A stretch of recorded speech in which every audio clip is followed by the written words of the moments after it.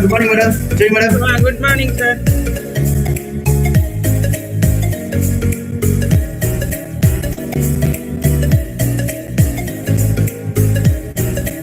Ma'am, good morning, ma'am. Good morning, Rajeshwari. How are you? Fine, ma'am. How about you, ma'am? Fine, fine.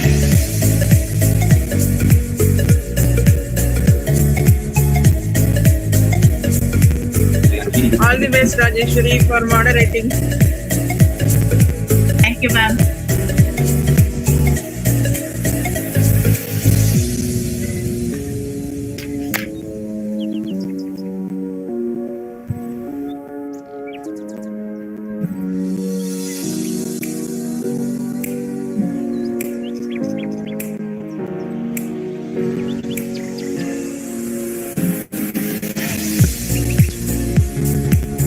Fahim, did you get that clubs video, academic clubs? Yes, ma'am. Oh, you play that also, okay? Yes, ma'am. Good morning, ma'am. Good morning. Karthik, you arranged to take some photos. I told Dr. Kaushilingam also. Yes, ma'am. I have taken the everyone orders. to open up the video and also thumbs up and take some photos for each and every session, okay? Okay, ma'am. Sure, ma'am. Yesterday I have taken, ma'am, from morning to evening, I have taken all the panel members as well as faculty's screenshots, ma'am. Okay, but ask everyone to open video for a second and take it, okay? Okay, ma'am. Sure. End or in the beginning, whatever you feel like. Okay, ma'am. If you take it in the beginning, it's better, ma'am.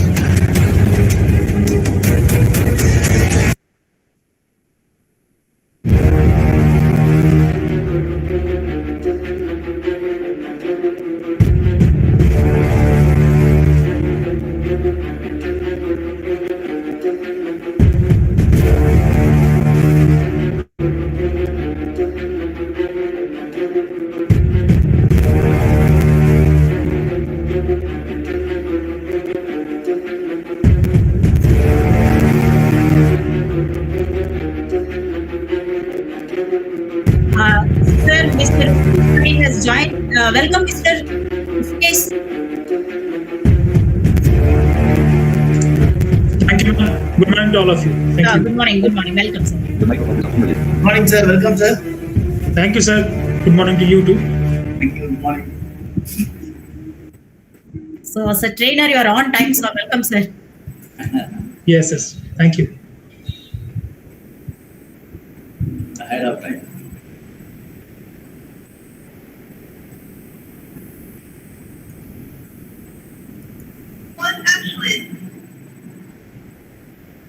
Mr. Narayan also joined, sir. Mr. Narayanan, welcome. Good morning. Good morning, madam. Thanks. Good morning, sir. Welcome, sir. Thank you.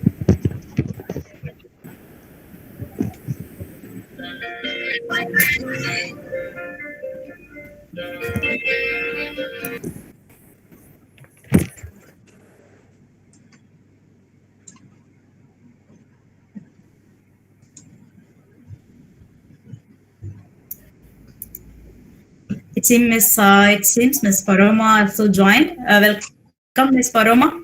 I can't see your video. Good morning. Yeah, morning. Good morning. Welcome. Is my video not visible? And now we are visible now. Good morning, madam. Good morning. Good Welcome, morning, madam. everyone. Good morning. Good to be here. Good to see all of you. It's nice to see you people, the real corporate people, in the morning. I think the pandemic has made us 24/7. There is no morning, evening, Yeah. afternoon, Saturday, Sunday.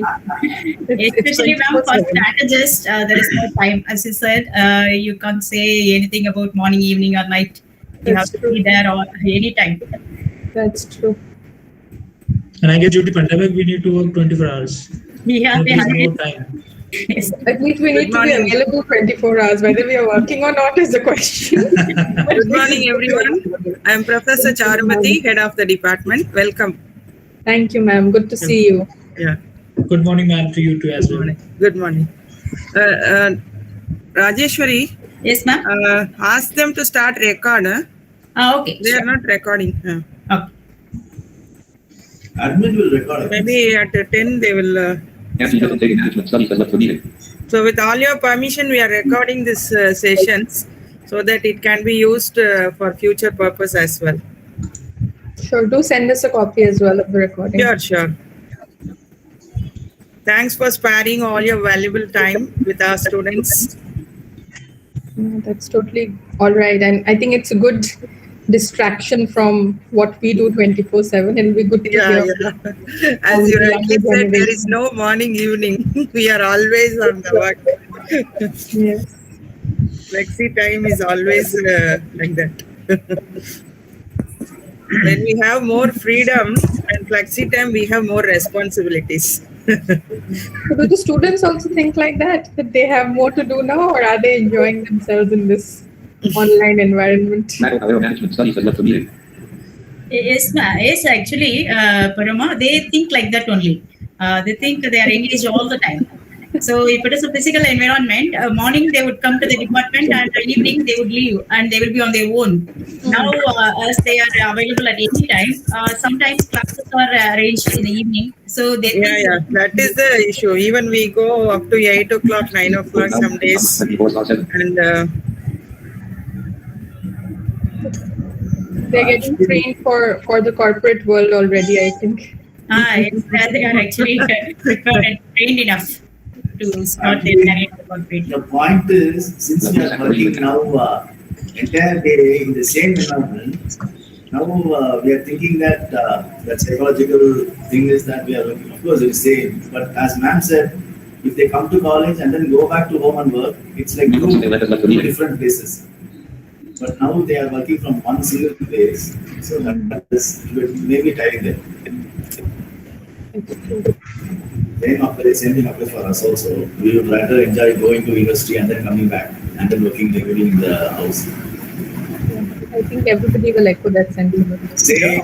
I think that for students, when you think of student life, you think of all the things that you interact with, Yes. and the extracurricular activities that you did, Yes, sir.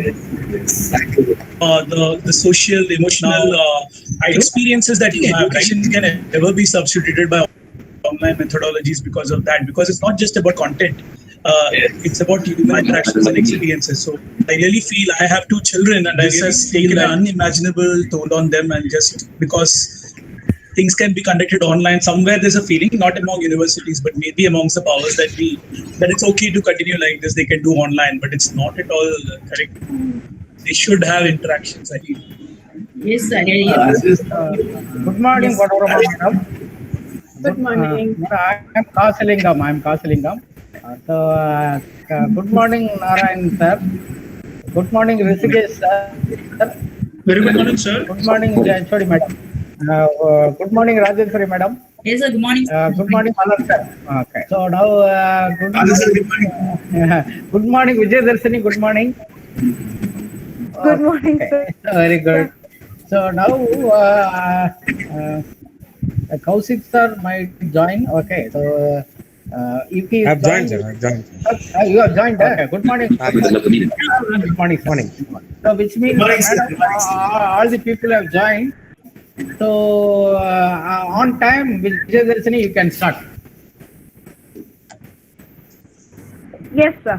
Hello, everyone, and welcome to today's session. The course is series concept, marketing takes a day to learn and a lifetime to master. A very good morning and warm welcome to everyone present here. It gives me immense pleasure to welcome you all on behalf of EMS family to the marketing panel on the second day of our flagship event, SYNAPSE 2021. Before going any further, let me give you a little introduction to SYNAPSE. SYNAPSE is an iconic and industry interface event organized by the Department of Management Studies, Pondicherry University for the last 28 years, where CEOs, entrepreneurs, leaders, and corporate executives are invited to talk and share their experiences on different management-related topics. I am Vijay Darshini, first year MBA student, welcoming you all on the family. We are very fortunate that the pioneers of various leading industries have spared some of their invaluable time with us and enlightened their extremely useful ideas and knowledge. We are looking forward to have an active panel discussion. The panelists and moderator each having wide experience in their respective fields and expertise on the team of the panel. Let's have an introduction to the theme, Routine in Turbulent Times. Turbulent times can be incredibly challenging for business leaders to navigate. Significant uncertainty and volatility can create both headwinds and opportunities. Over the last 15 years, we have seen a consistent trend towards online marketing and web-based business models. With the pandemic, this trend is increasing at rapid speed out of sheer survival. Some companies are nimble and will be able to adapt and even grow, while some will fail to adapt due to inertia or fear. But there is opportunity here, even if it is just staying top of mind while your competitors pull back. Our perspective is this. There will be no turning back. Embrace the change and find a way to survive and thrive in this new age. To discuss this theme, we have 4 eminent panelists with us today. Therefore, without taking much of your time, let me introduce the panel members. Our first panelist for this session is Mrs. Paroma Ganguly, Managing Director at Iris Worldwide India. She has over 15 years of rich experience in media and communication industry. She has done her master's in London School of Economics and Political Science. She is the key member of the leadership team and IRIS board in India. Prior to this, she was the lead of Citizen Dense Government and Social Sector Practice. She was a core member of the strategic planning team on communication for development and brand development in JWT India. She also worked as a strategic planning director at DDB Health and Lifestyle and Ogilvy and Mather Private Limited. She is the co-creator of Specialized Communication Division. She is passionate about behavioral change communication and its role in creating a meaningful impact for brands in society. On behalf of DMS family, we welcome you, ma'am.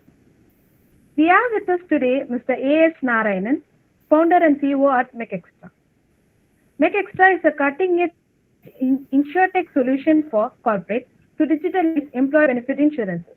Over 20 years of experiences in sales and marketing. He is qualified as a computer engineer and MBA from FMS Delhi. He also worked in Bajaj Allianz Life Insurance Company Private Limited, HDFC Standard Life, Thomson Reuters, HCL, and TCS. He is credited with building India's largest non-agency distribution channel. During his tenure in Bajaj Allianz, in HDFC, he played a critical role in establishing their bank assurance. He is passionate about sales and technology, 2 aspects he believes is critical to any business. On behalf of DMS family, we welcome you, sir. Our next panel for the session is Nirikesh Pandit, founder of Bit Pandit. He is an entrepreneur, digital marketing and social media expert, consultant, trainer, and speaker. He is also a proud alumnus of Mumbai University. He started his career at the age of 20 as a digital marketing executive and carries about 10 years of industry experience at the age of just 30. He is a Google and Government of Maharashtra certified individual offering good industry work experience in digital marketing and paid marketing campaigns. As a startup consultant, he also holds expertise in SMM, SEM, and SEO. He is the star-rated trainer working with big brands like Upgrade, Amity University, and many more. On behalf of DMS family, we welcome you, sir. Our next panelist for this session is Mr. S. Kaushik, Manager, Madurai Territory at Bharat Petroleum Corporation Limited. He is having 4 years experience in dealer management, marketing, and finance management. He is a proud alumnus of IIM Tirchi and also an ex-chairman of Consulting Club of IIM Tirchi. He possesses an engineering background and worked as a lead engineer in ABB for 2 years under the marketing and operations team of the power system. He is also well-versed in digital marketing, marketing communication, and marketing strategy. During his internship period in Cadence World India Limited, he designed a operation technique using the existing and proposed to save a significant amount of revenues using this new system. He gained experience in numerous fields and proved himself as a competent man in a short time. On behalf of DMS, we welcome you, sir. To preside over our marketing panel discussion, now I heartily welcome our moderator, Dr. B. Rajeshwari, Assistant Professor, Department of Management Studies, having 15 years of rich experience in the areas of marketing and operations. Now I request all the panel members and moderators, please switch on your video for snapshot.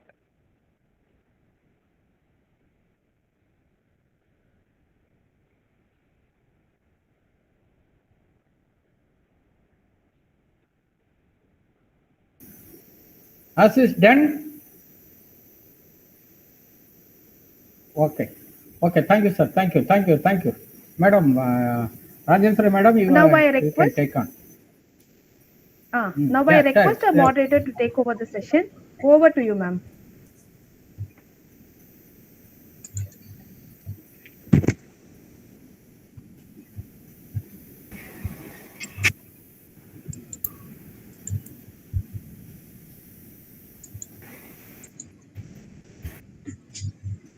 Ma'am, you are not audible, ma'am. Sorry. Good morning, everyone. Respected head of the department, esteemed panelists, SYNAPSE coordinators, fellow faculty members, dear students, on behalf of the DMS, I welcome one and all for this marketing panel discussion on the second day of SYNAPSE 2021 with the theme Rooting in Turbulent Times. As marketing is all about continuous innovation, business need to start working on creating new marketing strategies. This post-pandemic era is a difficult world and different world where greater emphasis is placed on trust and reliability. Businesses must therefore take into account the importance of connecting with people and work on strengthening their bond with customers. A recent article in Forbes, 50 stats that prove the value of customer experience, highlights the importance of emotional connection in marketing and provides statistics to back up their argument. According to this article, companies that focused on building a bond with customers saw a rise of 84% in their sales. Now, this is our opportunity to listen directly from the strategists and real-time performers who are having direct personal knowledge of it. To start the panel discussion, first I welcome Ms. Paroma Ganguly, Managing Director, Iris Worldwide India, a woman leading the new business mandate for the agency with responsibility of developing a distinct Iris culture in India. I welcome Paroma to start the discussion. Great. Thank you, ma'am. Thank you, everybody, for having me here. And good morning to all of you. It's wonderful to begin a Sunday morning in the August company of young people who are going to lead the charge of transformation. It's interesting that, ma'am, when you set up the context, you actually brought up something so intrinsic to what marketing and communications delivers on, which is transformation. And while this pandemic has created so much destruction and distress all around us, I think it's also a opportunity that was waiting for marketing as a practice to look at in terms of how we can restructure, reshape what we believe and what we do. Quickly, before I start, I just wanted to check, should I present the deck, or is it going to be presented centrally from somewhere? If you have PPT, you can present, madam. Okay, fine. Just give me 1 second.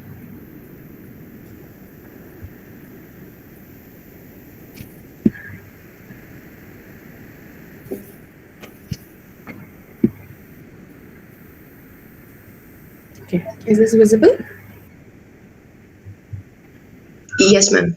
It's visible. Yes, ma'am. So, we talk a lot about today and the current situation and the pandemic, and this has been going on now for a year, and we have all been trying our best to cope with it. But what I want to talk about a little bit, besides what we are doing in terms of coping with this crisis, is really what the future holds for us. There are two paths to this, really. One, of course, is how we've all been reactive in the last 1 year and tried to come to terms with what is happening and reshape how we do things and how we think. But the larger part is, where do we really move onwards from here? And I thought that it'll be interesting to spend some time to set context and, of course, hear from all of you what you also think. So it is all about preparation. Some bit of it is preparing for the now and the today, but there is a lot about how we prepare for the future as well. And, over a century ago, I think Darwin talked about how the strongest of the species survives, when it is a time of crisis, when there is change all around us. And I think this holds true today more than ever, not just for all of us as individuals. Of course, there is a sense of physical strength which this virus is beaten, but it is more true even for organizations, and the strength of values and cultures that organizations have to offer. And this is both true of organizations that people like us work in, but also organizations that people like us work with, which is brands and big corporates.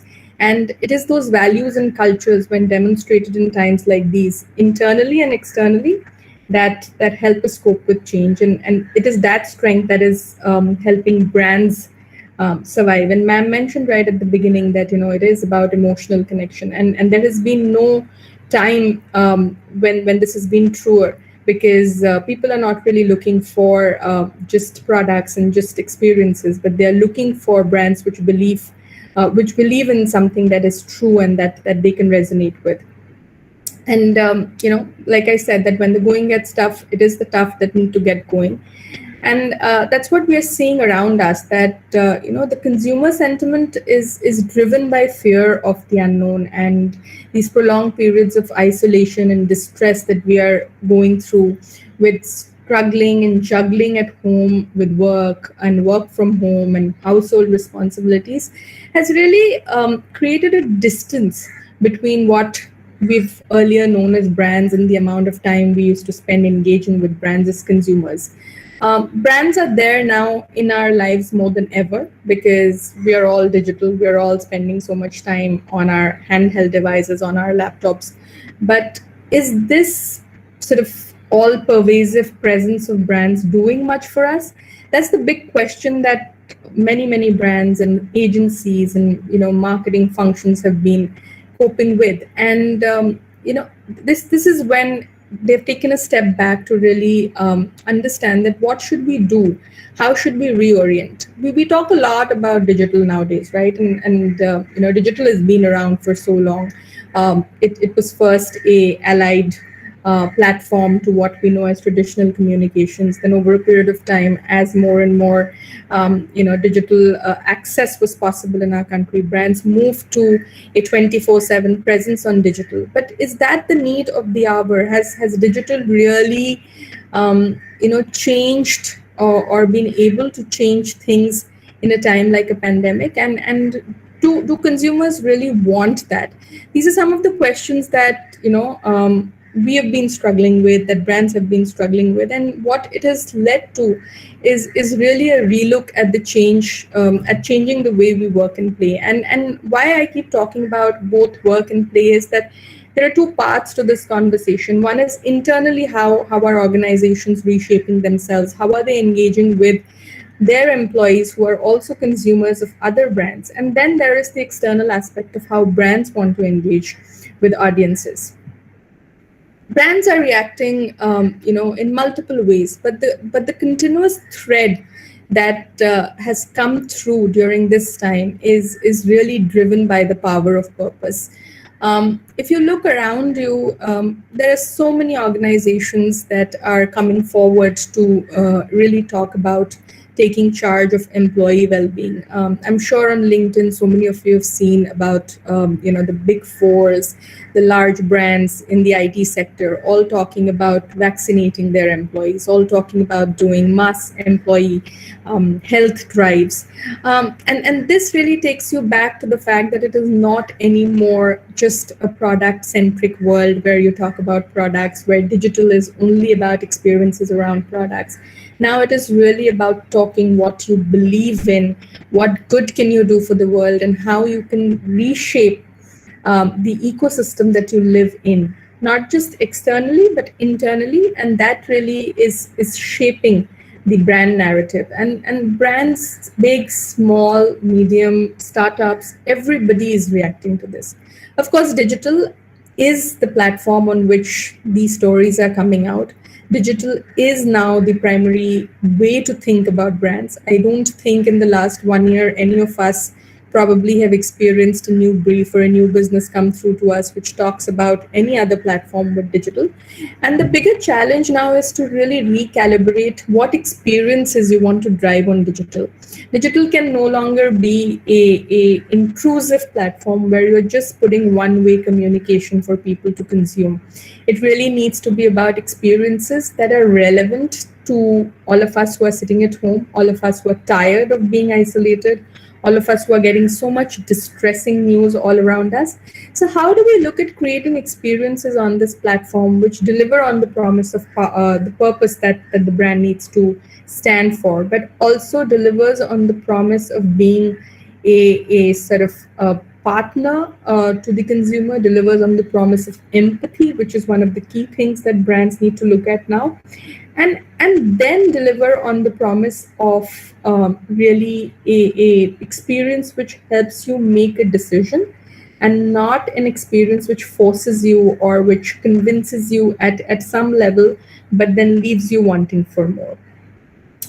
I think proposition now has become really a much smaller playing field, because over the years we've looked at propositions coming and going and campaigns coming and going, but it is the purpose now which drives the entire thinking around what you need to look at proposition as.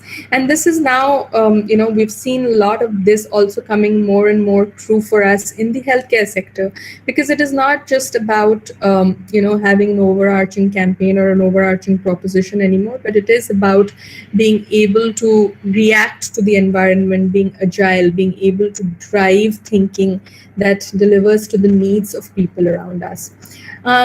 Data, of course, if you have to be on digital, there is no other way to do it but to be data driven. And more organizations, whether it's agencies, whether it's the brands we partner with, are completely focusing on a lot of strategic work around data.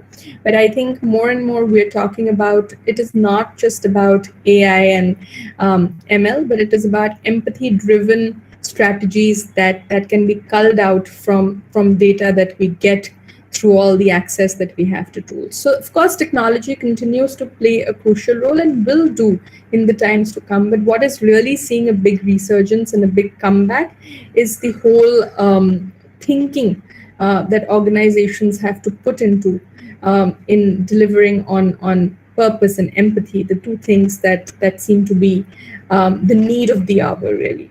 And of course, virtual platforms which help you make the journey successful end to end, to create a consumer experience that is consistent is one of the key things that really is new in terms of how brands are having to react to this pandemic. There were many brands, who were doing a lot of work on digital, but didn't have marketplaces for sale, didn't have, online sales opportunities. But all of that has changed. Even the large FMCG brands are all moving to app-based sales. I'm sure all of you have experienced it at some point or the other. Not only are they moving to app-based marketplaces for external consumers, but also for their internal stakeholders, their channel partners, their retail partners. So really, this focus on a new way of buying, not just a new way of consuming information, but a new way of really buying. That really is the end, the last mile piece that people are focusing on. But the consistent thread, like I said, has to be that the brand delivers on a empathetic purpose, which is around making sure that everybody, right from the consumer to the internal employees to internal channel partners, feel like the brand understands that we are all going through something unprecedented. And most of and why we use the word, how brands are reacting here rather than how brands are doing things, is because most of what is out here on this slide is really reactive. The last 1 year has gone into being agile and nimble and quickly finding solutions every time the pandemic has thrown a new curveball at us. And this will continue. This will not change. If you were to ask me to speak to all of you in another 4 or 5 months, maybe everything on this slide would have changed. But the one thing that will not probably change is the belief that the brand and its partners put into place right now, because it is this compassion and this empathy that's going to really help brands, create relevance in the long run. And like I said, transformation and this journey, this is not a templatized journey that will stop after we have cracked 5 pillars of how to do things right now. this will need to be incremental because the world will keep changing. Today, we are all working from home. There is so much talk in the markets that are opening up in US and UK about a revised or a reimagined work culture where there is a 3:2 probably, where 3 days a week people work from home, 2 days they go to work. So new narratives are going to come up. I don't think from a virtual sales environment, many brands will go back to a physical sales environment. Of course, if you're a luxury brand, you'd want to go back there because experience is what matters there. But if you're an FMCG brand, you'd probably want to continue to be on a virtual marketplace because there are economics of cost there. So everything is going to keep changing incrementally. The consumer sentiment is going to change, and therefore it is essential for organizations to sort of take an approach of a step-by-step assessment at every step of the way. And again, like I said, this is both internal and external. So it's essential to minimize the risk and therefore focus a lot in terms of understanding what the future may hold for us. So it is not just about talking about today, but it is really about being prepared for tomorrow. It is about quickly understanding what works and what doesn't work, and then recalibrating. It is about an internal shift, which is about empowering every single employee to be able to prepare for that future, but not just prepare for that future, but also be able to share what works and what doesn't work. So the time of unidirectional communication even internally has gone. It is no more about sending a bunch of emails and saying these are the new protocols and these are the new ways of doing things. It is constantly about understanding from let's say, in a large FMCG, it is constantly about understanding from your fleet on street that what are the challenges they're facing, what do we need to do to make lives easier for them. So that kind of a environment is absolutely essential right now. And it is, of course, about reinforcing that nothing is set in stone and everything can be moved forward, can be changed, can be adapted, given the ever-changing narrative that is happening around us. And when you flip this and put it in an outward context towards consumers, you'd start realizing that every one of these steps of the way is equally true for the consumer, because every consumer is also probably an internal stakeholder in another organization. So the division between us and them, when we look at agencies and brands and communicating to external consumers, I think that is also blurring, because all of us at a certain level are going through a once in a lifetime uniform kind of experience, which is brought together different emotions and narratives to a place which helps brands pick up and create experiences that are relevant internally and externally. So what really next? And this brings us to the point that, how is this going to keep changing over the course of time? And if you look at it, it is not just going to be about the pandemic. The pandemic is what has set into action this entire transformation agenda. But what we see around us, if you take India as an example, if you take Britain as an example, if you take US as an example, where a large presidential election with a upsetting mandate for some and a very, very reassuring and affirmative mandate for some others, brought around a literal change in the way they were reacting to the pandemic. Similarly, in India, we're seeing that, I'm sure all of you are consuming news. We see the kind of agenda around, microblogging platforms, around censorship in the media, etc. So really, brands have a lot to cope with. It is not just consumer demand, which of course used to set the agenda in the past, but now it is all about political pressures. It is about socio-economic conditioning. It is, of course, about the economic impact that the pandemic is going to have on all of us. And therefore, in the future, it is not going to be just about how we have been in the last 1 year, where we've been reacting to a pandemic. It is really going to be about taking care of three key things, which is, at the heart of it is going to be what people want, the social impact of what is happening around us, how our purchase power is changing, how a large part of the Indian economy or the Indian consumer is moving from the middle class to a lower middle income group because of this pandemic. And all of these factors will have to be considered, but there'll be two key factors which will also impact the way brands have to think. And one of that is, of course, the governance piece, the political piece, which is going to impact industry, which is going to impact policy. But the other one, which is really going to shape the way brands have to define purpose, and we keep coming back to purpose, is going to be the environment. Because the one thing this pandemic has done, and incidentally, we're just one day after the World Environment Day, the one thing the pandemic has done is made us all sit up and take notice that we cannot continue to live the way we were living in a pre-pandemic world, because we have exposed ourselves to a huge challenge, a huge risk, and at all costs, we have to make sure that that doesn't happen again. So really, brands have to think of these three key pillars going forward. It is not as simple anymore as just thinking about digital consumption. It is not as simple anymore about just thinking of consumer demand and purchase power, but it is really about being in the present, being in the now, preparing for a future.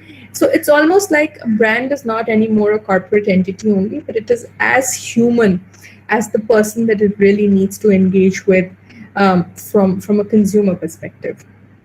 And therefore, future strategy really needs to look at transformational change consistently. It is all about looking at vision and long-term strategic roadmaps. It is all about looking at the organization's potential through brand purpose, internal and external potential both, and sustainability. I think we will see sustainability as one of the key pillars of driving purpose in the next few years.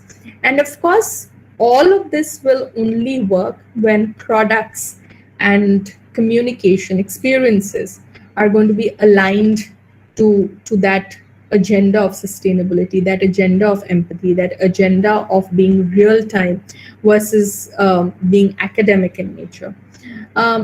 So brands really have to now start thinking about the forward. Individuals have to think about the forward. Leadership has to think about the forward. And organizations really have to peg themselves on the agenda of how we prepare for the forward, so that we are ahead of ourselves when God forbid, if we were to see worse times in the future. So, the real learning in the last 1 year has been that we began by working on businesses and brands. We have gotten so many briefs in our lifetimes and as professionals where it is all about a business objective, a marketing objective, a number-driven objective, a share of voice, share of eye. But it's really now to move from being a business or a brand to a belief system or a purpose, which takes into account your internal and external stakeholders and makes a positive and relevant impact on the world that we're living in.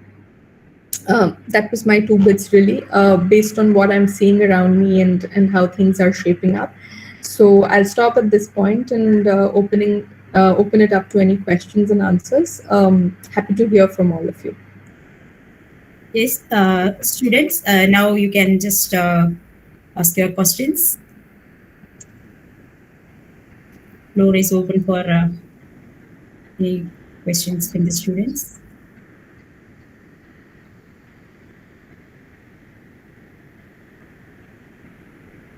Yes, just from her presentation, I'm able to understand her deeper understanding of Indian markets, the customer sentiments, and the changing consumer behavior, mainly because of this pandemic.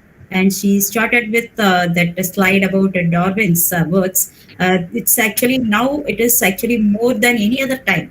It suits for the current world, because only the people who are ready to change, are ready to adapt change, only can survive. So as she rightly mentioned about the customers changes in customer sentiments, as she had already proven herself with a delivered 14% growth in the financial year 2021 or 19 to 20, I think. So she it shows and it proves her understanding of the markets, and her presentations about the power of purpose and the digital acceleration, as well as the importance of data-driven whatever kind of planning is done. It should be totally based on data-driven and her points about the transformation, which is never ending, and all the companies which are actually ready to transform themselves according to the current situations, definitely they will actually see the success. So, as from her presentation, it proves her understanding about the consumer behavior, because as we can see, because of the sentiments, the customer behavior is actually changing everywhere. And she had experience in both the US, I think, England market as well as in Indian markets. Her understanding is actually proving that whenever changes are happening, we have to change ourselves. So, and power of purpose is the basic for today's strategic choices of any company, whatever business they are in. They should just consider this power of purpose, which actually rules the markets. Now, I expect the students to just start their questions. Guys? It was a good presentation, Parama Ganguly. And yes, and here I have one observation. So this is a turbulent time, and companies which have adapted digital marketing strategies are okay. But the companies which have yet to adapt digital marketing strategies, and here you take example teachers, we were actually reskilling, because the same job we have to do by online. Earlier we were not used to. So similarly, the marketing aspect also, the work which were done earlier in a different method, now they have to follow new methods, because to reach out the customers, they have to reskill themselves to do the existing jobs. So what are the reskilling strategies that CMOs, Chief Marketing Officers, are expected to do? If you have any ideas, you may share, because ultimately the HR theme, sub-theme of this whole program is resilient before reskilling. And I feel as a moderator of that session, all the discussions are converging towards that. So I could not resist asking this question. So views on this. It's a very fair observation, ma'am. But I think the ground reality is not very different from what you have experienced. We talk a lot. There is a lot of academic talk around reskilling, around being able to empower your employees with the right choices and tools. But in actual reality, when the pandemic struck and we moved to a work from home model overnight, there was hardly any time for anybody to reskill anybody, right? So everybody has had to learn on the job, whether it's the employee internally who has to deliver on a strategy, or it's the brand who really has to move from a non-digital presence to a digital presence. And in a way, I think this digital transformation that we have talked about now for about 5 years, and the government of India has a Digital India mandate, there's a ministry that drives it. This pandemic has forced all of us to go digital. So I think this year has been spent in being reactive, and it's been spent in being predictive in a sense. If you ask any brand which was not on a digital platform so far, the first thing they're going to say is, okay, let's start a social media channel. Let's go on Facebook. Let's go on Instagram. We'll be able to engage with consumers. But consumers are now saturated. They are not looking for just an ad on Facebook, or a brand repeatedly posting the same kind of content on Facebook. So that's where this entire piece around being prepared for tomorrow really comes into play. That, to your question, the reskilling is starting now. The rethinking is starting now, because we have all come to a certain at par level in terms of our skills and competencies to understand digital as a platform. The last 1 year has been spent by brands who were also not on digital to come at par. And I think the reimagining of what this platform can deliver is really happening now. And there is no better proof point than that than in healthcare as a category, because till 1 year ago, nobody was stopping us to teleconsult with doctors. But none of us were doing it. We all had WhatsApp, and we all had phones. Yes, everyone now does. Everybody. So it's taken us 1 year, and today I think it is now that medical facilities are looking at adapting tools like what Google has to offer when it comes to imaging. For example, if you look at the US market, dermatologists are now using Google Images to be able to understand the kind of images that patients are taking for their ailments and sending to dermatologists. So every image that the patient sends, a derm may not have to look at it because you're using a Google Images software to pass those images through, and Google automatically tells you that these images fall into a certain kind of analytical template. These don't, so these work and these don't work. So I think the innovation and the reskilling around digital as a platform, I think this is the year 2021, 2022 that we are going to see.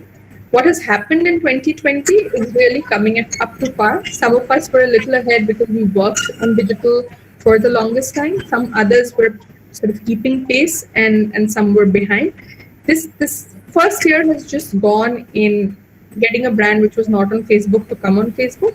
But how innovative can an employee be with digital as a technology? How innovative can a brand be with delivering experiences through digital as a platform?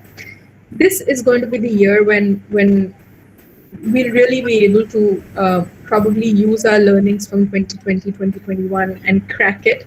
And hopefully, we'll be able to break this mold of 15 posts a week or 15 posts a month in Facebook, Instagram, and Twitter, and look at things beyond, which create, like I said, purpose-driven impacts, which create meaning in the lives of consumers. I think digital is going to see that shift next. That how do we drive meaning and impact and purpose through that as a medium. I hope I've been able to answer your question. Yeah. Thank you, Parama. Yeah, reskilling is now to be done, then upskilling later. Yes. Thank you. I think we have some questions from the students in the chat box. Yeah, I think the question is around a few days back, I read an article on Bloomberg. This is Abhilash. It says employees are quitting their jobs rather than adopting work from home. Are brands failing to engage in internal marketing and treating employees as a customer? That's a very, very good point. And yes, I also read that article about a woman who had to, get dressed, leave her baby in daycare and drive for an hour and a half to meet her boss. And when she met her boss, she said that, he was trying to instigate and insinuate indirectly that, he'd like to see more of her at work. But when she left that meeting, she realized how fruitless it was to drive that hour and a half, to spend an hour getting ready, and to go through the emotional trauma of keeping your child in daycare, especially during a pandemic. And she said, I'm just going to quit this job rather than put myself through any more trauma. So it is true. I think internal engagement with partners, with associates, with employees is going to see a revised focus in the times to come. And it is not going to be easy for all organizations. I lead a small organization in India. I have 50 odd associates I work with. So smaller organizations, it's tougher to be agile. It's tougher to keep making changes on an ongoing basis because you're moving from one crisis to the other. There is a pandemic-led crisis, there is an economic crisis, there is a crisis of retaining talent, there's a crisis of making sure that all employees working from home have equal access. So it's not easy, but it is the need of the hour. And those who will not adapt to this key requirement of employees, of internal stakeholders, no matter what story they want to present to the world as a brand, it will fall short because it's a connected world now. There is no way to control an internal experience and keep it closeted while you're trying to talk about a very different external, philosophy or even trying to partner with a brand and create a story for them while your own house is not in order. So yes, it's going to be challenging. It is already challenging. And I think small and medium sector enterprises and organizations will find it far more challenging than the larger ones because, when you have scale, you have cost competencies and you're able to do much more. So we have to prepare ourselves to tackle this. We have one more question from Nishant, and he's saying experience, emotions, and engagement will be 3 E's of marketing in future. That's a very interesting and a good way of looking at it. I would say that engagement has always been a much used and abused word, and I don't think that will change because, you will have an emotional quotient to measure, and hopefully as data analytics and data measurement sciences become even more cutting edge and world class, we will be able to measure emotional intelligence in a far more effective manner. but whether engagement is really engaging enough is only going to be appropriately measured once we understand the emotional impact of that engagement. Otherwise, brands will keep cracking different ways to engage consumers, but we don't know whether that engagement really translates into anything beyond the 20-second or 30-second engagement that you drive on a post or a video that you put out on a digital platform. So yes, emotion is going to be the key driver. If a brand, if a experience is or an engagement is able to deliver on emotional stickiness, then you'll know that you're doing or you're saying the right things which are able to convince people around you. So I would say a single E will probably be the cornerstone of everything that a marketing enthusiast needs to look at, whether it is delivered through experience or engagement or product innovation or just pure play creative storytelling is something that again will evolve in the next few months, years, depending on how we move on from where we are today. Good morning, madam. I'm Prabhat Kumar Das, and I have a question. I have a question regarding brand appealing. Madam, the current situation forces each and every company, each and every brand to go digitalized, and made the entire brand appealing virtual. All the conventional, everyone is there in the home, so all the conventional way of marketing is shut now. But from a consumer point of view, what I see is advertisement. Whatever I open, I see the advertisement. Now, from the management point of view, I want to make a strong brand appeal, and I'm looking for a strong brand engagement with my targeted customer. But that is not happening. My brand is getting lost inside this huge traffic, digital traffic.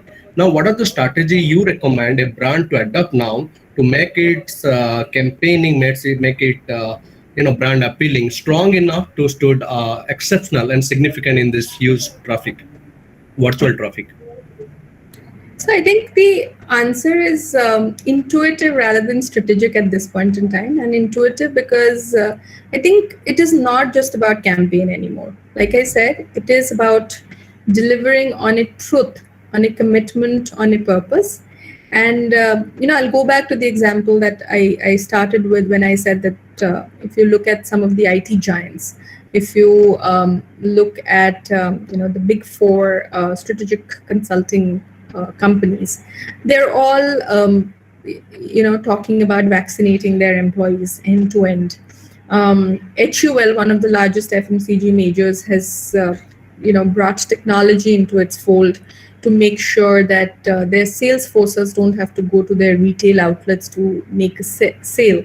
Retailers can order directly through technology, and the market can keep moving. So it is not anymore about campaigns to create stickiness with end users and consumers. It is about real truths. It is about how, as a brand, you are delivering to how, as a brand, you're reacting to crisis and delivering on your promise of being conscious, of being compassionate. So what you're saying is right. We are still reacting, and therefore reaction is still in a known territory, which is what you pointed out, that our digital spaces are cluttered and there is an overkill, and therefore none of us remember what we see. We're seeing so many small, large, medium-sized brands talking, but we don't remember. But what we remember is real life truths, real life experiences that are delivered in a simple way. And that's what stays with us. So I think brands will have to reimagine, relook at what they want to talk about. It is not just about how they want to talk about. Of course, how is continuing to go, or it's going to continue to remain digital for a long time, because like you said, none of us are going to the store. But it is about what. Do we really need to just constantly talk about products, or do we need to talk about the real impact that we can deliver amongst society, amongst communities? So I think those are the changes that people will have to look at. A few years back, there was a lot of talk around CSR, and then that there were laws put into place, and somewhere around, down the line, brands took that up. A lot of brands are doing significant work. Brands like Tata have always been known for impact in community. But I think now it is going to not just be about CSR being a parallel mandate in a company structure. It is about good corporate citizenship inside and outside, through and through. And that is the brand story that one really needs to talk about. So it is about what you want to talk about, not just about how and where you want to talk about it. Thank you, ma'am. Welcome. Yeah. There are a couple of questions for them, ma'am. Yes. So one is around divide and disparity, who have access to technology and who do not. And the other is it possible for a brand to go with tech builds, eco-friendly business, earn profit and predict the future together? Because when the technology is updated or go with the change, it may have a lot of negative impact on the environment. Or if a company is ready to solve this negative impact, then they have to sacrifice their profit. Okay, so I'm in agreement with the first point that, of course, divide and disparity is huge. But, and I'll combine, therefore, the answer to the first and the second question is that, and this is where I think marketers have to relook at how they imagine brands and what they imagine their job to also be. Somebody who doesn't have access to technology is likely struggling to even make ends meet, is likely struggling to get access to quality healthcare, is likely struggling to get access to 3 meals a day. So I think brands have to ride off their high horse and marketers have to stop being insensitive. And really, it is not about being able to get my story across to that guy who doesn't have access to technology, because his real life challenges are probably much, much bigger. And that brings me to the answer to the next question as well, which is Amal's question that, Amal, I don't think there is any way to predict the future anymore. It is about equipping for the future. Yes, if technology helps you equip for the future better, then you will use technology, even if it means letting go of profit in the short run. If it is about, and we have all learned how to let go of profit. We have lived the last 1 year without profit. Big majors, FMCG majors, luxury majors, stores have been closed for over 6 months. The hospitality sector, the food and beverages sector, everybody has learned how to live without profit. So when you look at equipping yourselves for the future, you'll have to pick your battles. And if technology is the immediate battle to pick, you will pick that. If employee engagement internally is the immediate battle to pick, you should definitely pick that over external battles. So I think it is about being agile and being, and that's why I said you have to assess your readiness and your impact every step of the way. So there is no foolproof single template that you can continue working on. And that's really going to be the course for the future, that you evaluate, execute, evolve, evaluate, execute, evolve, and continue to do that on a periodic basis till the world becomes a more stable place to live in again. I think there's just one more question. Madam, Rajeshwari, Parama, I think we can reserve the questions at the end. We have a panel discussion, no, that time. I think we can move on to the next speaker. Rajeshwari, 1 or 2 questions after presentation, then entire discussion after the entire panel, so that everybody can share about one idea. Perfect. Okay. So at the end of the presentation, one more question answer session is there. Yes, so yes. then at that time we can discuss all the remaining questions. So let's move on to the next panelist. Next, I would like to welcome Mr. A.S. Narayanan, founder and CEO of Mekextra, a tech-based insurance company where they are actually assuring removing the hassles of managing employee benefit insurances and provide geolocation-based real-time emergency assistance to the employees and their immediate families. And he's a man passionate about sales and technology. It's a real good combination. So it's a real good combination that is combining sales and technology. I invite Mr. Narayanan to deliver his talk. Thank you, ma'am. So there was a very good discussion, and I'll try and present now, and I will be the one presenting, right? You don't have the facility to. No, we don't have your PPTs. If you can share it, we will also present. Sir, you present, sir. You do the presentation, sir. It's okay. Okay, is my screen visible now? Yes. Coming, sir. Coming. Okay. It's moving. Yeah. Is it visible now? No, sir. No. Yes, sir. It's visible. No. Yes, Wait. sir. It's visible, sir. It's visible. It's visible, right? Yeah. So my topic is more around marketing during COVID times, which obviously resilience is a very strong element about it. And if you look at the picture on the right, then we talk a little bit about the change from meeting people, talking to them, getting things more in the physical way, to now doing things more in the digital way. So that element has been crossed out for some time, though hopefully it will be only for a brief period of time. However, the changes that we do at this point of time will probably be the way that the future will continue. So being a practitioner, I have tried and made this presentation around more of B2B and B2C businesses. What are some of the things that one needs to think about during these times? And followed by a Q&A question session in which I'd be happy to answer whatever queries the students have. So I'll come to a B2B business. So I believe all of us have a fair understanding of what a B2B business is, but nevertheless, I will just try and give some examples. So business to business, B2B essentially stands for business. Mr. Narayan, I'm sorry to interrupt. Yeah. Slides are not visible. Ms. Paroma, can you just stop your presentation? I think it's still on. Okay, that's... No, ma'am. AS Narayan sir is only presenting, but his slides are not visible. Okay, I'll just try and do it again. I'll stop sharing and start again. Okay. I think you'll have to choose the select a window option and then select the presentation window. It is coming. Now it is visible. Now it's visible, sir. Yes, now it's. Okay. So fine, I'll just go back to the slide. So I was talking about this where I was saying that, physically meeting people is a little bit more difficult now. We are moving to digital channels more and more. But hopefully this will be a period of time. However, even after that period of time, which we hope maybe 6 months, 1 year, 1.5 years, we do not know. But some of the best practices and the solutions that we put in place, the way we start interacting with customers will last for a much longer period of time. And that will be the new way of conducting business. That was what I was talking about in this slide.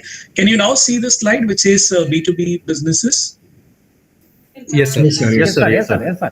So I was just going into what a B2B business is, because in our industry parlance, we use all this terminology. So B2B is nothing but where as a business you sell to other businesses as opposed to, say, a large set of consumers directly. So I'll give you an example. So if I were manufacturing engine parts for a Maruti, then I am selling to Maruti. That's a business to business example, right? Or if I'm IBM and I'm selling enterprise solutions to large customers, then that's business to business, right?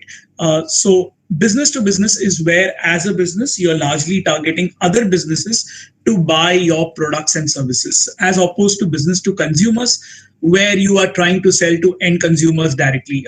And of course, there are a whole lot of examples of that. So if you're selling television sets, then you're trying to sell to end consumers directly. If you're selling refrigerators, then you're selling to end customers directly. And of course, if you're selling Netflix, then also you're selling to end customers, right?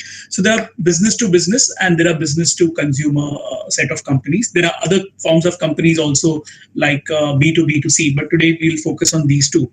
So how has the pandemic basically shaped the way we think of this, and what are some of the things that a business to business company can do in order to survive and probably thrive in this pandemic?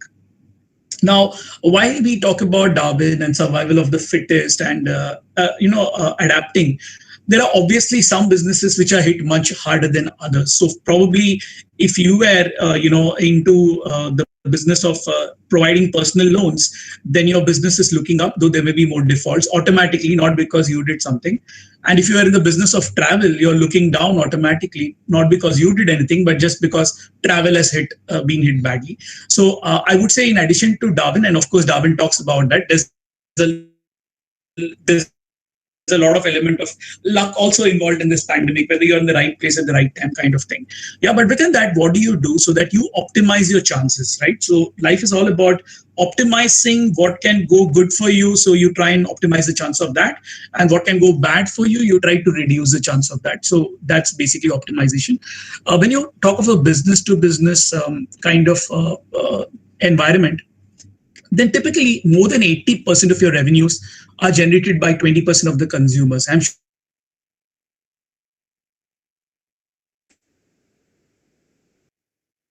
business, one of the first things that one should do at this point of time is to look at which are those customers who are providing you profitable revenue and are probably contributing to a large portion. It may not be 80, it may be 90, it may be 70. That's not really relevant, but who are the customers who are providing you your large part of your revenue? So if you're a business to business kind of environment, which is badly impacted in the pandemic, and there are many such businesses, one would need to hold on to these customers, because so you say identify your top customers on the right hand side. So you like to hold on to these customers and you would like to provide them the best of services and the best of your communication, the best of your people to manage them so that you survive this time. Because while there are businesses that are thriving, when we talk about rooting in the time of the pandemic, rooting in a crisis, so one of the essential aspects of a crisis is to have to survive that crisis, right? So one tries to retain 80% of the customers. And why does one say this? It's not because you just like to say, okay, these are the top customers who give me 80% of my revenue. It's because what can you do more with them so that you retain at least this set of customers? So think about that. So these customers, maybe 10 customers in a B2B environment, may be contributing to your survival, to your basic profitability, to your ability to pay salaries, to your ability to meet basic bills. So these customers are the ones that you need to hold on to, and your strategy, depending on your industry and who these customers, would have to change accordingly to satisfy these requirements. What could you do? You could obviously focus on your product, your pricing strategy, and your sales effort on the 20% customers that we are talking about. So for example, if there are certain features that are beneficial to a large set of your customers, then you focus on those features at this point of time. So on the other hand, if you talk about pricing, then you may need to think of a pricing strategy which works for them. So if you want to, if you see Shark Tank, Mark Cuban once said, if your business is doing really badly, what are some of the things that you can do? Some of the things that you can do is go to these top set of customers to whom hopefully you are important because you are supplying them something to, and that is something that they are buying from you in significant quantity. You talk about a long-term relationship. You can say something like, the times are difficult. You are a larger company. Can you place something where we discount the money for the next 18 months and we give you more services in that, right? That's one way of ensuring your cash flows. Yes, your profitability may come down and your margins may come down, but then you're ensuring that you're locked in your revenue for the next 18 months by giving more services or additional features or certain benefits to your long-term customers. So you can enter into long-term contracts, create cash flows at discounts from large customers and create a win-win scenario where they feel, okay, this supplier is important to me. Obviously, the pandemic has put him and if he goes out of business, it's going to disrupt my chain too. So can I support him? So essentially, your customer is financing your requirements in a tough time. You're making some money, you're not making as much money, but you're ensuring your base business and survival. So that's key to many business-to-business customers. So like I talked about, if you're in the automobile business today, the automobile business itself is impacted in many cases. So if you're supplying OEM parts, then these parts are not something which expired, right? So if you know the models that the car maker is going to be selling, you can certainly adapt your product to that. There are certain there are certain models which will move faster also in a pandemic as opposed to others. So, for example, if you're in the automobile industry, then today people supplying a large amounts on logistics because there's a lot of delivery happening through Amazon. There are things like oxygen cylinders being moved around. So within the automobile industry, there are certain segments which will start looking up, and you target your product to that. You enter into long-term contracts with your customers on those goods and services and tie them up for a long time. So this is one way to survive the long-term impact of a pandemic, because eventually, maybe after 24 months, situation will return to normal. But during that period, one has to adapt the strategy. One of the things also you could do as a B2B business is incentivize customer loyalty. So if you are, for example, a business which is subscription based, right?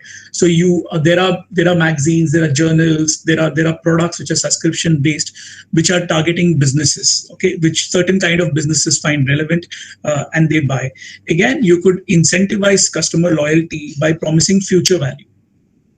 So you can say, pay 3 years subscription fee upfront, or pay 2 years subscription fee upfront, and for additional 50% period, you continue to get our services without cost, and that can probably see you through the next 24 months, right? So there are ways around which business to business companies need to survive the pandemic, especially those who are hit in a market that is not conducive to them. Right, and that is something that the businesses have to look at first. So the steps to that probably is to identify your top customers, look at the ones which are contributing to most of your revenues, align your strategy, align your products, align your pricing, align your salespeople, align your servicing strategy to those customers, and create a long-term win-win situation where they get interested in your survival as a business and support you through this period. So that is something is very critical in a B2B environment. I will now move to the B2C environment. A B2C environment is where you are supplying to customers directly. And in B2B, I talked about situations where there is a demand shortage and a supply excess. But there are obviously industries where there is a complete supply shortage, and there's a demand excess. That is, you have more demand than supply. Okay, and that's a happy situation to be in. But that's also something that you need to manage. So, is it a high demand product or service? So what could you think of in this space? So for example, education technologies, technologies which enable education through online methodology, since you're a student, is very much in demand today. So I find services like the ones offered by Baiju, maybe by White Hat, a number of them having very high demand. Similarly, direct to consumer platforms, OTC platforms for entertainment like a Netflix, Amazon, Wood, you have so many of them coming up. They are high demand services. Basic things like groceries.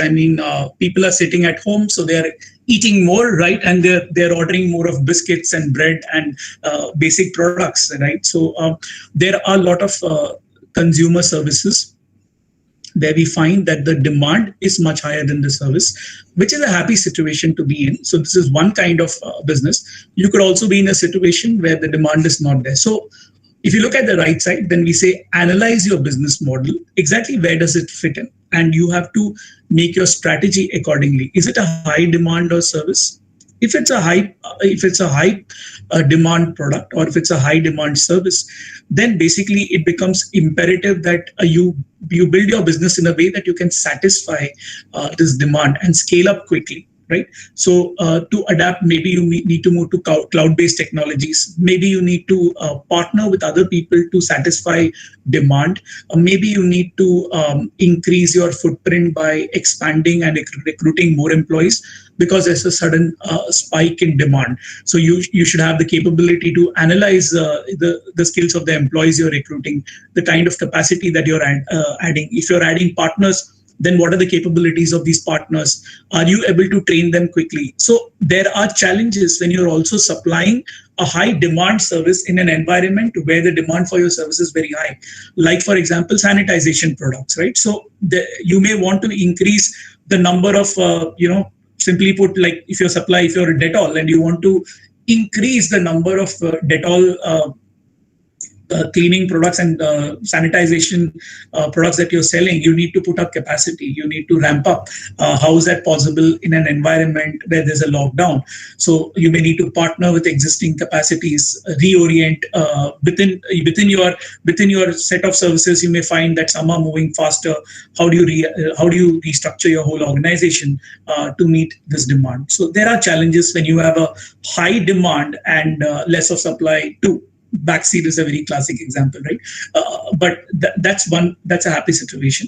The second is the business which has B2C potential now because the market has changed. So I'll give you an example. There are a number of businesses which were not B2C much, in the sense largely they would be B2B businesses. So let's talk about somebody supplying fitness equipments, right? So if you're supplying fitness equipments, you are normally supplying to a gym. There would be people buying treadmills at home. There would be people buying exercise cycles at home and dumbbells at home. And some of you college guys and girls who are fitness oriented would have had it in your house before the pandemic. However, most of you would be going to a gym, right? So it's more, if I'm a fitness equipment supplier, my biggest market are health centers, are fitness centers, are gymnasiums, etc. Right? But now, because of the pandemic, the business environment has changed. Do you say? So now there's an opportunity where more people want to buy simple exercise equipment at home because they can continue exercising from home. So for example, I may have ordered dumbbells, or I may order a treadmill or any other equipment, a pull bar, whatever suits me at home, because now I'm not able to go to the gym. Gyms they shut down due to the pandemic. Plus, I'm risk conscious. I feel that if I expose myself in an AC environment with high aerosols because people are exercising, I might contract the virus. So now the business has changed because of the pandemic, and it has presented the opportunity to a B2B business to become a B2C business. So this is something one needs to evaluate. And so a gym equipment, fitness equipment manufacturer can say, oh, my 10 customers have closed down because all gyms have closed down. Members are not coming. They're not paying in time. And my business is in trouble. Or they could reorient their businesses and use platforms like obviously websites, social media, align with Amazon and things like that, and say, okay, maybe one part of the business is down. Maybe I can't really sell very high-end gym equipment, but there are a lot of people now buying gym equipment and fitness equipments at home. Can I cater to that demand and change my SKUs, my product SKUs, my manufacturing capacity accordingly and supply to this market, right? Also, if you are a B2C business and your business is impacted, like for example, if you're a restaurant business, right? Now you're essentially B2C because you are supplying to people who come and eat, who are consumers, who are largely coming and eating at your center. It has been changing for some time with the advent of Amazon, Swiggy, and such services. But now you're really talking about a lot of small-time people, small-time restaurants, local restaurants, hyper-local restaurants, which cater regularly to a set of customers. And now, due to the pandemic, the restaurants are closed, or even if they are open, people are wary about going and eating in a place with multiple strangers around. So, can you connect into existing pipelines? Like, for example, in this case, a Zomato or a Swiggy becomes your pipeline to reach an end consumer. You don't have to build the logistics for the delivery, and it can actually end up. So if you had waiters, you could actually reduce the staff or reorient them. You have your chef, maybe you need to increase that capacity. You don't need to maintain all the real estate that you do. You can probably cut down some cost there. And you can orient yourself to supplying people food at home. Now, this is commonly happening, but this is an example of adaptation of a B2C business using existing pipelines, right? Is it a product with low demand? In that case, can there be alternative usages? So let's think of examples of this. Hotels, right? Hotel rooms is an example of this. So there is low demand because less people are traveling. less people are holidaying, less people want to stay in a hotel with multiple strangers. Then there are lockdowns which essentially close down the hotel. So can there be alternative usages? And people, as you may be seeing, people are coming out with alternative usages. So they are aligning with the government, they are aligning with other models. They are saying, okay, can we provide healthcare facilities here? Can we have quarantine centers here for people who are coming from outside? Can we do vaccination here? Can we have other models for using the real estate to work with those industries who need capacity now? Right? This is again an example of using your existing capacity and putting it to an alternate use altogether.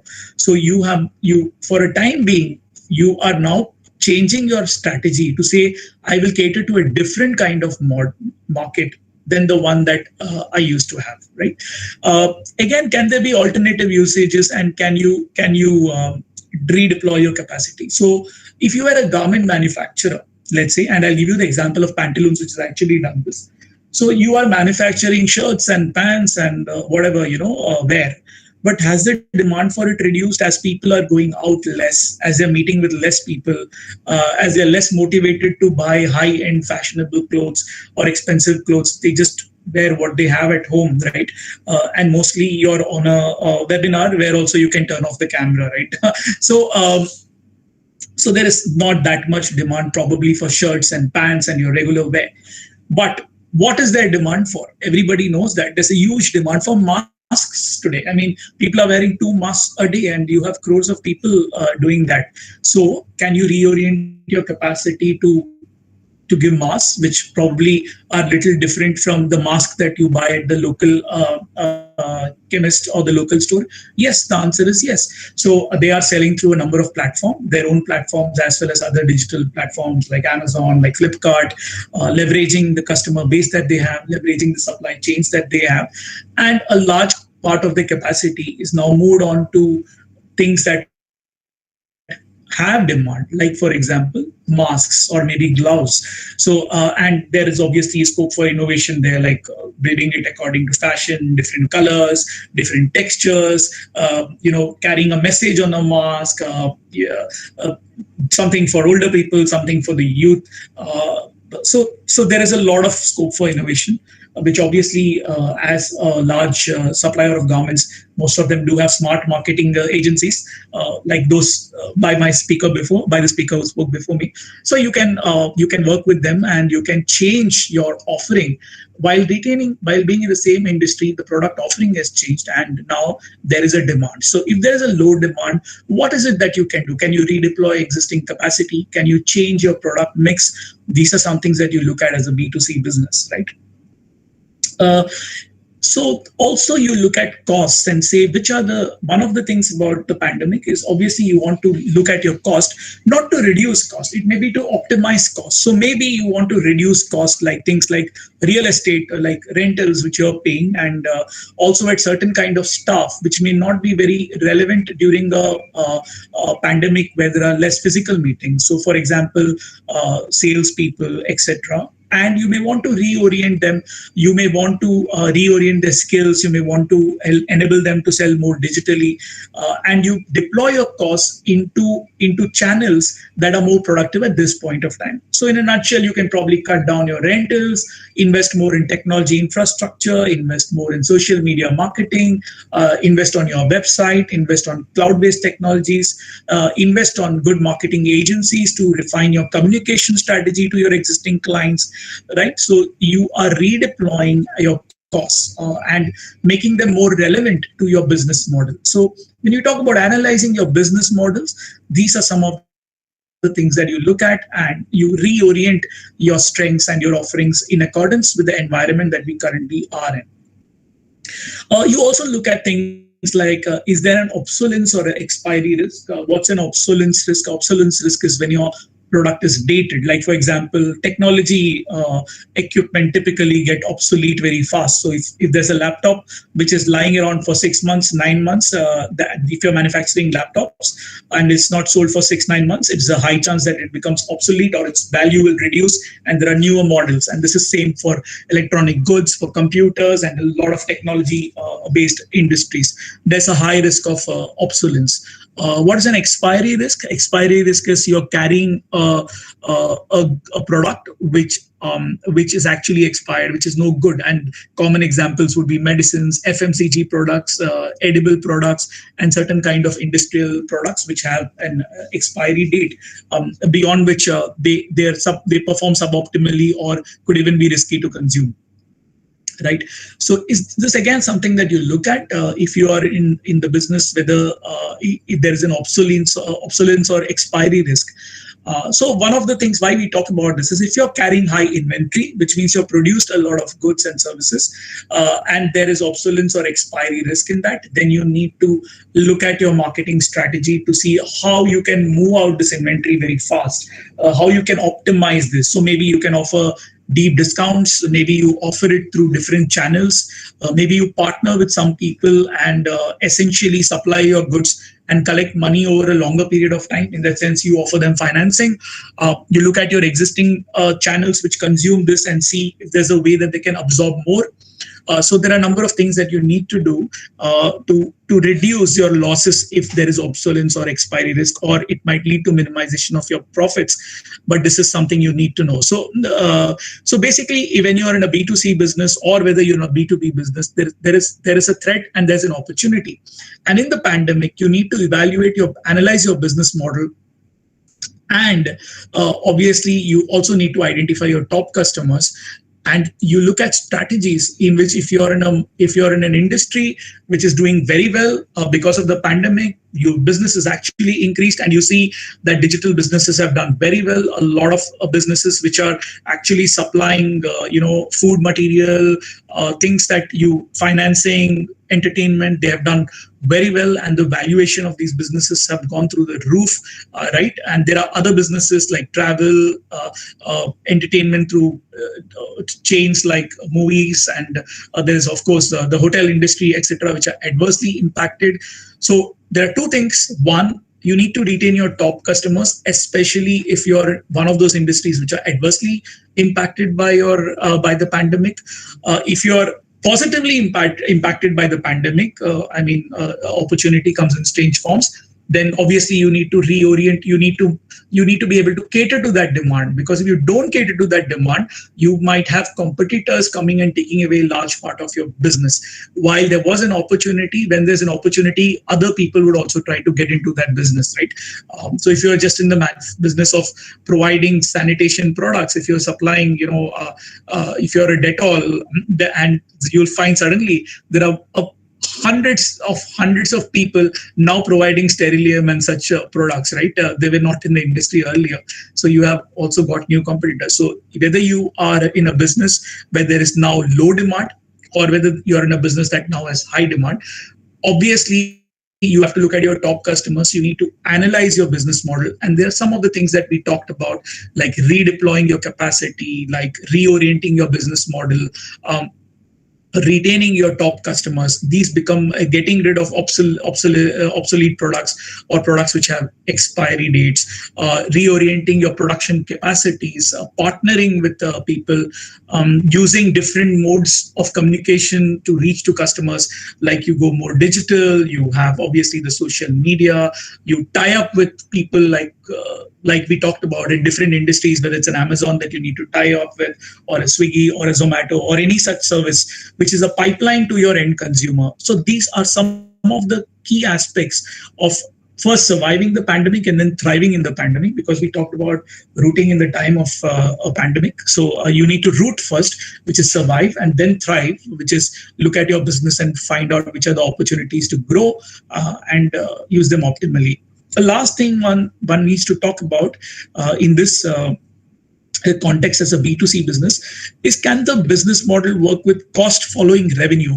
What do I mean that typically revenue can follow cost? That means you manufacture something and then you sell it. I mean, if I'm selling you potato chips, then I'm obviously manufacturing the potato chips first. There's cost, then followed by revenue when I sell it to you. But in this environment, there are also opportunity for businesses, especially those using digital means to reach out to customers, to have revenue come first, followed by cost. As an example, if I'm selling designer chairs, ergonomic chairs to people working from home. And this is again a business which has started doing well, because you have different kinds of chairs in office which are ergonomically designed, which have, for example, neck support, back support, because you used to spend 8-10 hours on an office desk, but that was not the case in your house, right? So people are having back pain, people are having neck pain because of sitting on Google Meet and Zoom Meet for a long period of time, and they're now ordering chairs which are ergonomically well structured to support long hours. So if I'm in the business of that, is it possible for me to say, you know what, I can market this over Amazon or social media channel to a targeted audience, typically executives who are in corporates and now are working at home? Can I reach them out through targeted marketing in Facebook? And then can I say, it's a good cost, it's a good product, but it will take me 8 days to deliver, and I collect the money upfront, and then I set my manufacturing capability to be able to make it in 3 days and ship it out and reach the customer in another 2 days. Can I do that? If I can do that, what have I done?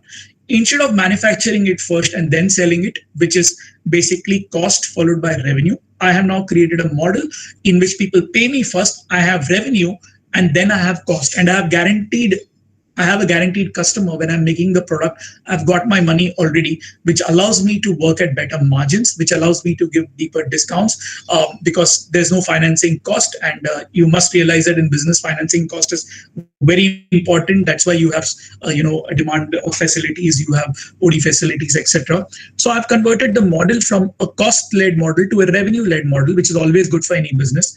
It also helps you survive in the time of a pandemic, because you're financed, you are supplying to customers who are giving you money first. So the business model risk decreases. You're only making what you know you've already sold.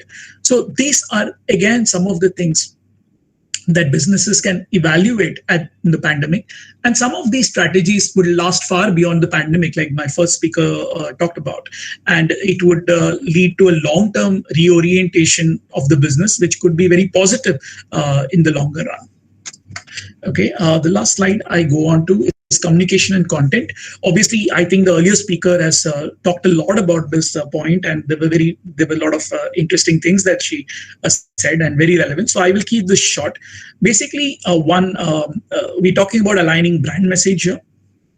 So evaluate all communication channels to your customers and reorient it to the pandemic. So obviously, you need to look at website, your service center. So you could have call centers where people are calling in, asking for support, or you're dialing out and talking to customers. And face-to-face channels. So you look at all of this in the time of a pandemic and reorient your communication. So for example, if I'm selling pest control services, then how do I orient my communication to say, cleanliness is very important in the time of this pandemic. Obviously, unhygienic environment can cause other diseases and cause other problems, and you don't want to be visiting a doctor or visit a health center at this time, because then your risk of not only that disease but also catching COVID increases, right? So you want to stay clean, you want to stay free of other diseases, you want to be hygienic. So if I'm selling, pest control services or clean house cleaning services, that's the way I would talk about. I would empathize with the customer and his problems.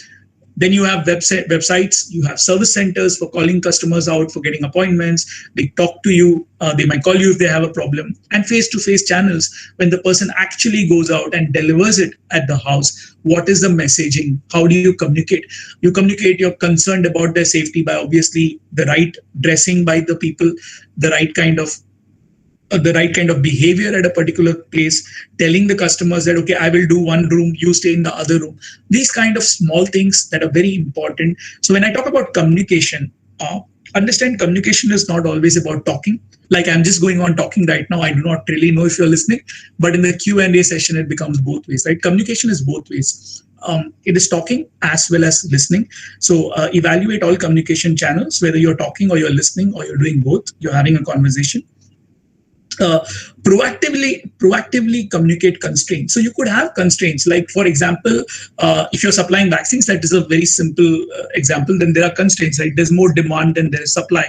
Even if you're a doctor today, there is more demand than there is supply probably. Or there are a number of goods, like if you're supplying masks and you're supplying equipment which is to do with the pandemic, or even if you're manufacturing chairs which support work from home, there are a number of goods where there's a supply constraint, maybe because there's more demand, or maybe because you are not able to manufacture enough because of the lockdown, right?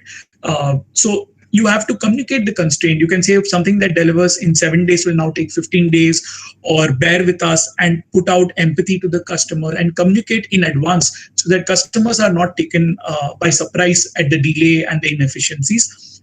This is pertinent whether you are a B2B or B2C. The communication and content are pertinent whether you're B2B or B2C. Right?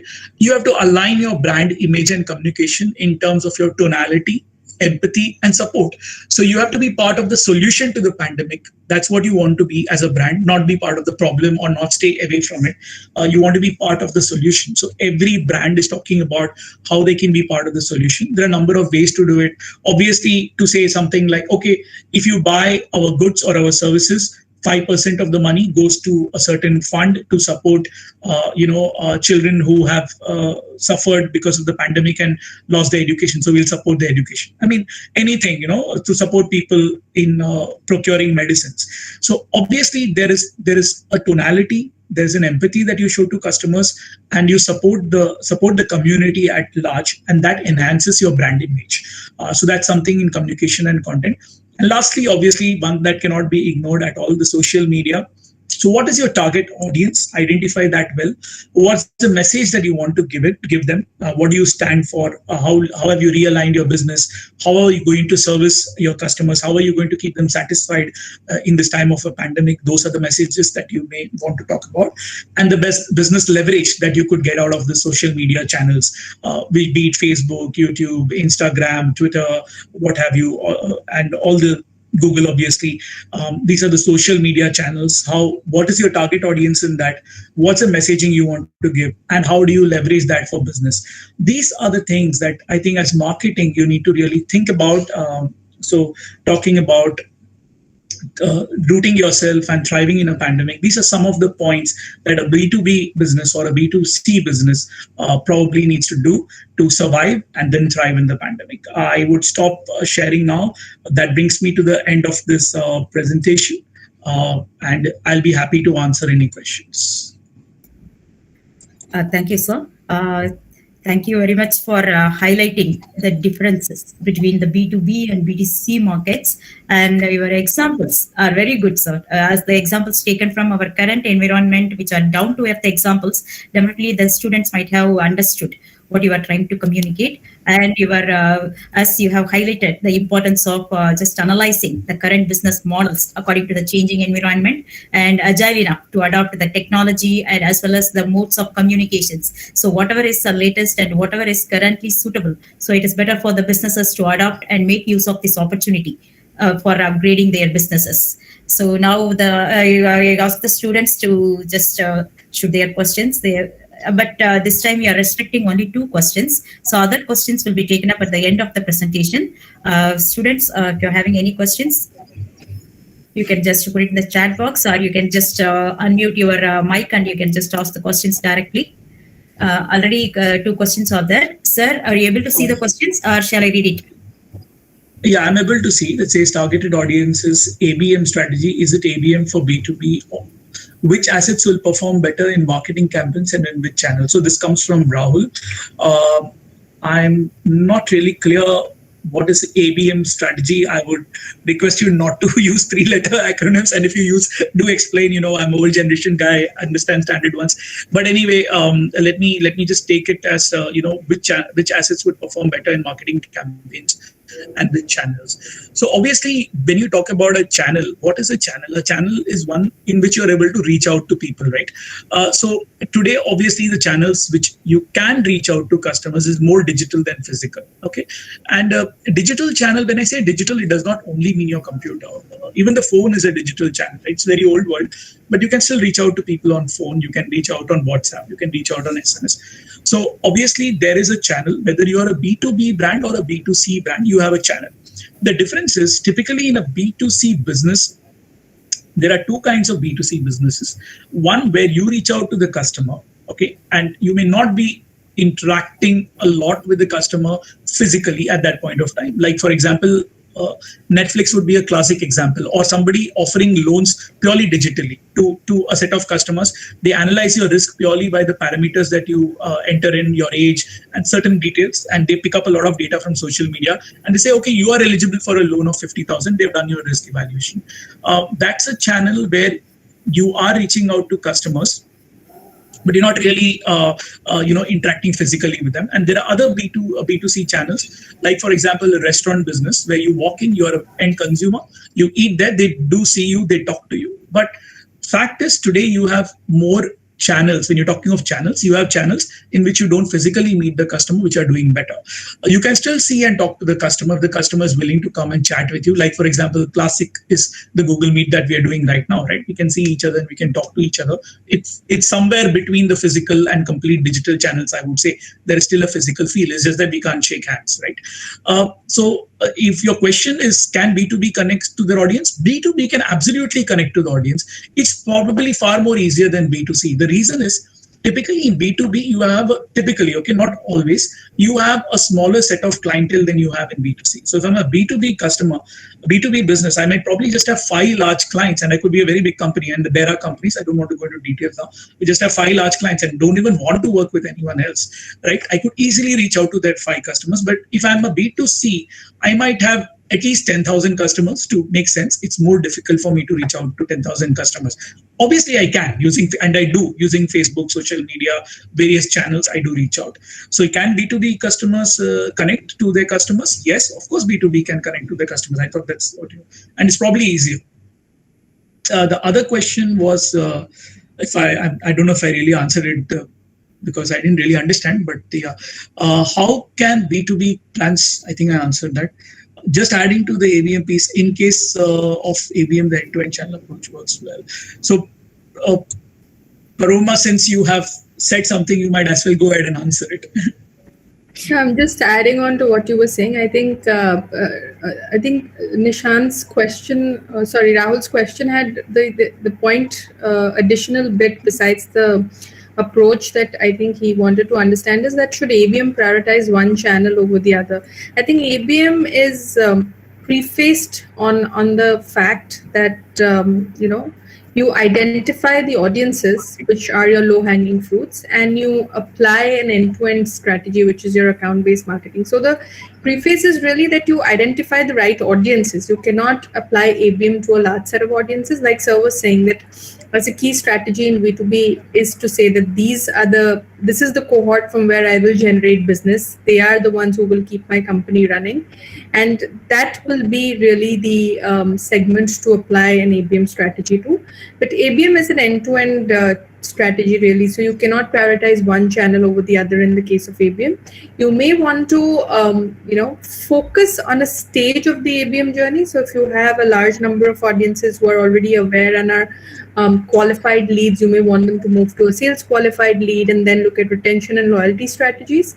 But largely when you implement an ABM piece, you look at an end-to-end customer journey versus just prioritizing on one channel in the scheme of things. So I'm just adding from current experience of working with B2B brands. Yes, what about the second question, Nishant? Ma'am, do you want to add anything to that question? No, I think Sir has answered that. I just wanted to build on the ABM. Yes. He asked about, is it a CSR strategy? Yeah, I would say every organization should have a CSR strategy, but there's not necessarily a CSR strategy alone. You could do it even if there is no CSR because it adds to your brand. Okay, many brands have built themselves because they stand with the community at a certain time of difficulty. Like the Tatas always do it, right? They've always had Tata Memorial as a service for cancer patients way before anybody thought about a particular mandated CSR budget that a certain size of corporate has to have, right? So it is not because there is a CSR mandated by the government, you could obviously channelize your target communication and you could target your, customer segments and have a CSR message. Nevertheless, it makes sense for a brand to align with the community at a certain time of difficulty. And this has long-term impact on the brand. It has a long-term positive rub-off. It's the way you perceive. There are certain brands which you do not perceive in a certain manner. I mean, if I talk about 10 brands in India, if I talk about Tatas, Birlas, Adanis, Ambanis, there are different things that come to your mind, right? With some you have very positive notations, with some you will say they're very business-like. So this is a time for any brand to look at how it could genuinely serve the community. And that could actually increase your sales because so you are a business, you always want to maximize your bottom line. You always want to maximize your revenue. You always want to expand your reach. That's how a business survives. And the biggest CSR activity a business does is being a business, because it survives, it makes profit, it brings value to the customers, it generates employment, it does whole lot of things, right? So the biggest activity that Bill Gates does is not Bill Gates Foundation. In my mind, it's running Microsoft. It's because that's what creates everything, right? But at the same time, when you have a positive message and something that aligns to the community at a time of difficulty, it reinforces your brand. It positively impacts your core business, and also at the same time it impacts certain people impacted very harshly by the situation at this time. So whether it is some children who lose their education, or which is people who may lose relatives because they don't have the money to treat them, maybe hospitals don't have equipment. So you can look at what you want to do, but certainly it has business benefits too. So even if there was no CSR budget, a smart business house should do that. And if there's a CSR budget, then obviously you use that, and then you may want to do more than that. Yes, sir. What you said is really impressive. Doing a good business itself is a social responsibility. It's a way of showing their responsibility towards the society, just generating employment opportunities, and just whatever kind of products or services they are delivering to the market. That itself is a good responsibility to shown towards the society. Yes, the point is well taken. Thank you very much, sir. Now let's move on to the next presentation. Thank you. Next, I'd like to invite Rushik. He's founder of Big Pandit Digital Marketing, and he's also a trainer and specialist and a startup consultant who has already trained more than 30,000 people. And he's a star-rated trainer working with big brands like Amity, Upgrade, etc. So I welcome you to share your discussion, sir. Yes, thank you, ma'am. Am I audible to all of you? Yeah, thank you. Yes, sir. So let me share my screen first of all, just a minute.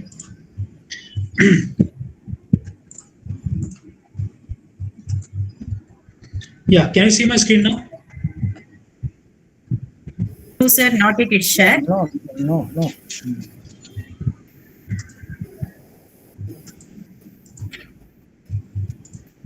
Now? Yes. Yes, sir. First of all, thanks a lot for all of you inviting me for this wonderful panel discussion. The panelists before me were very, I'm very impressed with their thoughts on the current situation and the situation that we're going to face ahead. With due respect, I'm having a little short time right now because I'm going to have one session for the students in California by 12 right now after some time. So I'll keep this particular discussion very short. I'm so sorry for that. Before going ahead, so before putting that much time in that, let's begin with the discussion about the same. So let me tell you about the routing in the turbulent time. So this is just about myself. So I'm having 11 years of experience, trained more than 30,000 people, the founder of Big Pandit. I'm the trainer for the Brad. I'm trainer for the Simply Learn California, USA, which I'm going to have the session by 12 right now.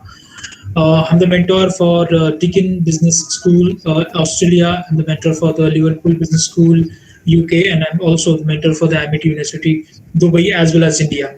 So this is just about myself, and let's dive in the case study. So first of all, let me show you one important case study, which is taken by the search engine Watch New York, right? And this is a very good kind of renowned organization, which is working in the area of the digital marketing and from the New York. So they have given one particular case study, so which I'm going to share in front of you. Now, very important point that the panelists before me have put their thoughts on very important aspects of the digital marketing and all. As I am a digital marketing trainer specifically, I would like to have the practical approach for the digital marketing, because whenever we are understanding or whenever we are discussing about the marketing, digital marketing, online marketing, we tend to discuss about the theory, which is very important indeed. But apart from that, I guess a practical approach is also very important, because whenever we are discussing, we need to do this, we need to do that. Very important point here, we need to understand that in what way we can achieve that, or in what way we can do the same thing. So that is what I'm going to expect, or that is what I'm going to discuss in this particular discussion first of all. And most of the time, whenever I'm mentoring to the students, or whenever I'm having the trainings all over the world, I can say that mostly I have to go with the practical approach. I need to tell them the practicalities. I need to tell them the strategical part after having the practicals. So on the same note, we'll be having this particular discussion today. So the actually the study says that, so they have done the survey on near about 4,500 digital marketing professionals from the USA and Europe, right? And 4,500 digital marketing professional participated in that. And from that survey, right, they have asked one question, right? So they have asked them about the impact of COVID-19 on their business and the working routine. So obviously, since last 1.5 year, we are going through this particular pandemic. We don't know ahead of this 2021 how many years that we are going to face this. So obviously, I can say that we are coronavirus or COVID is not going to go away this easily. But we need to understand. We have to learn how to live with this particular pandemic. Now the point is that after the survey, what was the result? Right? So after surveying 4,500 people, and when they asked about the question how this pandemic or how this COVID impacted your business or impacted your daily day-to-day life routine, so the result was pretty much amazing, right? Or shocking, I can say. So 63% of the participants reallocated their budgets to activities that bring results in the short. So now the point is that whenever we are doing any sort of digital marketing campaign, we need to allocate some budget for that. So big brands, big companies, small companies, medium scale companies, all size of companies have to allocate some sort of budget for the marketing. Now the point is that 63%, which is very huge kind of number, I can say, they have reallocated budgets for the marketing and all. So that is very big impact, I can say, and they wanted the results in very short time period, right? So that is for result number one. If I talk about the result number two, so the result what most entrepreneurs in the internet marketing believe that it's necessary to adapt as much as possible the new conditions. So due to the COVID, I'm going to show you the next points as well. Due to COVID, how the marketing is changing, how the human behavior is changing, how marketers have to understand the psychologically I can say the changing behavioral pattern of the customers, and according to that they have to show the results, or they have to show the advertisements to the customers, and then they have to generate the revenue. So the process becomes quite critical, because also the people or consumers are going to have the less kind of spending capabilities during this pandemic and all. So all these things that we need to understand. Okay, so first of all, I can say that the marketers need to adapt the changes as early as possible, and according to that, they need to learn how they can go ahead with the new kind of strategies and how they can bring more and more results for the company, for themselves as well. After that, the positive kind of side, you can see 18% of the respondents noted increase in sales. So obviously, as Mr. Narayanan said, that there are some businesses which are positively affected, and there are some businesses which are adversely affected due to this particular pandemic. So some participants say that 18% of the respondents were seen increase in the sales, and 27% reported an increase in the traffic. So whenever a customer, or whenever you are having a website and you want more people to come on your website, you are going to do some experiments, you are going to do some advertisements SEO kind of thing for bringing more and more traffic on the website. So 27% of the respondents said that there is a 27% reported increase in the more and more traffic on the website, and 12% received a new customers via online marketing. Right? So obviously, before pandemic, there are lots of people who tend to buy, who tend to purchase the things offline most of the times. But yes, after the pandemic, there are lots of people who tend to started buying online things as well. So this result is very important to understand before going ahead. And obviously, the reason, one and only, we're all discussing about this particular the COVID. Okay, now how COVID have changed the audiences. That is what we need to understand. Okay, so due to COVID, the consumer behavioral pattern, the audience behavioral patterns have all changed. Now we need to understand the audience has changed, right? And due to this audience behavioral pattern, due to this audience action taking patterns have changed, we as a marketeer, we as a professionals in the market also have to change the strategies. So first of all, we need to understand the points. A new customer persona is emerging. So obviously, if we are understanding before pandemic and right now during the pandemic and after the pandemic, if I'm talking about these three stages, right? So we need to understand a new consumer persona is emerging. So whenever I think about before pandemic, my dad used to go to the stores and he used to buy some goods or whatever that he wants to buy from them.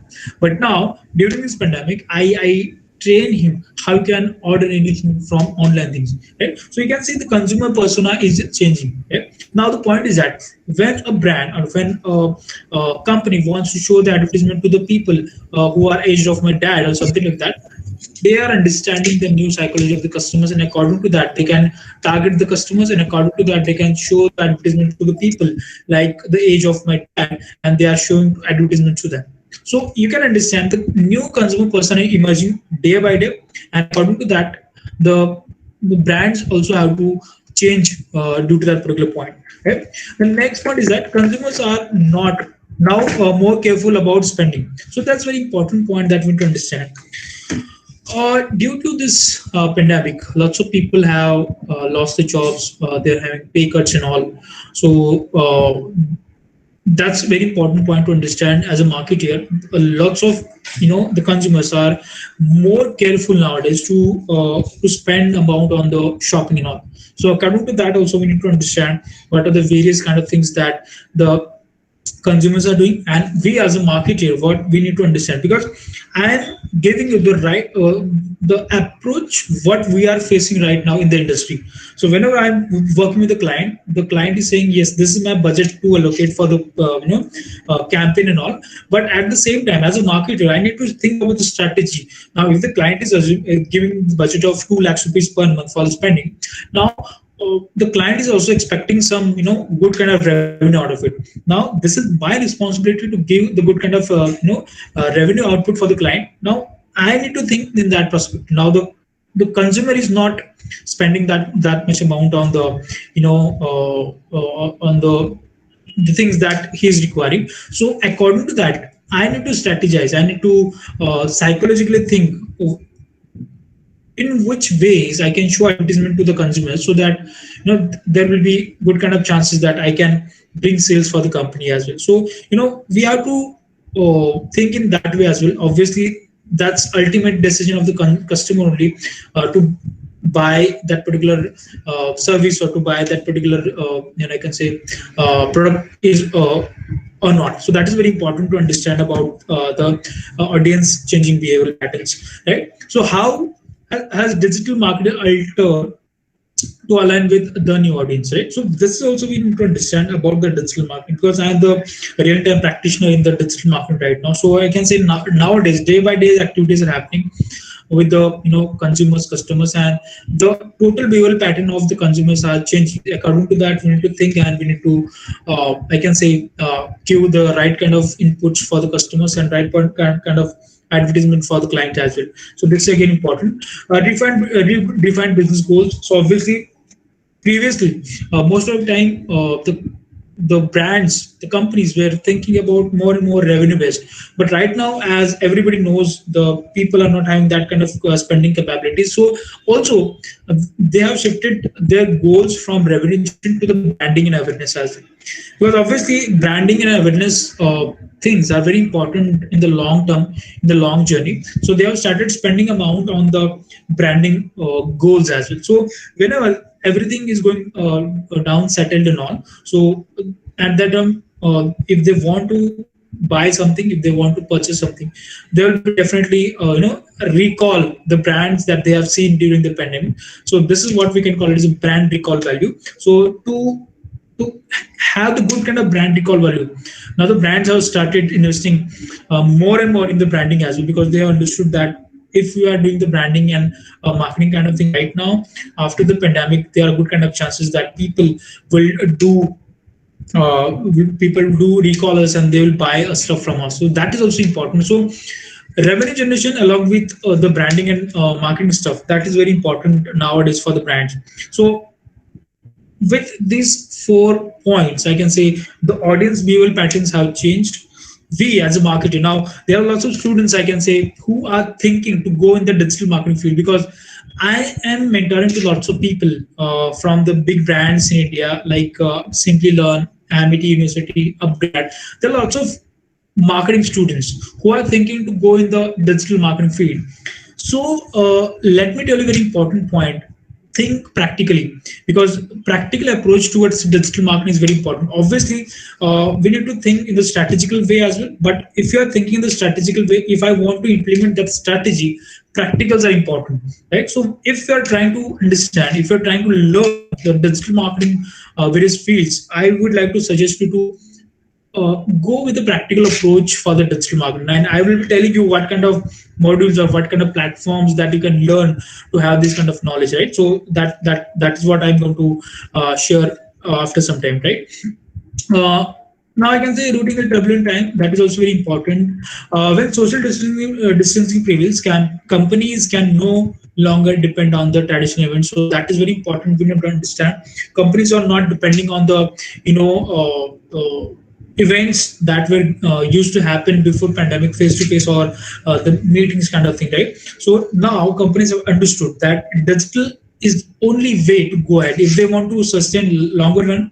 Now I'm not saying the large scale companies, the big scale companies and all, but I'm just talking about the small scale industry, medium scale industries as well.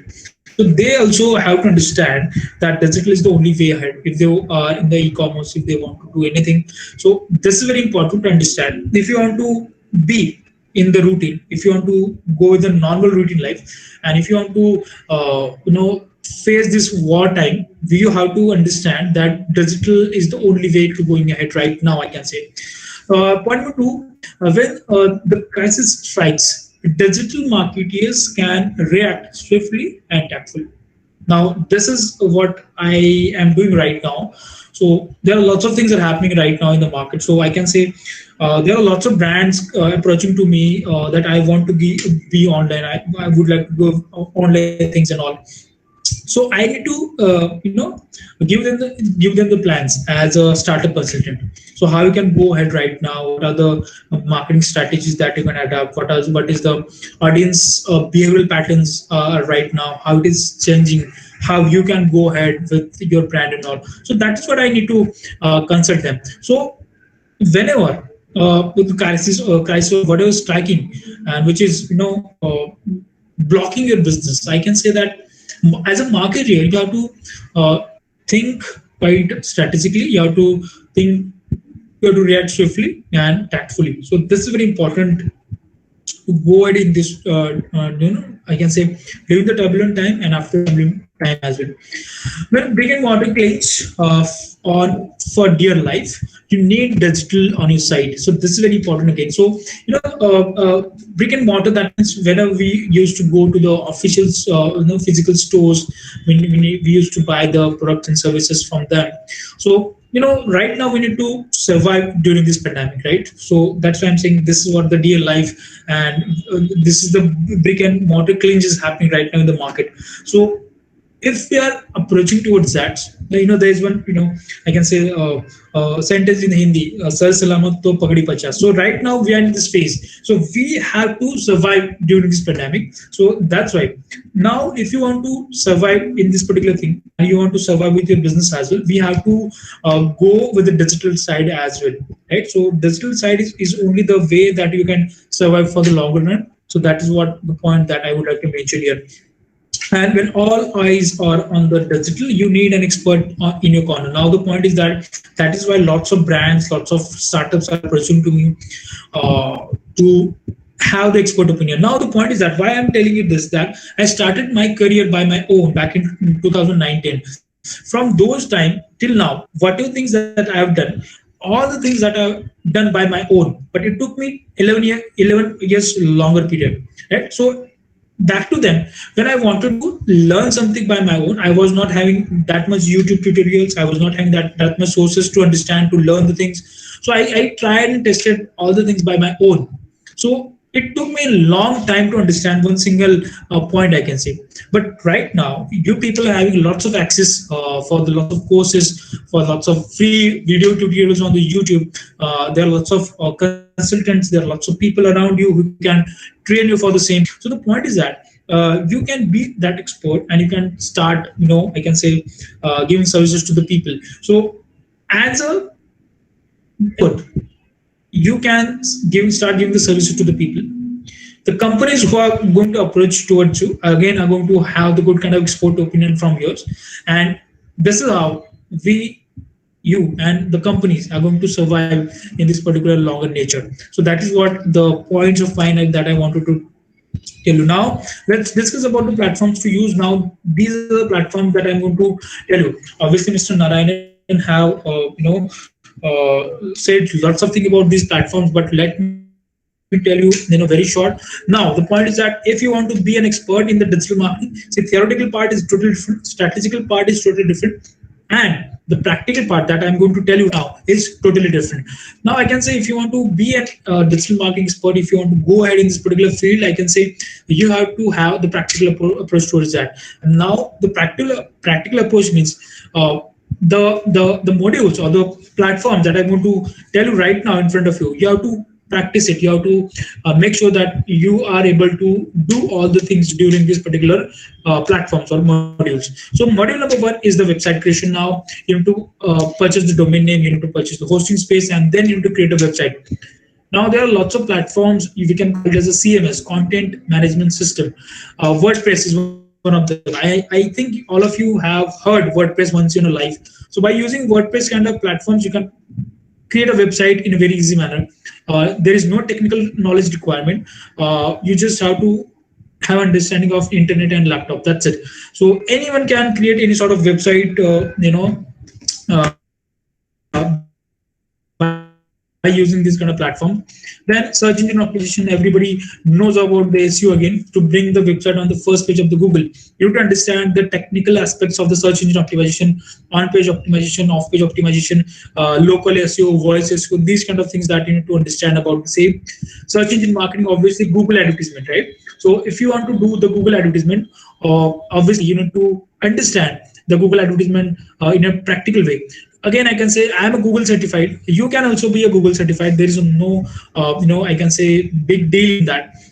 You just have to study the Google certification. I'll tell you the platform. The platform called as Google Skill Shop. Okay, so if you go to the Google Skill Shop, the platform called as, you'll be getting lots of certifications on the over there. You can study that. You can give the examination, and if you are scoring 80% plus, then only you'll be getting the Google certification. Otherwise, you're not going to get the certification. For that, you need to study a lot about the Google certifications and Google advertisements, I can say. So that is very important aspects of the digital marketing game. If you want to learn and understand, you can go ahead and add on the same. Next is social media marketing: Facebook, Instagram, Twitter, LinkedIn, Snapchat, and all these. I can say platforms are very, very important to understand if you want to go ahead and if you want to sustain in the long run as a student, as a marketer as well. Now the point is that Facebook, Instagram, in the world, India is on the rank number 1 in terms of usage of Facebook and Instagram as well. So you can understand the potential of the you can say potential of reaching towards the customer using these kind of platforms. So yeah, search engine optimization or search engine marketing is again very important part of the digital marketing. Then email marketing is there, web analytics is there. So there are lots of material in the digital marketing. If you are learning all these things practically, then definitely it is going to help you, because I wanted to give you the practical approach towards digital marketing. I wanted to give you the practical approach towards online marketing, so that you will be survive in the longer run. I can say that there are lots of MBA students who are willing to go in the marketing. There are some students who are willing to go in the sales as well. But the sales and marketing always go hand in hand. So if you want to go for the sales, if you want to go for the marketing, digital marketing is a must needed or much needed kind of skill set that you're having. It will be very, very, very helpful for you in the longer run. So that is what I'm suggesting for you, all of you. Now the strategy. Now it's okay about the practical approach. Now I'd like to add some points about the strategy, and then I'll just wind up this particular short kind of panel discussion from my side, because I need to go for the session.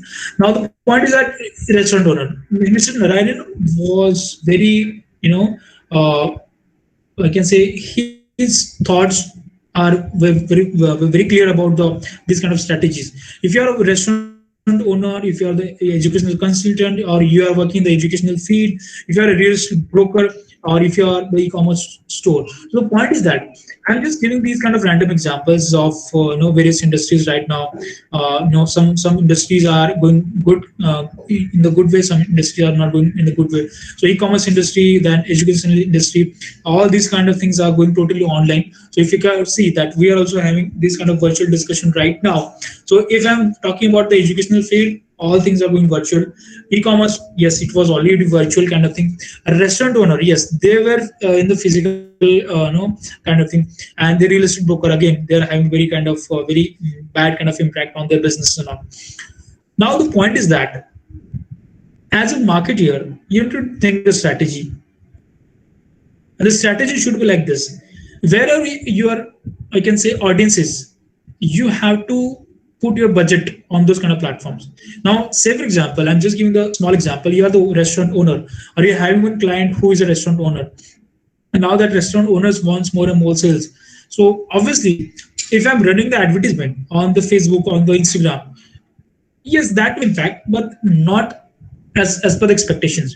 So what I need to do, I need to put all kind of money on the platforms like Swiggy, Zomato, where people are going to make the actual decisions.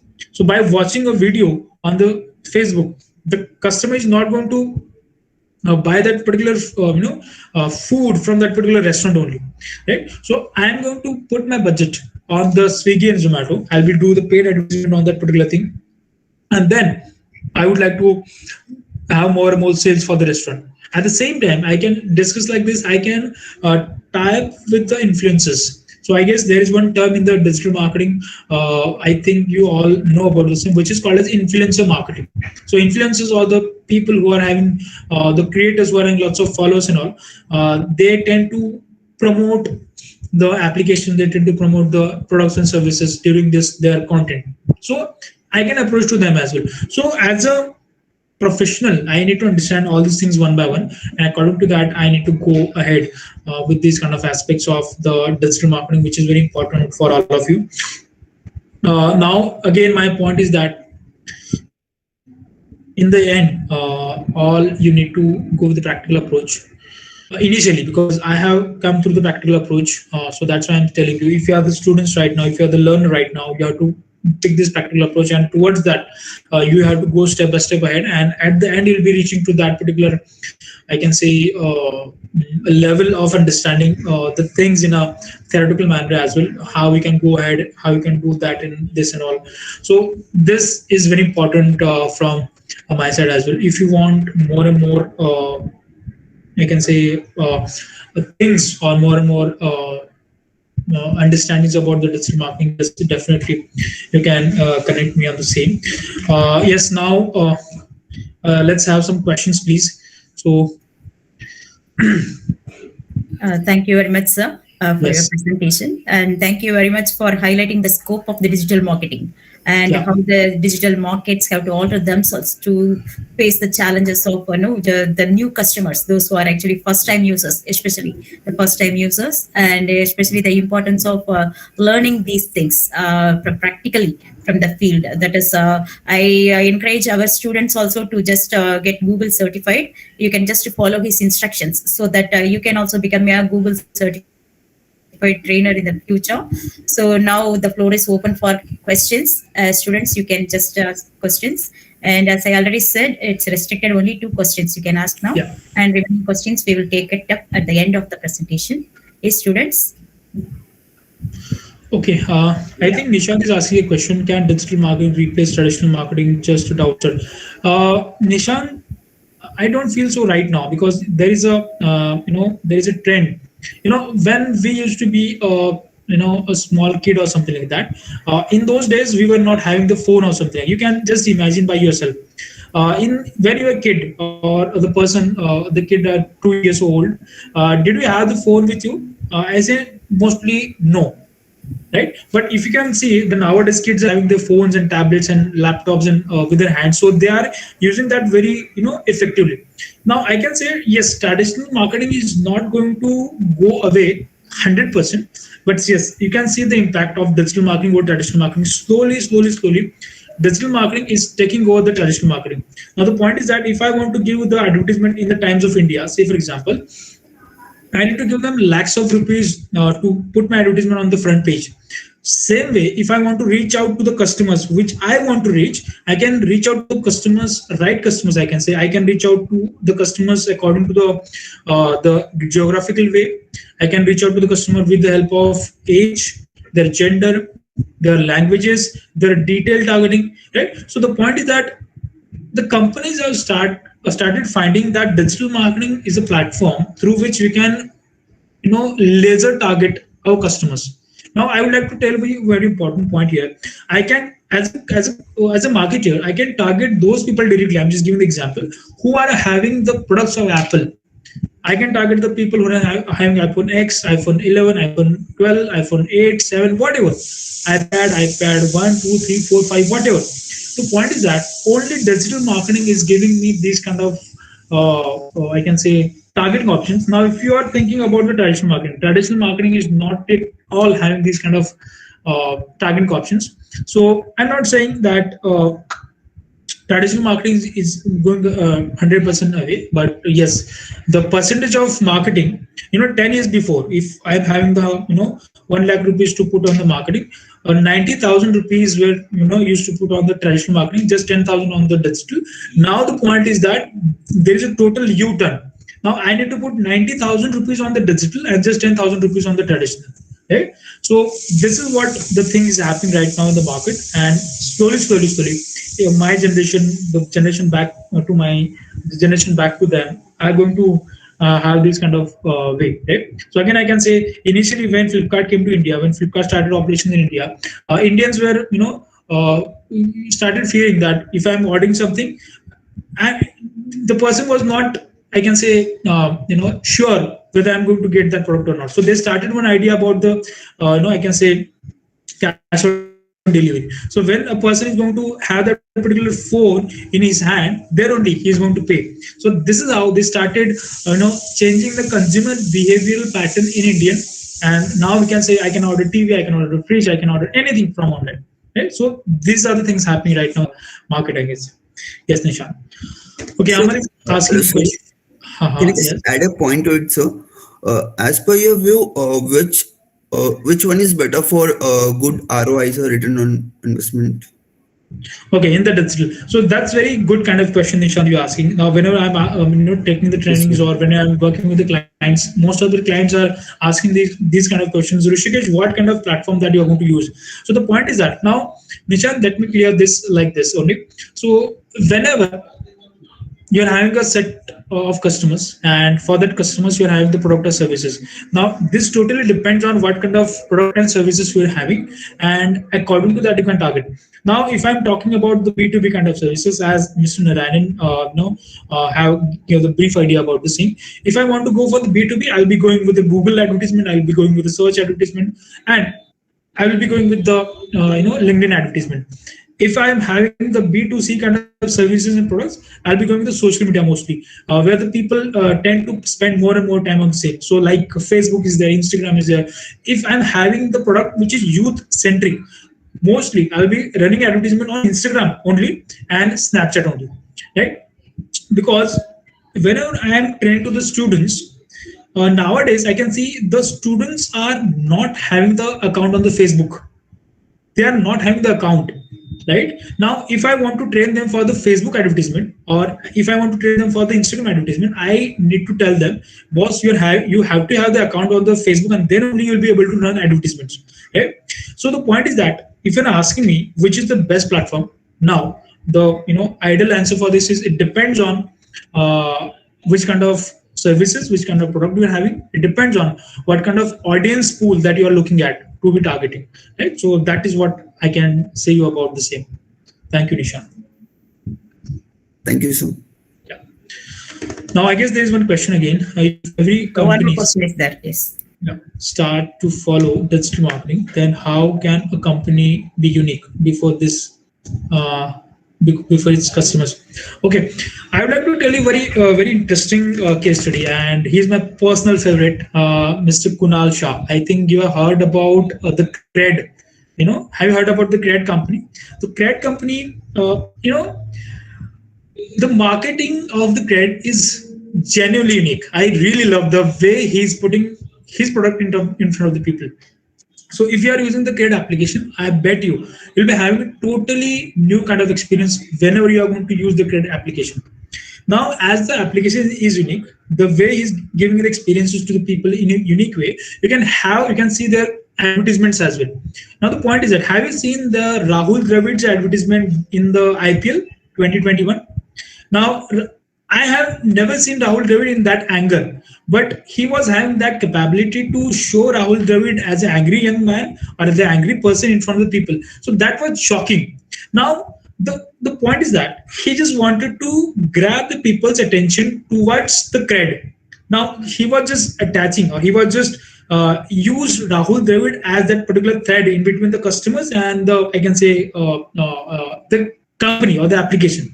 Now, this is how the companies can work, right? Now, you can say there are lots of applications through which I can pay my credit card bills, right?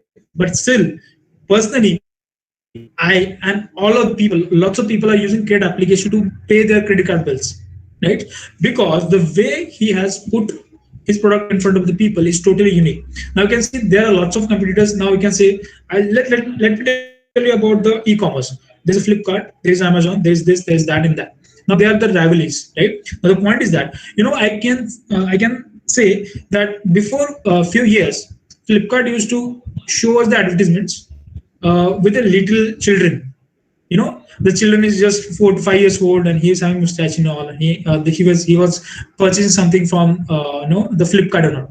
The way they put their views in front of us, or the way they wanted to take us, the Flipkart, was very unique, because Indians are emotional, right? Whenever a kid, whenever the child of 4 to 5 years, and if I'm watching that particular child and he's having very unique kind of thing, and if he is telling me something, I am going to take that in an emotional way, because they have cracked that Indians are quite emotional people, and they can take the decisions on their emotional quotient as well, right? So that is how you can be unique.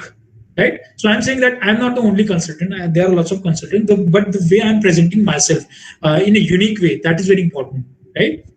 So that is what I'm saying. There are lots of companies which are working the same landscape, but the way they are presenting themselves, that is going to make a matter. That is going to make a difference for them. So Amal, I hope you are clear with that. Yes, that's fine. Thank you. Thank you, sir. As you rightly said, when it is about choosing which platform, they have to be very careful, because my daughter said Facebook is only for old people. We moved on. So we don't see Facebook. So you people, you just see and just whatever you want to do with that. WhatsApp, yes. Facebook and all these things are outdated, and they are not meant for youngsters. So this is the statement I heard from the youngsters. So what you said is correct, sir. They have to be very careful in choosing which platform and the way they present. their whatever business they are. It's very important. As you said, Indians are very emotional and very sentimental, so they have to be very careful in their choice. Thank you, sir. Now let's move on to the next presenter. Next, I invite Mr. Kaushik, Assistant Manager, Madurai Territory at Bharat Petroleum Corporation Limited. He is an alumnus of IIM Trichy and having experience in dealer management, marketing, and finance management. And he got good experience and well trained in every aspect of business. I invite Mr. Kaushik. It's all yours, sir. Please. Thank you. Thanks, Rajeshwar ma'am. I hope I'm audible. Yeah, you are audible. Sure. Thank you. So first of all, thanks to all who have organized this. It's been a pleasure to again meet up with all the young people there. So we have been there in that. So now we have passed on and we have come to this place. I mean, after crossing all those hurdles. So our situation was pretty different, and now the situation is very different. So exactly matching to the topic, routing in turbulent time. Even the synapse is almost syncing with what is our tagline, I think, because we are also arranging during this tough times such kind of industry interfaces wherein people will love to interact with a lot of people who are there currently in the industry. So I think first hats off to all the organizers, first to Kaslingam sir who has approached me for all this, and all the staffs and professors who have taken all the pains, and all the students who have been there in that organizing committee. So it's been really a pleasure to join this video conference, and I've been hearing all the three, Paroma, Narayan, and Rishikesh. I mean, they have given pretty good insights. Seriously, I also recollect my college days wherein we used to listen a lot of things. So it has been a pretty good ride. And actually, I had made some presentation, but now I feel like almost they have covered everything, whatever they have told. So I'd like to go impromptu. So I'd like to take some few keywords on what they have told, like each of them had told some pretty important pointers which we can use in our this turbulent times, which we can almost use and implement in such times. So the first one I would like to take is purpose, like brand purpose, which was touched upon. So I would like to give an example. Yeah, so mostly through case studies or like some examples which have been proved in the past wherein people had suffered, and from there how they have come out. So I hope people know a person called Dr. Venktaswamy. No, he is actually the founder of Aravind Eye Hospitals. During the time of 1970s, I think India was suffering with almost a lot of blindness, wherein people had this problem of getting blind without any reasons or due to very small reasons and meager reasons.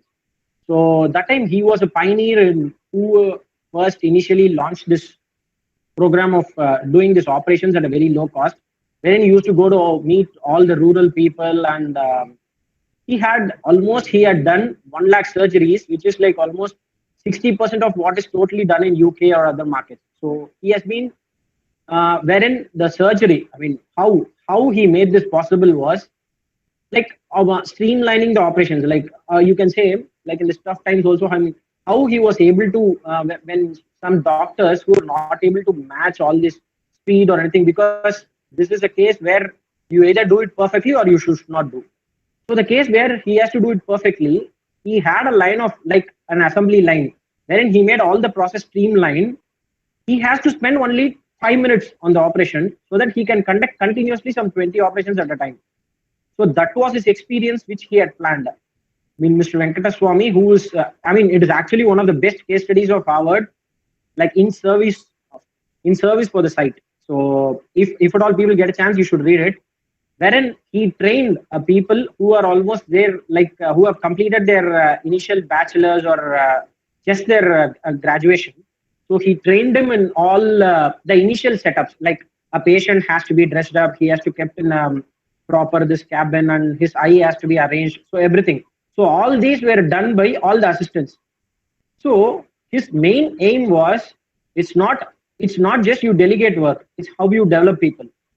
So you develop people who are with the knowledge because they are perfect in what they are doing. An assembly line, a man will be perfect in doing in the same job 1,000 times. So he had trained people in such a way that they can just come in the assembly line and they can just finish off all the jobs so that he'll be ready to complete his job in just 5 minutes. So it is one of the classic case study where he launched this program, and almost he has eradicated some 90 to 95% of blindness in our rural and other population in India. even though people may think that how this business can survive, maybe he will not be able to generate that much revenue, but still he made it a self-sustainable model, wherein he had two kind of hospitals, one in the cities where the hospital will generate revenue, and one in the kind of hospital which will subsidize all these revenue. I mean, wherein he gets the revenue and he uses it for all these operations outside.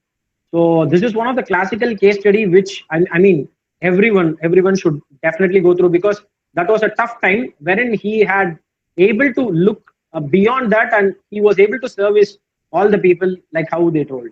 So I thought this is one of the classical study which people could also inculcate, because like when you're going to handle bigger teams, you need to handle a lot of people. So it's not just how you delegate the work or how you give it to them, but you also empower them to get their jobs done in a certain manner, which will enable you to perform better. So that's what the word purpose struck me, like when the word brand purpose or the purpose of a job, how it comes. So this is one of the classic case where they had primarily used this case of purpose to solve a lot of issues. So the second thing I would like to touch upon is a tough time, like even a lot of big companies face tough times. So how tough times make our jobs also little bit, wherein we also go into a nutshell and we also start thinking about new processes and other things. So we'll take the case of a company called, I think everyone knows that, it's ITC. It was initially launched as a tobacco company, wherein how they diversified their businesses and how they were into different brands and other things where they are able to sustain their markets. Like even if one branch is not giving revenue, so they had the other diversified businesses which were giving them other turnovers. So like in 1990s, if you see, they had a huge issues in all their top management being arrested. They had this governance issues, and also how there is a person called YC Deveshwar who entered into the business and he took over the reins of the business, and he brought in a lot of streamlining which helped them to scope into real things. Now, ITC is there in almost all the fields. Like they launched a program called eChaupal. How many people know?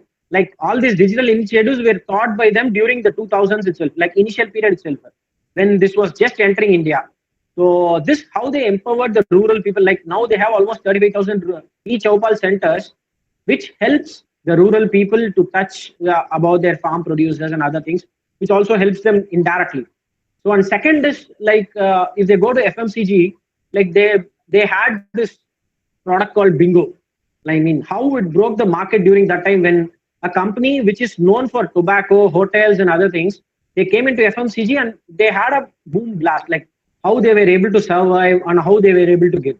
So these are some of the classical case studies which I think we people have to get into and look, so that we also get to learn from what has happened in the past and how these turbulent times were passed. Like everyone had their own times. Like now the companies are facing a different problem because of this pandemic, which is like mostly external, which is not up to us. But there were times which was created by themselves. So and how they have overcome it. So this is what some of the some of the case studies which we can definitely imbibe and we can go through. And I would like to just say a few words, last few words, because I think it's time we have to wind up around 12:30. So it's okay. And I urge all the students to see like what Rushikesh said.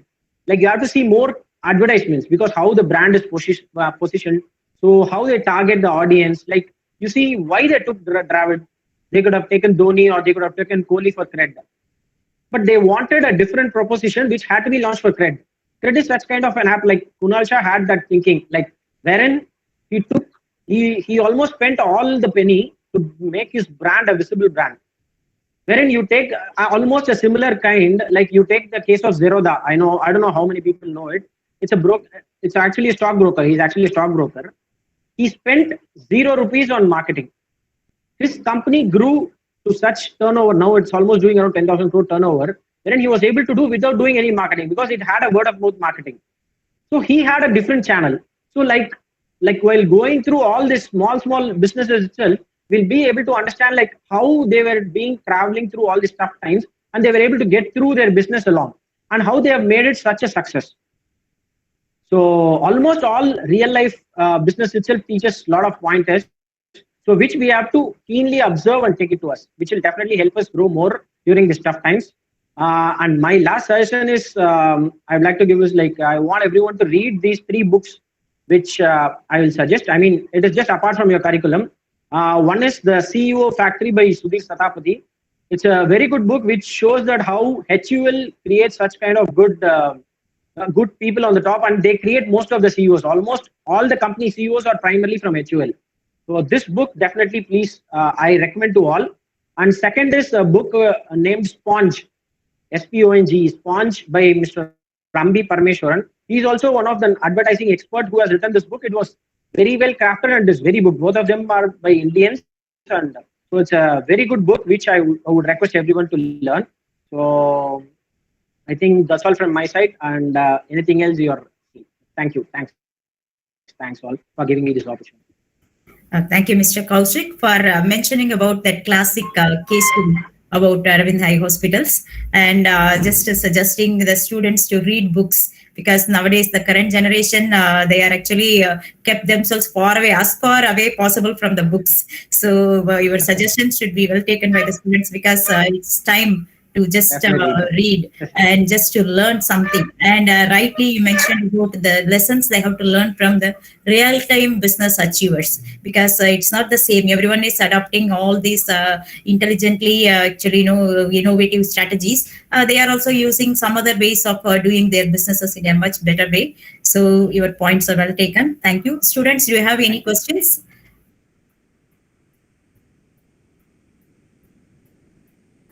Yes, now we have reached the end of the presentations by the panelists. Now the session is open for questions. You can just raise your questions to any of the panelists. Already 2 questions are pending, I think. The students, those who have asked those questions, you can just unmute your mic and you can ask it directly to the panelists you want to just ask. Students, it's time for Christy has put some questions you can ask. Yes, it is there. Marvin is typing some questions.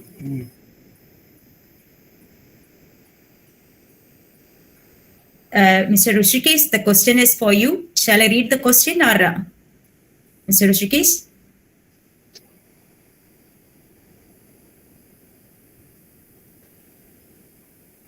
He has to go for some other presentation, madam. Okay.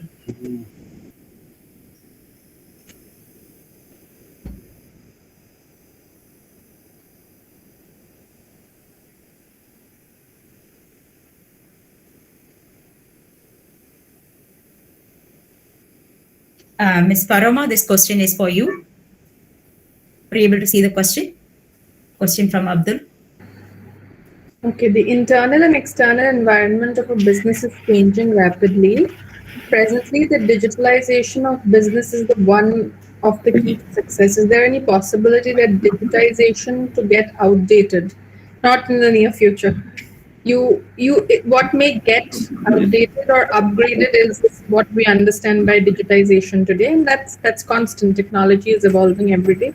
But I think digital as a platform is here to stay. But of course, 10 years back, what you knew about digital and what you know about digital today are very, very different. So it's going to be ever changing, but not outdated. I don't think as a medium, as a platform, as an ecosystem, it's going to get outdated. It's in fact going to become even more inherent to existence of businesses as a ecosystem.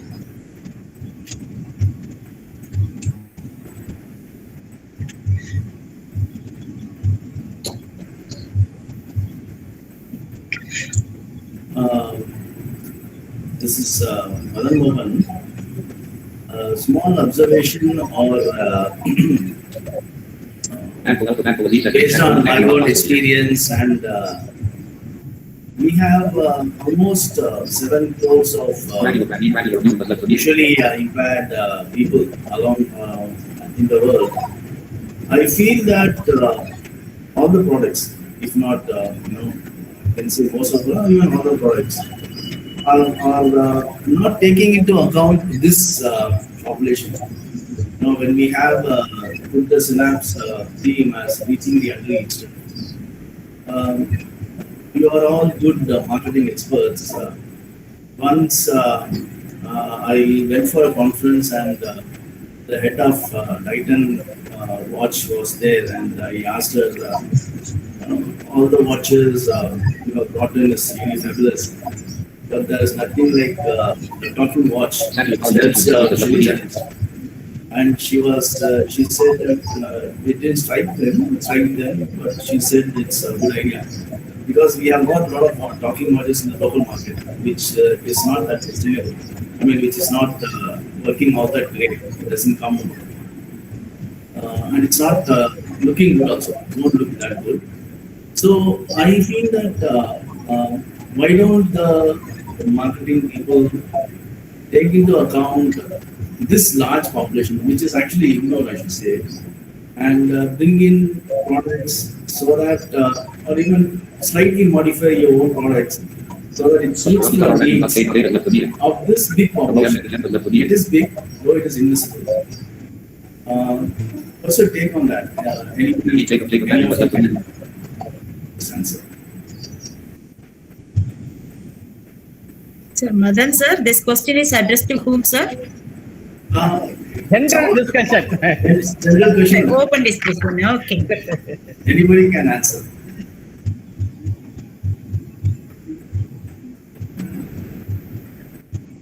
Ma'am, Ma'am, please unmute your mic. Sorry.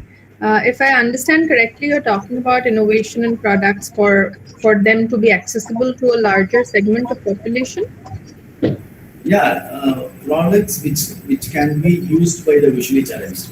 Slight modification in the existing product. Same product which can be slightly modified to suit the needs of the visually challenged. That's a great point. I think, yeah, you're right. I mean, not enough has been done in that segment. And I think with this pandemic, like a lot of different segments of population that have not been addressed in a dedicated way in the past is coming out. People who are differently abled, the geriatric population, for example. Like for a long time, at least in the Indian market, there was not so much focus on care and making creating access of different kinds for the elderly who live alone. But I think with the pandemic, that has become a key segment of society that brands are looking at. So I think more that the way we consume products, the way we consume information, the more that changes, the more different segments of audiences in terms of prioritization will come up. And definitely marketing by no way today is all inclusive. All marketers actually market to a very, very small, privileged audience. What you do besides of that as part of marketing, which is behavior communication, is again something that's led by a few not-for-profit leaders in the world and not-for-profit organizations which pick up different projects and different segments of focus from the Millennium Development Goals, and communication is crafted for that. But marketing by no way today is still all inclusive, and neither is product development from that perspective. So there's a long way to go for sure. If I can add there, actually, it's very interesting when you look at target audiences. So actually, this happened with the baby boomers in US, for example. Today, a lot of the money is actually with the segment in US, which is over 60 years of age. Okay, but most of the marketing, it's maybe marketing myopia in that sense. You target your messages typically at younger audiences and maybe, to the 30s, 40s, and the 50s. And the older people actually have a lot of money and they do have the bandwidth to spend it, but a lot of marketing does not target them. So this actually has come into focus in the US, and even in India, there are certain companies which have started targeting this audience in a very focused manner. Obviously, each audience presents its own challenges. So this audience may not be that digitally savvy, right? So you have to find other means of approaching them. But there are audiences who have a lot of money, who have interest, and the marketing products and messaging has to align to that. And it's happening. People are getting into more and more segments as they actually data starts telling them that where your money is and your audience could lie. Even for insurance, the industry that I come with from, typically the older segment is neglected.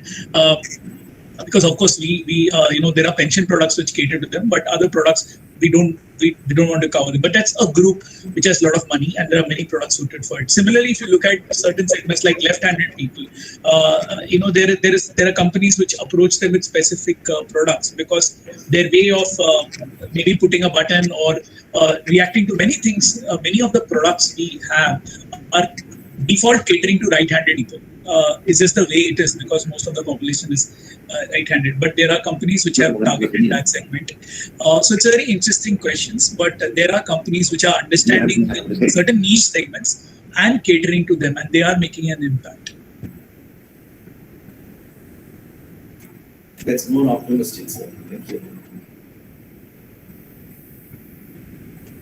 I was asked one question.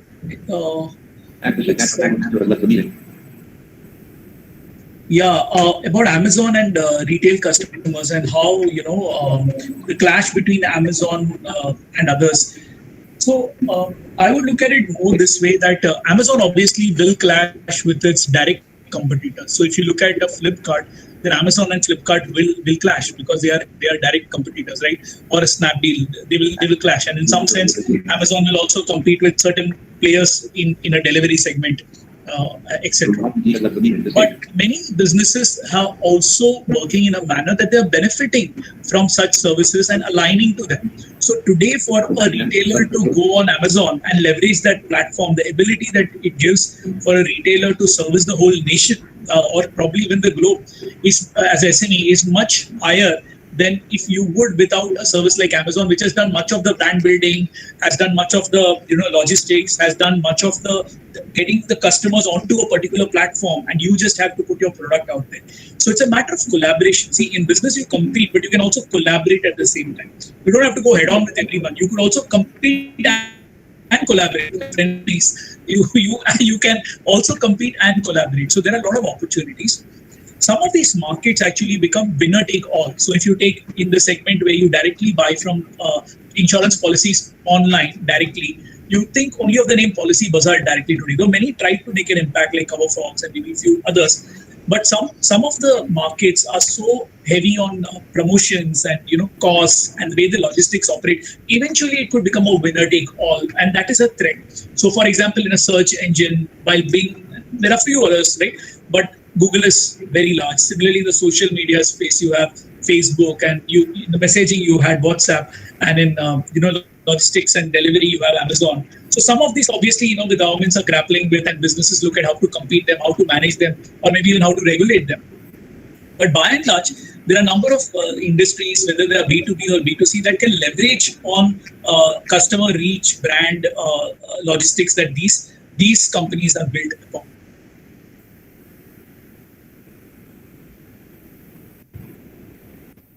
Which is more risky question. B2B or B2C question. I asked this because I didn't get an idea that the B2B is risky because the B2B will focus on both the I think there is one more question, which is even celebrity endorsements. Sorry, Kaushik.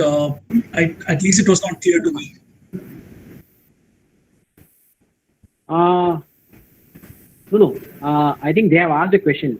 Wherein celebrity endorsements, like, if they make a mistake, what will happen? Yes, certainly, yeah, you're right, Nishant. I think, okay. And now there's a classic example wherein Tiger Woods, who was associated with a lot of brands, I hope you all remember, like even Nike, Rolex, everyone was having him. So, immediately they had to dissociate themselves from him, or probably it's the other way around. They choose their brand ambassadors next. I mean, who would be next taking their value again? Okay. Locally, if you want, probably we'll take the classic example of Maggie. Okay. Like 2 years back, Maggie was just banned for having some foreign substances. So what they had to do, they have to bring Amitabh Bachchan in order to build their brand again. So in the past 2 years, the market share which they had almost like 60% or almost 80% which they were maintaining, which reduced to almost 10%. Now currently, if you see, they have again regained their market share. So a celebrity endorsement is always it's like a two-edged sword. So wherein a celebrity makes a mistake, you have to dissociate them with themselves, and you have to go in for a better person so that you again take the charge of the brand. So because it depends on how the company decides and how they want to position them. I think anything more, I think others can also add. Thank you, sir.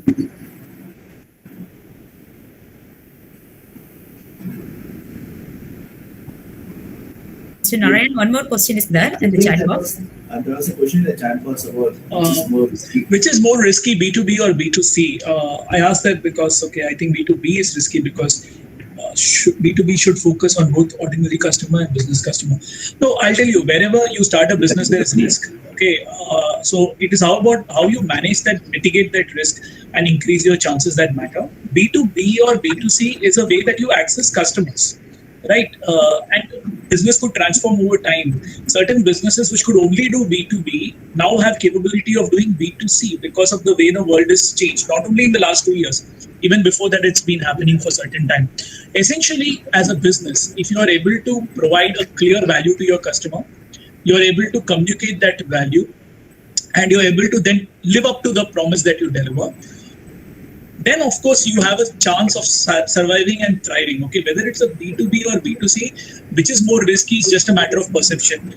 Largely, if you ask VC funds and people like that, B2C is much more riskier and is much more and can be much more rewarding.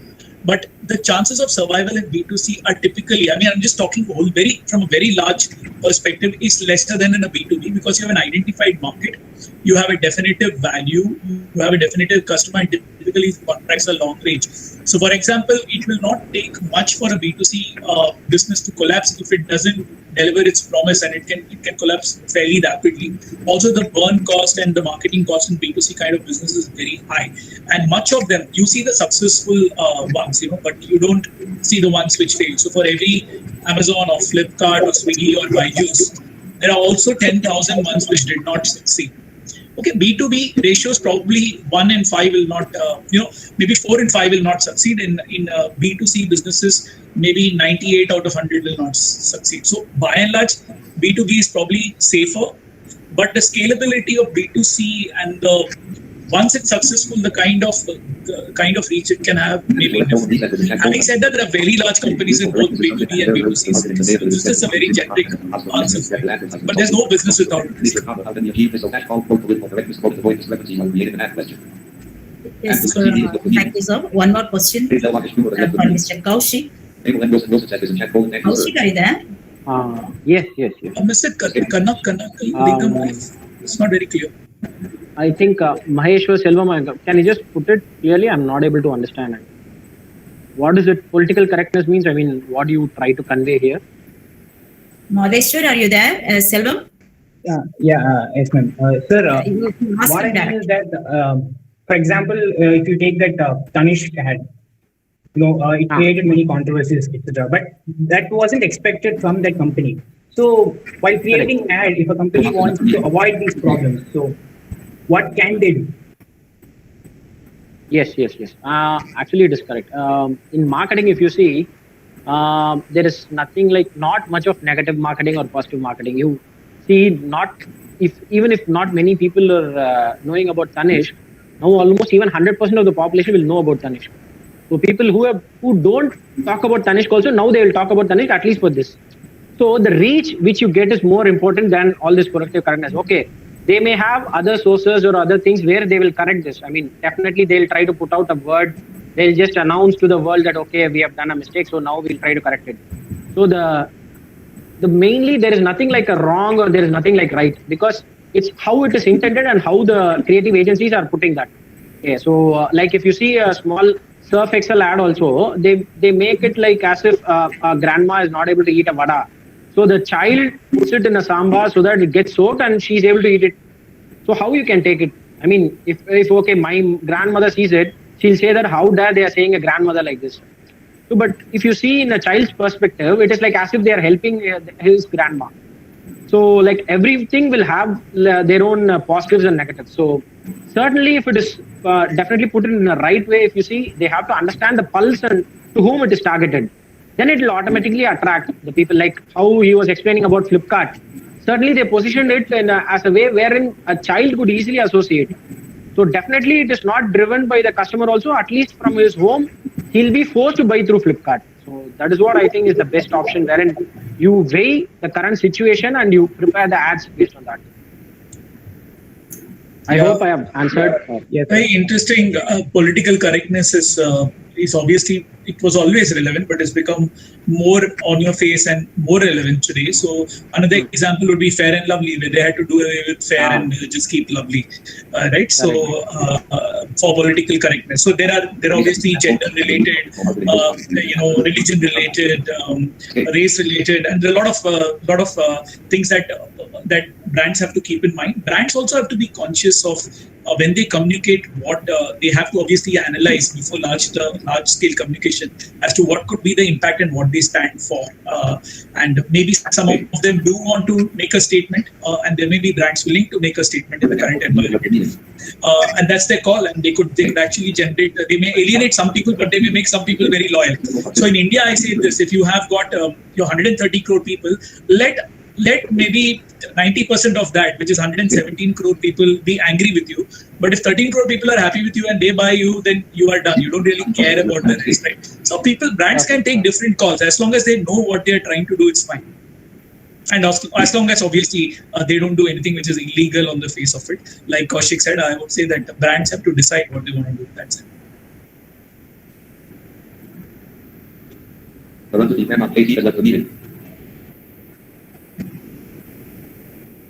Sir, I wish to ask another question on the piece of marketing. Now, we all know that product manufacturing of a product needs a lot of inputs, which is water. I was told that even for manufacturing a small bunion, it needs gallons of water. Now, the latest trend of product development is our corporates are developing a little bit cheaper products so that it reaches everybody. It's understandable. And when there is a problem in the product, the cost of repairing it is almost the same, or we can get a new product rather than repairing it. So what people do is they just buy one product, use it for a year or so, and then they go for if there is a repair, they feel the repairing cost is almost same as the price. So they just keep it out or throw it out, and they go for the new product. They go for the second product. Now, when of course, this is business oriented. I understand this, but will it be better that corporates think about increasing the price so that the cost of repairing is not that much percentage? The percentage of repairing is lower when compared to the price, so that you can also get the profit by selling at a bit higher price. At the same time, the public may also be discouraged to just throw the product and replace it with new ones often, so that they can use the product for a longer duration, which will have a lesser strain on the natural resources.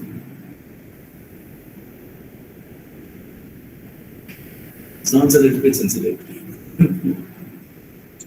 So actually, there are two parts of the question there. One is about the cost angle, and second is about the being environmentally conscious angle. So what I would say is there's a lot of there's corporate and also government needs to come together on this, and there is international forums also, for example, for carbon footprint and all that, right? So basically, if you incentivize companies, so for example, you talk about water consumption, and there are companies which are conscious about this matter, and they try to they also try to increase water reserves and all that to the extent that they consume. So if you incentivize as a government through taxation, through concessions, broadly industries which are environmental friendly, and you can see in refrigeration, for example, people have moved from CFC, right? There in automobile, for example, you have more and more stringent norms around environmental norms, right? So it's a matter of incentivization, penalization by the government. One is that, and second is industry is also moving towards that. But it becomes very difficult to gauge at particular point of time.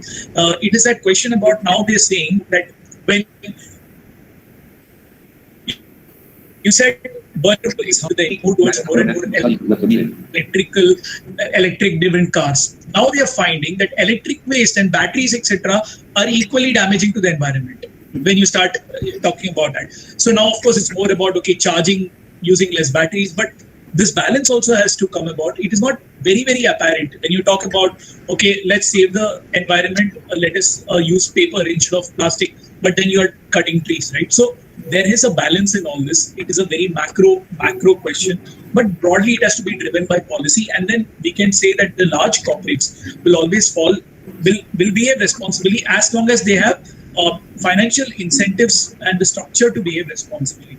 So that's the larger answer. On the point of cost, somewhere I would disagree. It doesn't make sense to increase cost.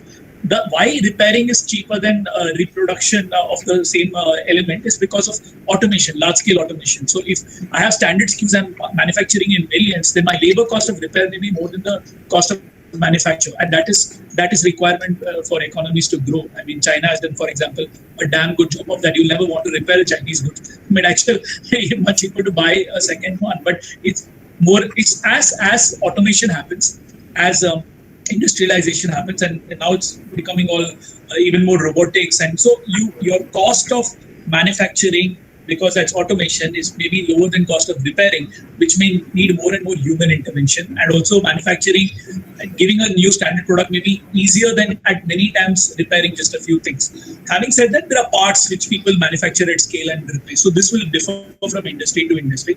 But if I were to take your example and say, let us say that the cost of mobiles was kept very high because you wanted to repair it rather than have more produced, then we would never have had the pandemic, because of the digital means that we have, and because of the extensive use of these kind of technologies, we are able to manage the pandemic the way we are, right? So it would not be true. We would never have that level of digitization, that level of connectivity. Children may not be able to buy mobiles. People may not be able to buy laptops. If that theory was followed, that we should keep it higher price and repair it.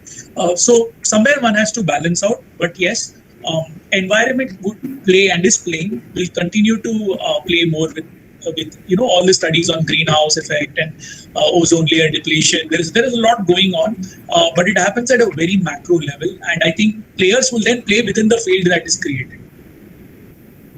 Now, one small example which prompted this question from my side, I had my Lenovo laptop, and the laptop crashed 2 months back, and I gave it to the salesman. He returned to me saying that instead of servicing, you better purchase a new one.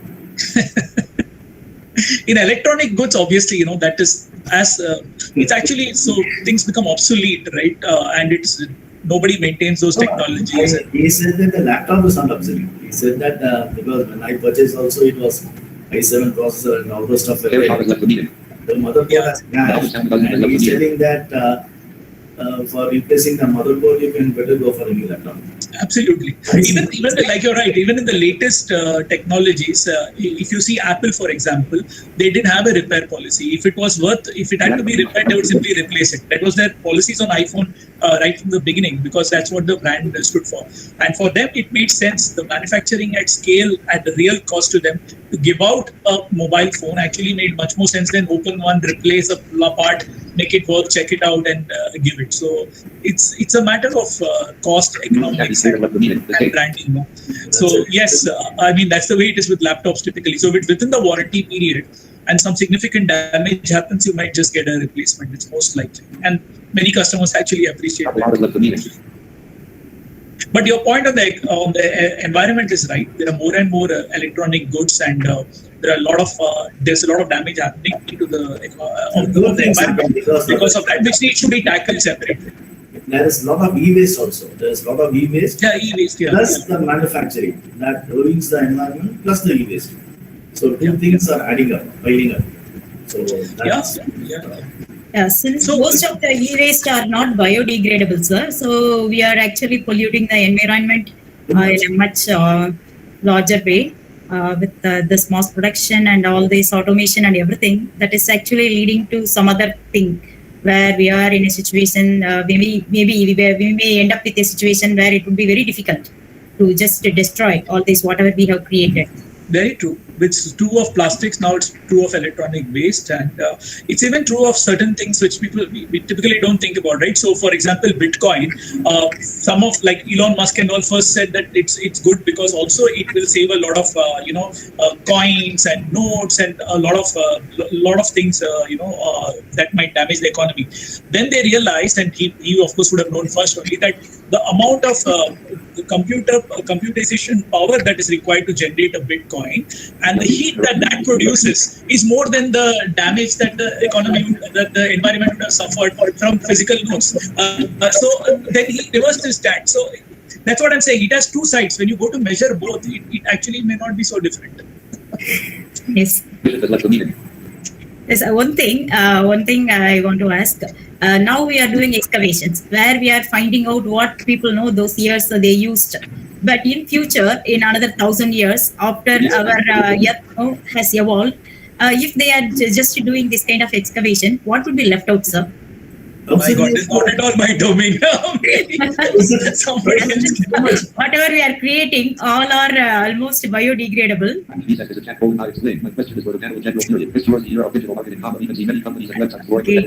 So as we have reached the end of this panel, interesting and wonderful panel discussion, just before summing up, I would like to thank all Madam, there's a question in chat. Yeah, okay, sir, go ahead. Chat or question. Okay. Is addressed to who? General. In general. Okay.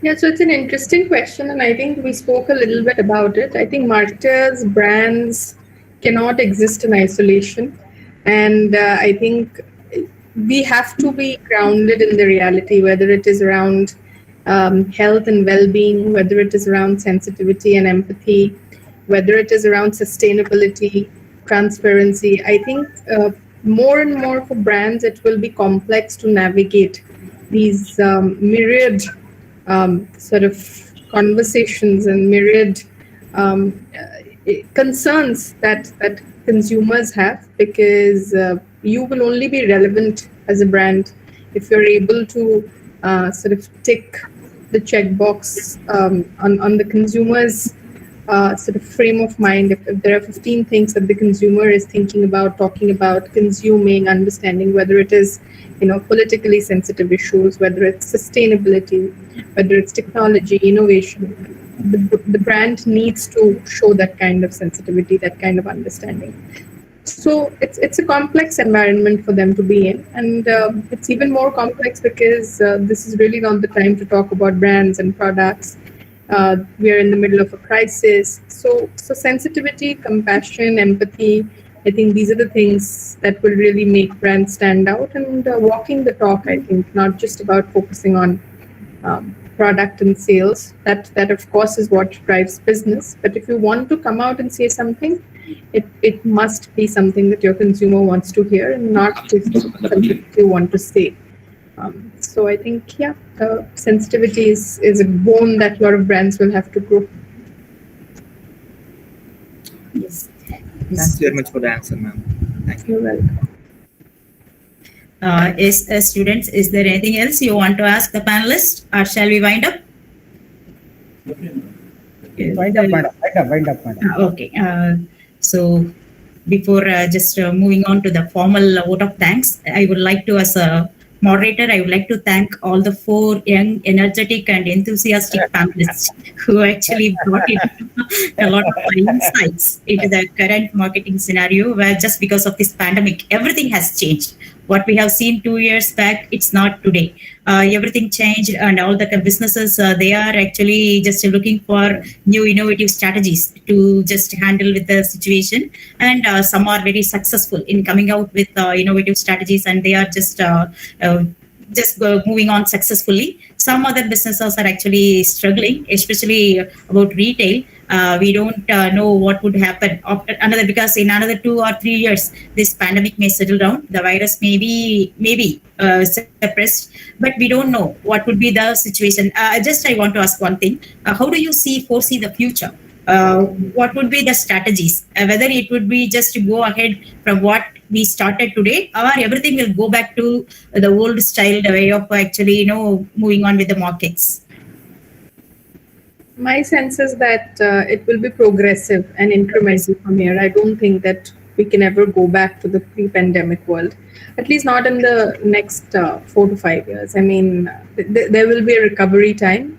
In fact, we may need to adapt our strategies to that recovery period, which may see a lot of businesses which have had to shut now, re-emerging, small, medium-sized, how to equip them to be able to play a more sort of aggressive role, to be more relevant in the minds of consumers. So I think there may be re-looking at existing strategies. There will be new incremental strategies, new thinking that will be added to this, but highly unlikely that we go back to a pre-pandemic way of living. The new normal is the normal now, so I think there will be an evolution to this normal going forward.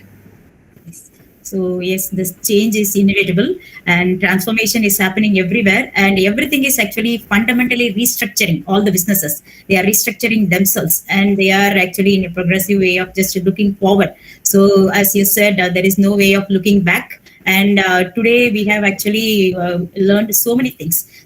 So many takeaways are there. Some good points have been noted for just adding in our curriculum, because as things have changed, we can't just go ahead with the existing curriculum. We have to just make a lot of changes, especially in marketing, because as the word marketing is equivalent to dynamic. So many changes happen. So we have to just make our curriculum to just meet the challenges of the future markets. So thank you so much for giving the new insights. And as you are representing different industries and your examples and whatever you just shared today with our students, definitely it will be actually beneficial for them in just equipping and just molding their knowledge and just shaping up their future. And definitely it will be very helpful for just building their careers, especially in marketing. Thank you so much, all the panelists. And I thank the coordinators and the head of the department for giving me this opportunity for moderating this session. I thank one and all. Thank you. So I also thank Ms. Paroma, Mr. Narayanan, Mr.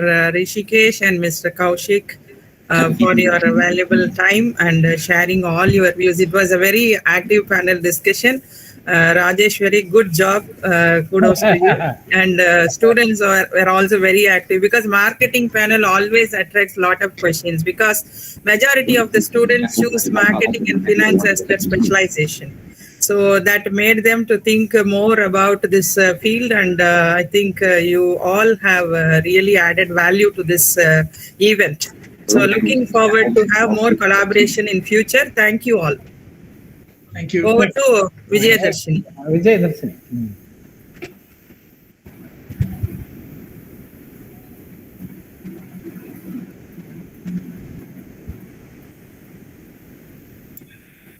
Vijayadarshini.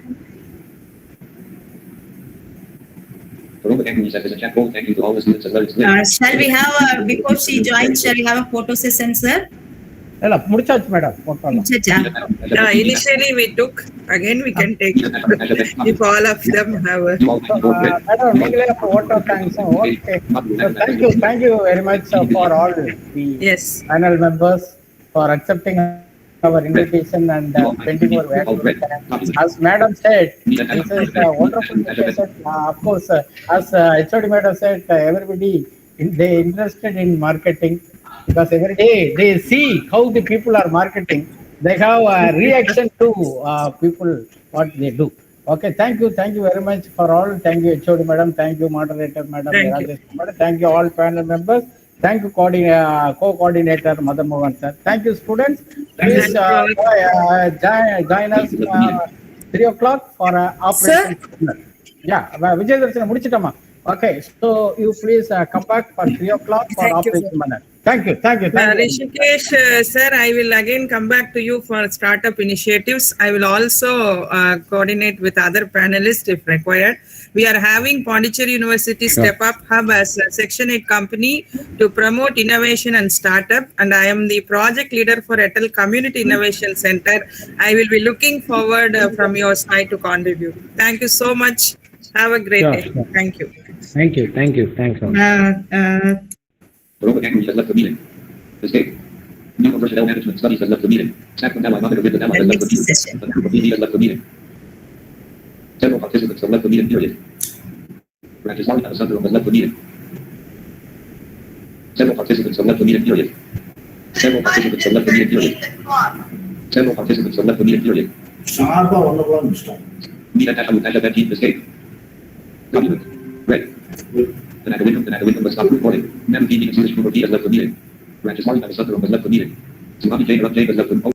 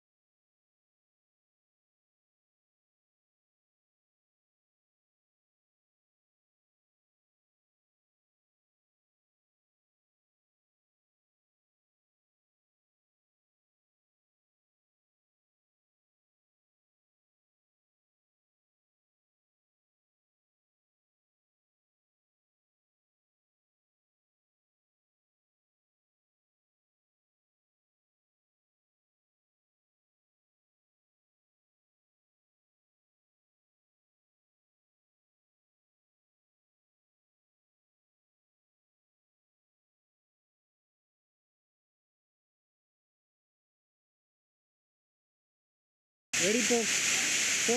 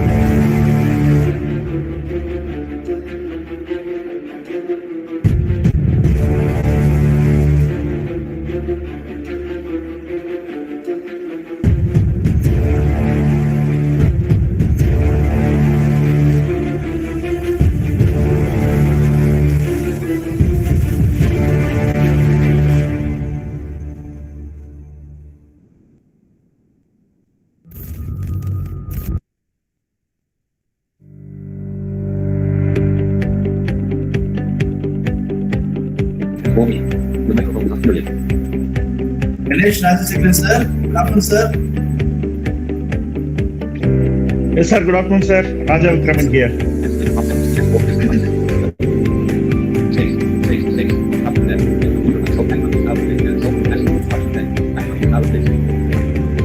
Madison sir, good afternoon sir. Good afternoon, sir.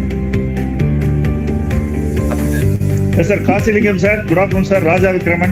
Raja Vikraman here. Rakesh sir, good afternoon sir. Good afternoon. Vanakkam, sir. Vanakkam. Good afternoon, sir. Good afternoon, sir. Sir, good afternoon. Sasi Kumar. Yes, sir. Good afternoon, sir. Welcome, sir. Yes, sir. Sasi Kumar sir, welcome sir. Good afternoon, sir.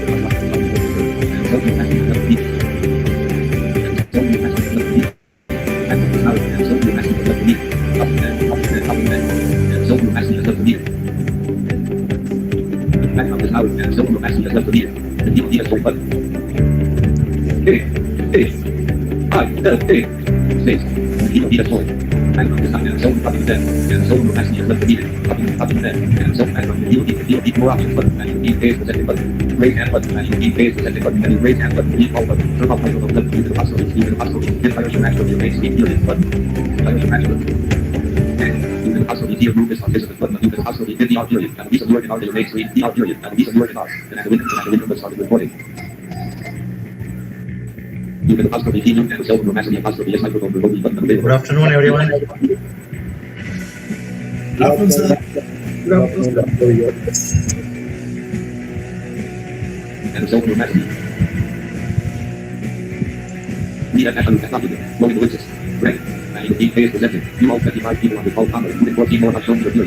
Welcome, all of you. Good afternoon, sir. Good afternoon. Good afternoon.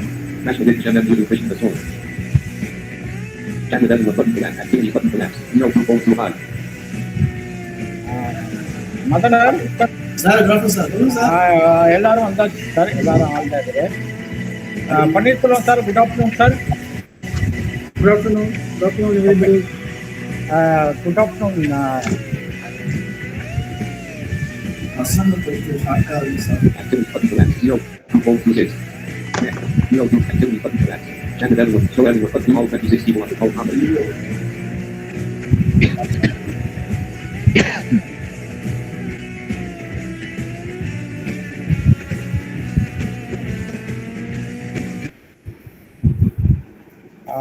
Good afternoon, sir. Good afternoon, Yes, sir. Ganesh Rajasekharan, sir. Good afternoon, Sasi Kumar, sir. Good afternoon, Girish, sir. Good afternoon, Clement Ravi, sir. Good afternoon. Raja Vikraman, sir. Good afternoon. Okay. Yes, sir. Good afternoon, sir. Yes, sir. Good afternoon. So we will start on time, sir. Still we have 4 minutes, sir. Yes, So sir. we will start by 3 o'clock. Okay. Yeah. Yeah. Yes, sir. Yes, sir. Ashley? Yes, sir. Okay. Good afternoon, Anselin. Good afternoon, sir. Okay. So, Anselin, you can start exactly by 3 o'clock, right? Okay, sir.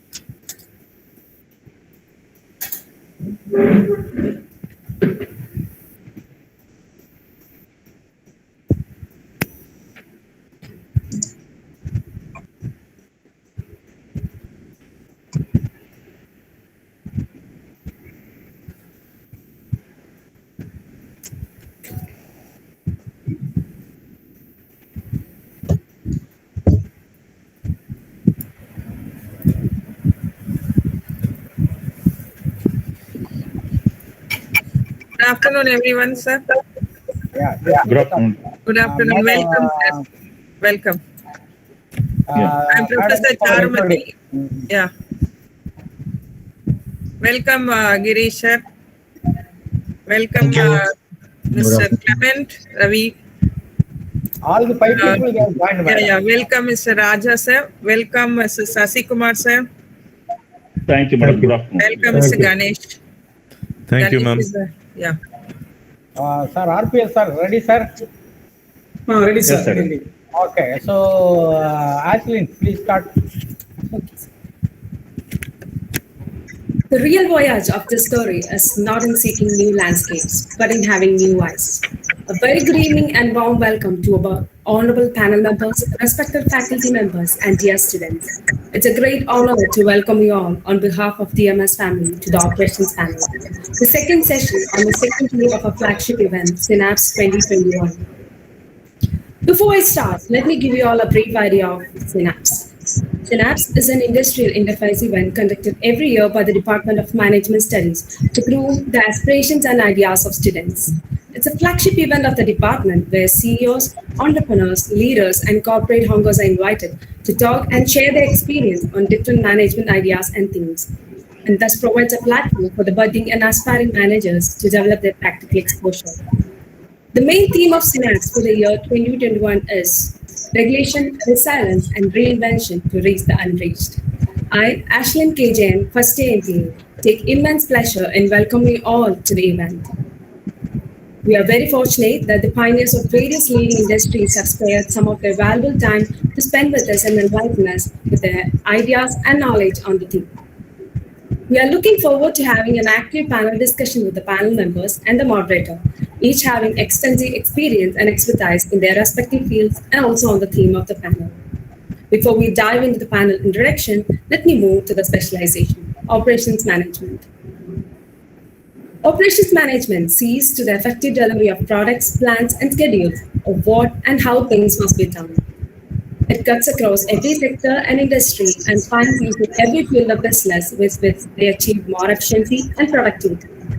Today, we have an amazing panel on realizing efficiency through automation, where we will be talking about automation and operations management. And yes, the theme for operations panel of SYNAPSE 2021 is realizing efficiency through automation. Automation process wheel takes you through the journey of business, and it helps you grow your business set to a higher level. You can eat the elephant one bite at a time instead of attempting to build every possible scenario and use case before you even know it exists. It is actually the creation and application of technologies to produce and deliver goods and services with minimal human intervention. Moving to lights out operations improves your efficiency and ultimately your business. To discuss the same, we have a distinguished panel here with us today. Let me introduce the panel members for today's session. Our first panelist for the session is Mr. Ganesh Rajsekharan, Global Practice Director of Oracle and NetSuite Practice at HCL Technologies. He has over 20 years of hands-on leadership experience spanning across Oracle ERP, enterprise IT automation, and manufacturing. He had stints in HP, Satyam, and ITC Limited, and was responsible for building Oracle ERP, PeopleSoft COE, and automation. He has done various roles as pre-sales leader, Oracle COE lead, functional consultant, Oracle solution architect at various Indian companies. He also has domain experience as a shop floor engineer of ITC Limited. He was nominated for the Executive Leadership Program from Cornell Johnson Graduate School of Management. He has also program managed numerous greenfield, full lifecycle end-to-end Oracle ERP, CRM implementations across US, APAC, and EMEA. It's an immense pleasure to have you here, sir. And on behalf of DMS family, I welcome you, sir. Thank you. Thank you very much, sir. Moving on to our second panelist for the session, Mr. Girish Gopalrao Unrajkar, Technical Director of Micro Innotech India Private Limited. He is an expert in technical operations of BU. He has an end-to-end program management expertise for new model introduction in car body and in the automotive and allied sectors. He is having a domain expertise in manufacturing and engineering for new or modified assembly lines for car bodies. He also worked on a complete solution in greenfield and brownfield project for new model launch programs. Having a good mixture of experience of about 10 years in the complete value chain of automotive assembly line building and 17 years experience in automotive OEM's manufacturing process. His major contributions in Tata Nano project of Tata Motors is also praiseworthy. He has the privilege of being one of the founder team members of Renault Nissan Technical Center in function, and also supported in the digital and physical phases in the launch of Renault Tester, Nissan Terrano, Datsun Go, and Datsun Go Plus. On behalf of DMS family, I welcome you, sir. Thank you. Thank you, Ashwin. We are pleased to have with us today Mr. L.J. Clement Ravi, General Manager of Project Planning at Ashok Leyland. He is heading a team of engineers planning for commercial vehicle manufacturing lines in all plants in India. He has also pioneered and established world-class state of machining for engine manufacturing new plant. He is instrumental in bringing in many first-time industry achievements to build world-class facilities. He also gained a wide experience in the field of jig and tooling as well as infrastructure facility planning. On behalf of DMS family, with all due respect, I welcome you, sir. Thank you. Thank you. We are delighted to have with us today Mr. Sasikumar R., Chief Engineer of Tractors and Farm Equipment Limited. He is having more than 24 years of experience in tractor design and development and served as the project lead for delivering new products and also heading the vehicle integration in the Research and Development Division of TAFE Limited. Mr. Sasikumar is having a rich experience in design, development and validation of new engine, transmissions and vehicle platforms to suit global and Indian market. He also designed and developed about 8 product platforms and 3 driveline platforms for global as well as Indian markets. He is spearheading the introduction of electronics in tractors through electronic control-led powertrains and transmission, and an expert in using the electronics effectively to solve the farming challenges and future requirements. He is also a member of Off-Highway Forum of SAE India. We are delighted to have you here today with us, sir. On behalf of DMS family, I welcome you, sir. Thank you. Thank you, Ashwin. Thank you. We are pleased to have with us today Mr. S.M. Rajavikraman, Vice President, Operations of India Pistons Limited. He is having an experience of about 33 years in auto component manufacturing and is currently heading the Operations Department of Pistons Limited, India. He also headed for the TVS plant, Ashok Leyland Joint Venture Unit, and also German Auto Component Unit. He also won the All India CII Kaizen competition and led the plant through TPM and TQM awards. He also commissioned more than 30 robots in various operations. He is an adroit in ultrasonic testing, eddy current testing, quality systems, and meteorological equipment as well. On behalf of DMS family, I welcome you, sir. Thanks, thanks, Ashlyn. Yeah, thanks for your introduction. Also, I welcome Dr. Arvindar, Assistant General Manager at Ashok Leyland, and Dr. Plavesa Muruganar, Head of Change Management at Ashok Leyland, to the session as a guest. Yeah, thank you. To moderate the operations panel, I welcome Dr. Arpani Selvam, Senior Most Professor of Department of Management Studies of Pondicherry University, and also who is having a teaching experience of over 40 glorious years and specialized in operations and quantitative techniques and systems. He published over 100 research articles and has authored 30 very popular textbooks covering the subjects of operations and project management, among others. Now, I request the panel members and the moderator to switch on their camera so as to take a snapshot.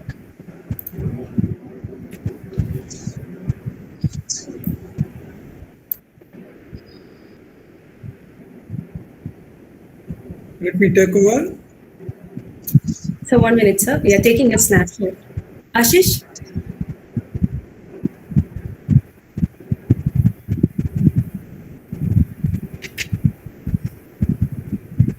Yes, you can proceed. Thank you. Thank you, Ashish. Yes, sir. Now I request the moderator to take over the session. Over to you, Professor. Okay, thank you, Ashley. In fact, I am confused with the Rosalie. There's a character in some TV serial, Rosalie, very popular. So I got phone. Anyway, thank you very much. I joined with our student, HOD, and the coordinator of SYNAPSE in welcoming Mr. Ganesh Roy Segar, SCL Technologies, Mr. Girish Gopal Rao, Micro Infotech, Mr. Clement Ravi, Ashok Leyland, Mr. Sasikumar Cafe, Mr. Raja Vikram, India Pistols. And I'm happy to be here as the moderator to comment on the panel. This is a brief statement. The summed up experiences of all the panelists put together defines operations management. Whatever the topic you take in operations management can be seen in the cumulative experiences of all the panelists. And further, I am very happy to see the senior people, top level people of 3 companies, namely Ashok Leyland, TAFE and India Pistons, because during our students' days, as well as when I became faculty of industrial engineering of Anna University, I brought students to these companies in those days. In TAFE, there used to be a gentleman, Mr. Lognathan, with Vibhuti and all, bodily man, industrial engineer. We had a strong association with him. Like that, our Professor Dr. Ken Balasubramaniam had an association with all the people. Through that, we were benefited in visiting all the factories. I remember my olden days, a student and a student of Gindi campus and a faculty of the same campus. Thank you very much. We have people of rich profile. The topic for today's discussion, can you just close the presentation? I have a few slides to talk. Ashley? Yes, sir. It's not presenting, sir. Can you just You can present. You can present, sir. Close your presentation. You can present.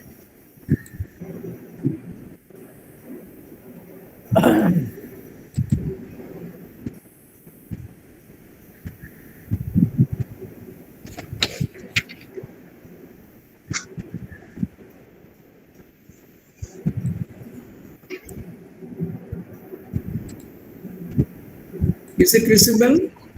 Yeah, done, sir. That's okay. Visible, sir. Topic for today's discussion is realizing efficiency through automation. The panelists are Mr. Ganesh Roy Segar, Mr. Girish Gopal Rao, Mr. Clement Ravi, Mr. Sasikumar, and Mr. Raja Vikram. All are with what we call very rich profile. And I am further happy that the people from systems area working towards operation and core operation people put together, they form this panel. Then coming to automation, just brief idea. What is automation? Conversion of manual contents to mechanical or electrical or electronics mode. That is the proved way of defining automation. The basis of level of automation, the volume talks heavily on that. The automation is possible only because of a huge volume of production. It can be in 3 modes in discrete term, like low volume, medium volume, and high volume. If it is low volume, we follow what is called batch production. High volume means mass production system. Intermediate volume, we tend to follow semi-automation. What are the means of automation? We talk about automation.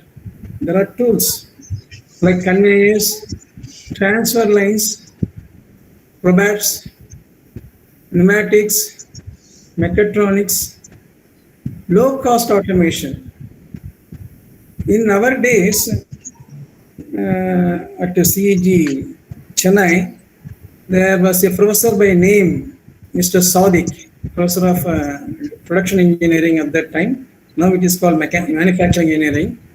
He advocated the concept of low-cost automation in guiding projects and also carrying out research projects. If you enter in those days, that production and industrial engineering building, on the left-hand side, he used to display many, many articles, latest articles, and information about low-cost automation. That was the key. Because in the next slide, I'm going to talk about in the same thing. Next point. What are the barriers of resistance from employees? When you say automation, definitely there will be resistance from employees, but it is the responsibility of the management to overcome that resistance. You take any company like, for example, bottling industry. In Pondicherry, there is a company called Owen Bill. Now it is under a different name, manufacturing bottles for strawberries, Horlicks bottle, many other things. When they read out quality, that is bottles which are not having quality, that is done manually. They allow the finished the bottles which are ejected from the injection molding machine. Manually, the defective one is removed from the conveyor before it reaches the warehouse for packing. So there are scopes, n number of scopes, scope for the people to be employed, but proportionately the volume of manpower will be reduced, no doubt. Thereby they will have resistance. Then initial cost. As I said here, low-cost automation, the cost may not be that much. But when you say low-cost automation, they are applicable for only primitive applications. In case we go in for robotics and other things, initial cost will be very high, but in the long run, if you compare by taking the purchase price, salvage value, and then life of the equipment, etc., and discount rate into account, the annual equivalent cost of using robo or AGV, for example, in material handling, you have got automated vehicle system, AGVs. The cost of these will be very minimal when compared to conventional manufacturing practices. For that, one need to collect data and precisely compute and convince the management to implement. Then availability of technology. The company, the executive sitting in one corner of the country, without knowing what is the technology available for the requirement, is of no use. They have to continuously scan the environment, etc., to have update of the automated technology, which will improve the productivity of the company. Then there's availability of the technology. The second point, awareness of technology was the one earlier I told. Then availability of the technology. As a product engineer, as a design engineer, probably you may come out with a system of production with a particular technology of automation, but its availability should be there. We can imagine, but it should be available. So probably availability of technology and awareness of technology will go together in sourcing the technology for automation. So this is just a strict motion of discussion for this topic. And then I request every one of you to think in this line. Think of unmanned factory. We are talking about automation, semi-automation, etc. On the other side, we have societal concern for employment of human resource. At the same time, if you look at from company's angle, they want to maximize the ROI. So this unmanned factory, still we are talking about very few industries are there. There's a long way to reach this unmanned factory. If this is the case, if you realize unmanned factory, then it is fully automated factory, just we need a person to switch on. Even that can be done automatically. Then products will be rolled out of the factory to reach the warehouse and then to customers, etc. So this is my initial presentation, just to set the ball rolling. With this, I request Mr. Ganesh Roysegar to make his presentation. Just I will stop my presentation. I request Mr. Ganesh Roysegar to make his presentation for 20 minutes. Sure. After that, there will be 5 minutes for question and answer session. Questions will be from students' side. Thank you, sir. Please continue. Begin.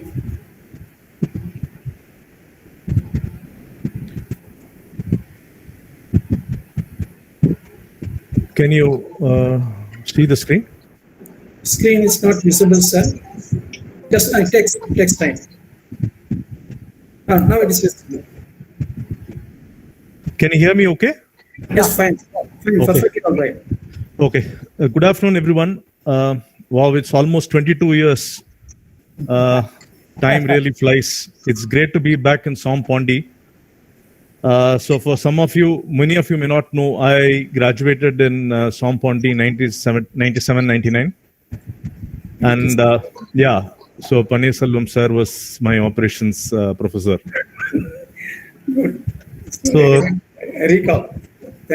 Thank you, sir. So really cherish that 2 years I spent at SOM, be it the faculty support or the peer group or the opportunity to organize events such as SYNAPSE. And of course, the hostel life, right? It was a great experience all around. And incidentally, our batch is still close-knit and we are still in touch with each other. And we get to meet each other whenever there's an opportunity. So keeping up with the tradition, I think, of doing things well at SOM, I really congratulate and special kudos to the organizing team in putting together this event, right? Amidst COVID. It's really difficult to do such things virtually and pull the team together, right? It's not easy. I just want to take a moment to thank the faculty and the students in putting together this show and giving me an opportunity to share the experiences, right? So above all, really privileged to hear Dr. Paneerselvam sir, who taught us operations in 99 amidst us today as the moderator. Thank you, sir. Thank you. So the topic of this panel, I think there's some echoing. Slides over போட்டுக்கணும் sir. You please put slides also. Others can put the mic, please. Only speaker can. Yeah, thank you. Can you hear me okay? Okay, sir, perfect. Okay. Yeah. So the topic of this panel, realizing efficiency through automation, right? So this, as Professor Sir was saying, I will talk more from a systems perspective, because that is where I spent close to 22 years in my career, mostly in ERP and automation. Right. So the point of view is primarily based on my experiences in leading large ERP programs and ERP functions. Right. So that is what I will share with the team today. So in terms of the broad themes, before we jump to the topic, I will also start the same way Professor Sir was talking about. Let's understand automation and its evolution, right? So you will see automation as one of the most abused words, right? So everywhere you talk about automation, right, for the wrong reasons or the right reasons. But let's define it, right? So automation, and I will give a slightly different definition of what Sir was giving. I will talk about it as a wide range of technologies that reduces the human intervention in the process, right? So anything which helps in reducing the human intervention is what is about automation. So if you look at the evolution, we all would have studied in our operations book, right? It started with the agrarian economy, and then it moved to the industrial revolution. And that was a real game changer, where you had the factories systems, factory production systems. And then now we are getting into the digital revolution and automation, right? Where the industry is again getting transformed. As Sir was talking about, the unmanned factory or the factory of the future. It's all real, right? So as I see it day to day in my work, talking about factory 4.0, industry 4.0, and that is really happening. So if you look at what triggered this, right, in terms of the context, is the computing power has gone up significantly, right? When I studied in 97-99, we did talk about regression, we did talk about statistics, we did talk about IT. But what has changed in the last 4-5 years is the computing power is exponentially increased. The algorithms have become sophisticated, right? It's not that machine learning was not there in the last 20 years or 30 years. Machine learning was always there. But why it has picked up? Because of the computing capacity or the use cases which is coming into the market. And the most important thing, what they call it as the fuel of the digital economy is the data, right? So you see data all over the place. So that is also triggering the automation and the artificial intelligence part of it, right?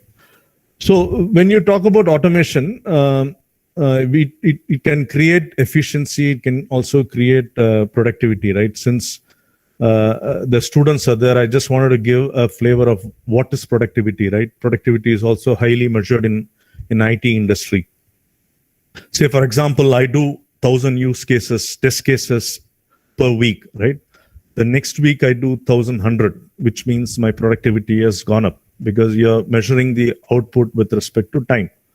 But what is efficiency is you're doing the output compared to a standard output. Say, for example, if I'm able to do 1,000 test cases per week, but I'm able to do 1,500 instead of 1,000, right? So that is where the efficiency is. With the same set of resources, I'm able to do more, which is where the automation comes into play, right? So that is where we're talking about improving the efficiency, right? So what I will structure is the way I will talk about is, I've covered the base, the context, then I will talk about what is the progress happening in the artificial intelligence automation. So when I say automation, I will also combine it with AI, because AI is also contributing to the revolution and the efficiency improvement. And we will see how it realizes the efficiency in various industries or the use cases. And as Professor was saying, there are good things about it. There is a lot of resistance. There is a workforce which is not getting prepared to adopt automation, right? So what are the skills as the future students, as the future professionals you need to imbibe? So I will talk about the workforce transition and adoption challenges. Obviously, Sir was talking about it. There is a lot of resistance, whether you do automation in IT or in a factory or any other, even in the society, there is a resistance, right? So how are we going to overcome that? And some real life use cases from my point of view. So that will be the way I will structure my 20 minutes. Okay, so expectations have skyrocketed, right? So whether it is in the industry or whether it is in the academics or in the job market, right? So everybody talks about AI. So we all use smartphones, we all use social media, right? We all use mobile apps, we all use all this, engagement platforms and all that. But at the end of the day, what it is giving, right? So if you look at it, it improves the experience, right? Whether it is employee experience or the supplier experience or the customer experience, right? So this is what the jargon of digital transformation is all about, right? How the digital transformation is improving the all-round experience, whether you go to an Amazon or you go to any of the insurance websites, there is a machine learning in the backend which improves your experience of buying and procuring things. So that's where the experience part which comes into play. And this, the consumer experience is slowly permeating to the industries, the enterprise or the factories, which Sir was talking about, right? And that is where the challenge, all the adoption challenges come, how it gets adopted in large telecom companies or shop floors, how this automation comes into play, right? So that is what we will see in terms of the automation. So when you look at automation progress, right, there is a rapid technological progress is happening in the automation. And if you look at the most mundane things or most repetitive or monotonous things, right? So these things are already automated, right? And like scanning of the documents, if you go to any of these, business process office organizations, the scanning of the invoices, the collation of the documents, the purchase order, All this are being automated through the robotic process automation, right? So it improves the efficiency, it improves the productivity, right? Whether we can replace the humans, that is a moot point, right? So whether these things that we will see in a bit, but whether these bots can replace human beings is a topic which we need to discuss. But definitely there are some advantage, because as human beings we cannot work 24/7, right? But if you put these bots, it keeps doing the same thing again and again and again. So there is clearly a use case there in terms of automating the repetitive activities. The second thing which I am personally convinced is there is always these machines or the bots which complements the humans, right? So it is not that it is going to replace. It will also help in carrying out activities which the human beings cannot do, right? So that is number one. The number two is it will complement the human beings, right? It will help in the decision making. Say, for example, you will see it in the enterprise world. You have a sales guy going into the market, right? A machine learning will help him realize whether it is worth spending the time and effort for a particular customer. So based on the past data, it will tell you whether you can spend time with this customer. So it is helping him in the decision making, right? So that is what it is talking about in terms of the technological progress. So again, there is an element of industrial automation which also I want to talk about. If you look at the way the autonomous cars are going in the market, right? The way the automated checkouts are happening in the grocery store somewhere in Sweden. So these are all going up because of the rapid improvement in sensors or the mechanics or the machine learning algorithms, right? So that is what it talks about the progress. So how is it going to help the business and the economic growth, right? So how is it going to transform the business? So as an ERP professional, right? So what I see is the customers, like that we do the projects, they have started implementing machine learning across various activities, right?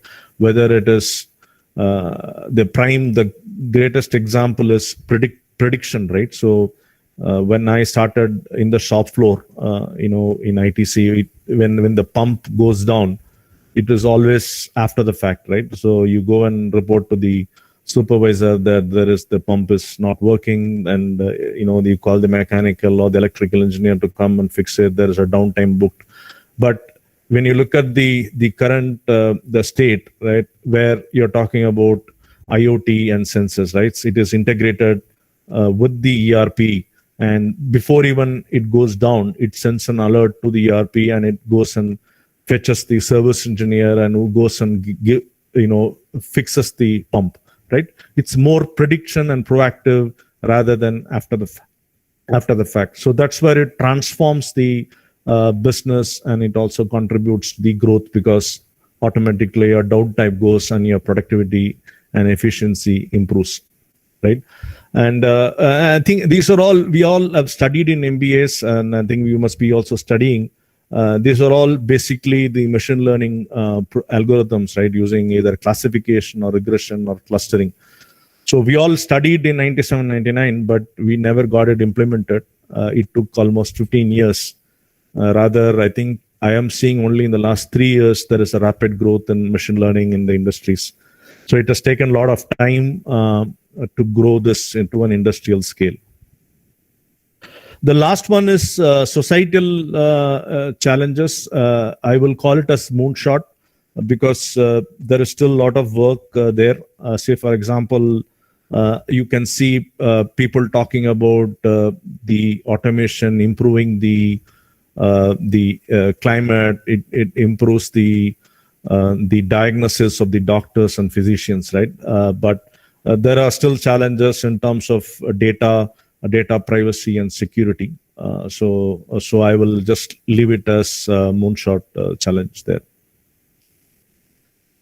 Okay, so don't we all like automation, right? So there is always, the good things and bad things on automation, right? So there is always kind of resistance, either on the shop floor or in the IT industry. why automation, right? So what you need to understand is definitely the activities of a job are getting automated. I will not say end to end, right? Say, for example, if you take a retail salesperson job, so what he does, right? He greets the customers when the customers walk into the shop. Then he answers the basic questions of the product or the service.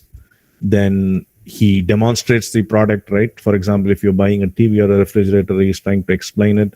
And then he also processes the transactions, right? So we need to think what are the activities which can be automated by a bot or by a device, and thereby you can redeploy this person for cognitive activities, right? So that's why I'm talking about how the jobs can be, rather than the activities can be automated. And the good thing is jobs are also created, right?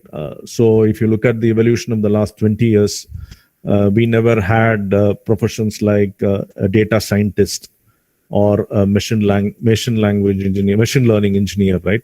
Or visualization. So there is a lot of focus on visualization and technology. So as graduating students, you should also be seeing this in the market, right? There are people talking about the conventional jobs are gone, right? So these kind of jobs are coming into the picture, right?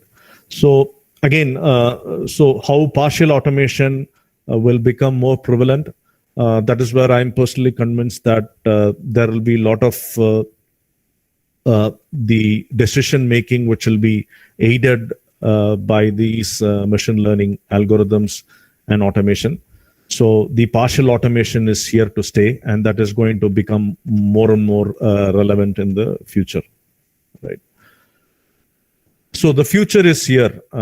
This is basically for the students, the first year and the second year students, right? Are you ready, right? So that's the $1 million question, right? So there is going to be definitely the workforce transition. Workforce will go through a change, right? So this is essentially call for action for the students, right? So maybe on a lighter note, Masters of Business Administration could even be transformed as Masters of Business Automation, right? You never know. I'm just saying that that could be the future, right? So jobs will change. The skill and educational requirements will change gradually, and it is changing. And machine learning AI is penetrating everywhere, right? So I will give you a classic case. It's not only in the jobs, right? I was talking to Gopi Chand. I don't know how many of you know Gopi Chand is one of the leading badminton coach. So I was talking to him on automation on one of the events.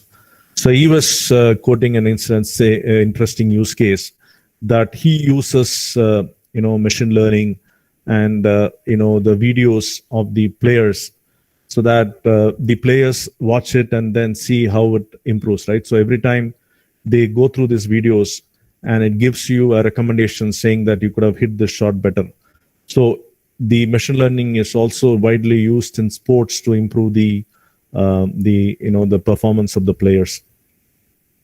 And many workers will likely need to change. So man and machine will coexist, right? That is going to be the future. And last is the adoption. Having seen automation, there is always a possibility of a business case, right? Whether you can automate all the activities. So we need to understand whether there's a technical feasibility, whether there is a societal impact, right, in terms of employment and all that, and also the cost of developing the automation, right? So whether it is giving the return on investment. So that is a very important factor in terms of having automation getting implemented. So a couple of use cases, obviously, from my functional experience in the shop floor in ERP. This is my favorite topic in terms of ERP, how it has transformed over 20 years, right? So when I graduated in SOM Pondy, 1999, I got into Bonn, right? Bonn ERP was the campus placement, and it was the first company which came in there. And if you see the ERP as a automation tool, right? ERP is also an automation tool, right? It is basically automating a sequence of activities. But how ERP has transformed over the last 20 years is amazing, right? So you have your smartphones changing, cars becoming carless, driverless, refrigerators becoming also intelligent. But did ERP change? Yes, ERP has definitely changed. It has become a cognitive ERP. There is a lot of machine learning built as you do the transactions. Say, for example, if a sales guy goes to the field, so you will exactly know whether he's be able to convert this opportunity. There is machine learning in the service operations in the field service. There is a machine learning in HR, right? Even in our companies, we use HR to potentially identify the attrition case, right? So who are the people who are going to resign, right? Based on some of the behavioral pattern, based on the data, or based on the trend, right? In terms of if these kind of people have stayed in this company for 2 years, what is the probability of this guy leaving, right? So that kind of trend. And the digital assistant is widely improving the efficiency of the salespeople or the HR people, right? Say, for example, even in our company, there is a digital assistant to, there is no person to respond to your queries on HR, right? There is always a chatbot. You can ask queries on either if you have policy issues, if you have concerns on any of the procedures, you can just query, you can ask the digital assistant, it will give you the response. So there is an improvement in the efficiency there as well, right? And so I just wanted to give a pessimistic note as well in terms of, there is so much of hype about robotic process automation, right? Whether it can do end-to-end, definitely no, because the corporate support functions like HR, finance, you cannot do it end-to-end because there is always a decision-making or a manual intervention required to do the activities. So the bots actually cannot do end-to-end, process automation, right? So there is an element of, plus or minus 30% is what. So I was reading an interesting article in McKinsey. So what they were saying is, if you put a x-axis and y-axis, if you have 3 buckets, right, and you have horizontal functions like HR, finance, or procurement. So the first 30% of the activities which are procedural oriented, which can be documented and it is repetitive, these bots, the RPAs or the world can automate that. The 30 to 60%, 30 to 70% of the activities where a decision making is required, or there is a manual intervention is required, or there is some, algorithm or thinking required by the person to do the decision. I will say there are still some possibility that 30 to 70% is still evolving, like I talked about machine learning and all that to improve the efficiency, but it is still not productionized, right? So that is still, there is a gap. The last 70 to 30% just cannot be automated, right? So for various reasons, just cannot be automated. So I just wanted to leave that thought of the possibility or feasibility of automation. So the train has left the station. So guys, this is for the students. You need to prepare yourself for the future. The world is changing, and then you need to embrace the change. So I just wanted to thank you all for the great show. This is a round of applause. I think I cannot do it physically, but I will just do it virtually like this. Thank you very much. Thank you. Thank you, sir. Thank you. Mr. Ganesh Rajasekhar, excellent presentation. After this, there is going to be 5 minutes session. Before that, I'm in dilemma whether I have to sum up your presentation now or at the end. I think now it's better. Let me sum up the presentation of Mr. Ganesh Roy Segaran. He has introduced the broad themes of ERP, of automation. In that process, the enhancement of the computer power and machine learning are so high that enables companies to go in for automation. And also he talked about productivity in IT industries. Normally in manufacturing industries, efficiency is defined like output by input. There it will be less than 100%. Output is always less than input. Whereas in IT industry, it is defined in terms of application development productivity. Application development productivity. The time taken, if you reduce the time taken, for example, standard time is the numerator and time taken in the denominator, that goes like, the productivity will be more than 100% always. Then only we can say a person is highly efficient. Like that, so he has told several aspects of that. Then he emphasized on AI, artificial intelligence in automation, no doubt. Then societal concerns. Then artificial intelligence through automation for improving the efficiency of the industry. He told several aspects. And the key task force transition and adaptation. Then ERP. In the past, during 90s, when he studied, at that point in time, ERP was considered to be a kind of white elephant, in the sense the time for implementation used to be 2 years, 3 years to implement all the modules. I hope that cycle time is reduced now. I think probably the automation in ERP companies like Bond, Ramco system, etc. That name I forgot, Ramco. Yeah, Ramco is still there. Yeah, Ramco is still there. Yes. We have to reduce the time.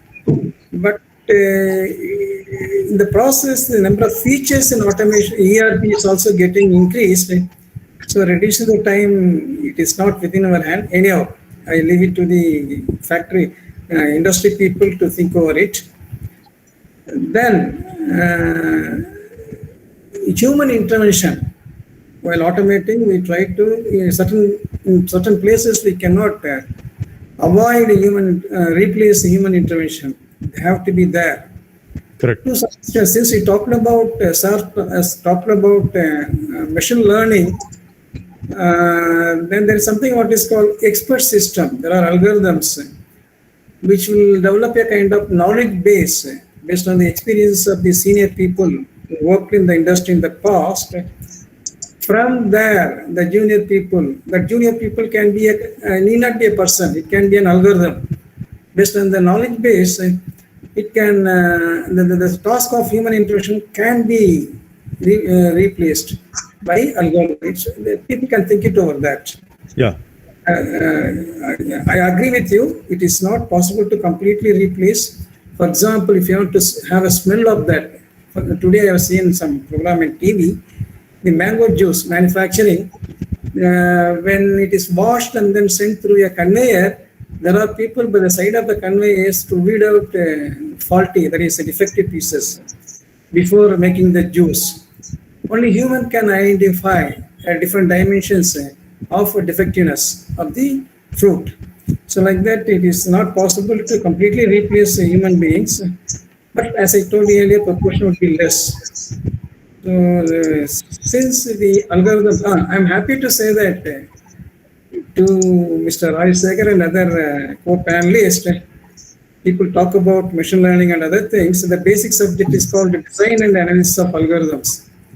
I have written a book on that through PHI learning that discusses the basic algorithms, not the complete, even certain aspect of machine learning is there. The foundation is created through that book, Design and Analysis of Algorithm. Probably can go through that website of phindia.com. Okay. Okay, this is about, it's very interesting presentation. Finally, the slide, the train has gone. That is an indication that the students should pick up, they should prepare themselves to board the next train at the earliest. So with this, I request the audience, specifically the students, to raise questions or seek clarification from the guest speaker, that is panelist, Mr. Roy Segar. Please. Students. So there is one question in the chat box. It is from Prashna. No question. Okay, sir. Many IT process automation systems provide pre-canned templates for various commonly performed tasks. These generic templates can easily be tailored to fit any unique business environment and process. But the question is that, will that be profitable for a firm like small IT solutions? So if I read it, so it says many IT process automation provides pre-canned templates for commonly performed tasks. These can be okay. Yeah, so that's exactly the point, right? So it is not a one size fit all. So you have to do the customization. You also have to understand whether it is worth the effort to put in developing those automation, right? So that is the business case which you need to develop before you do any kind of automation. Maybe it is better to do without automation, right? The cost incurred to do automation will be much higher than the benefits you realize. So that is the answer for that. Yeah.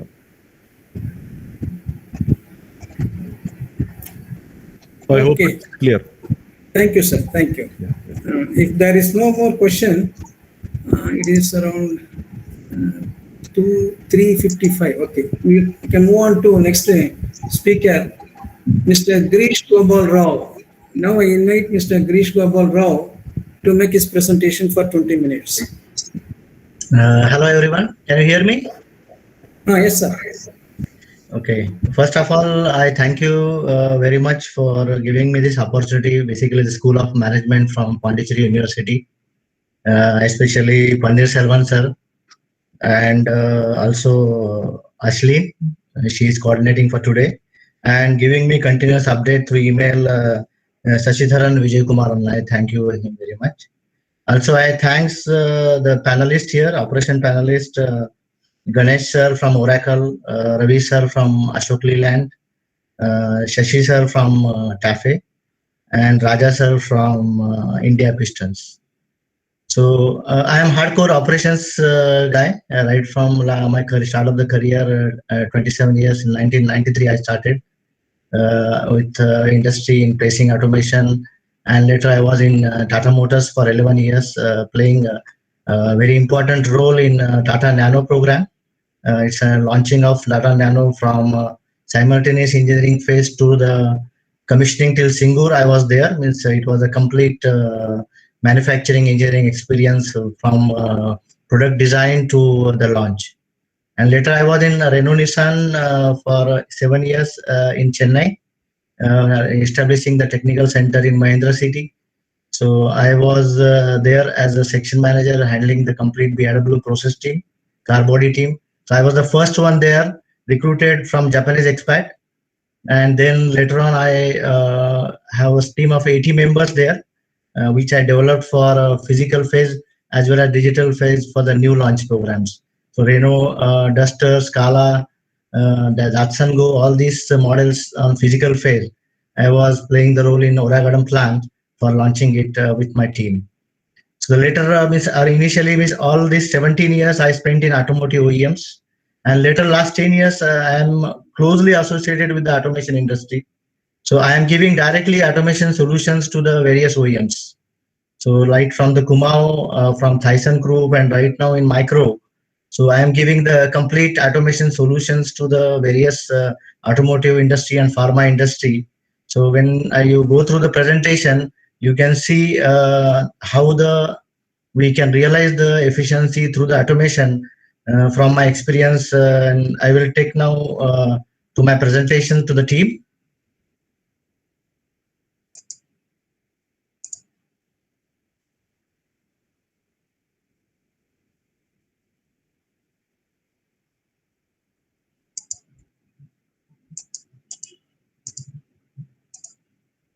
Can you see my screen?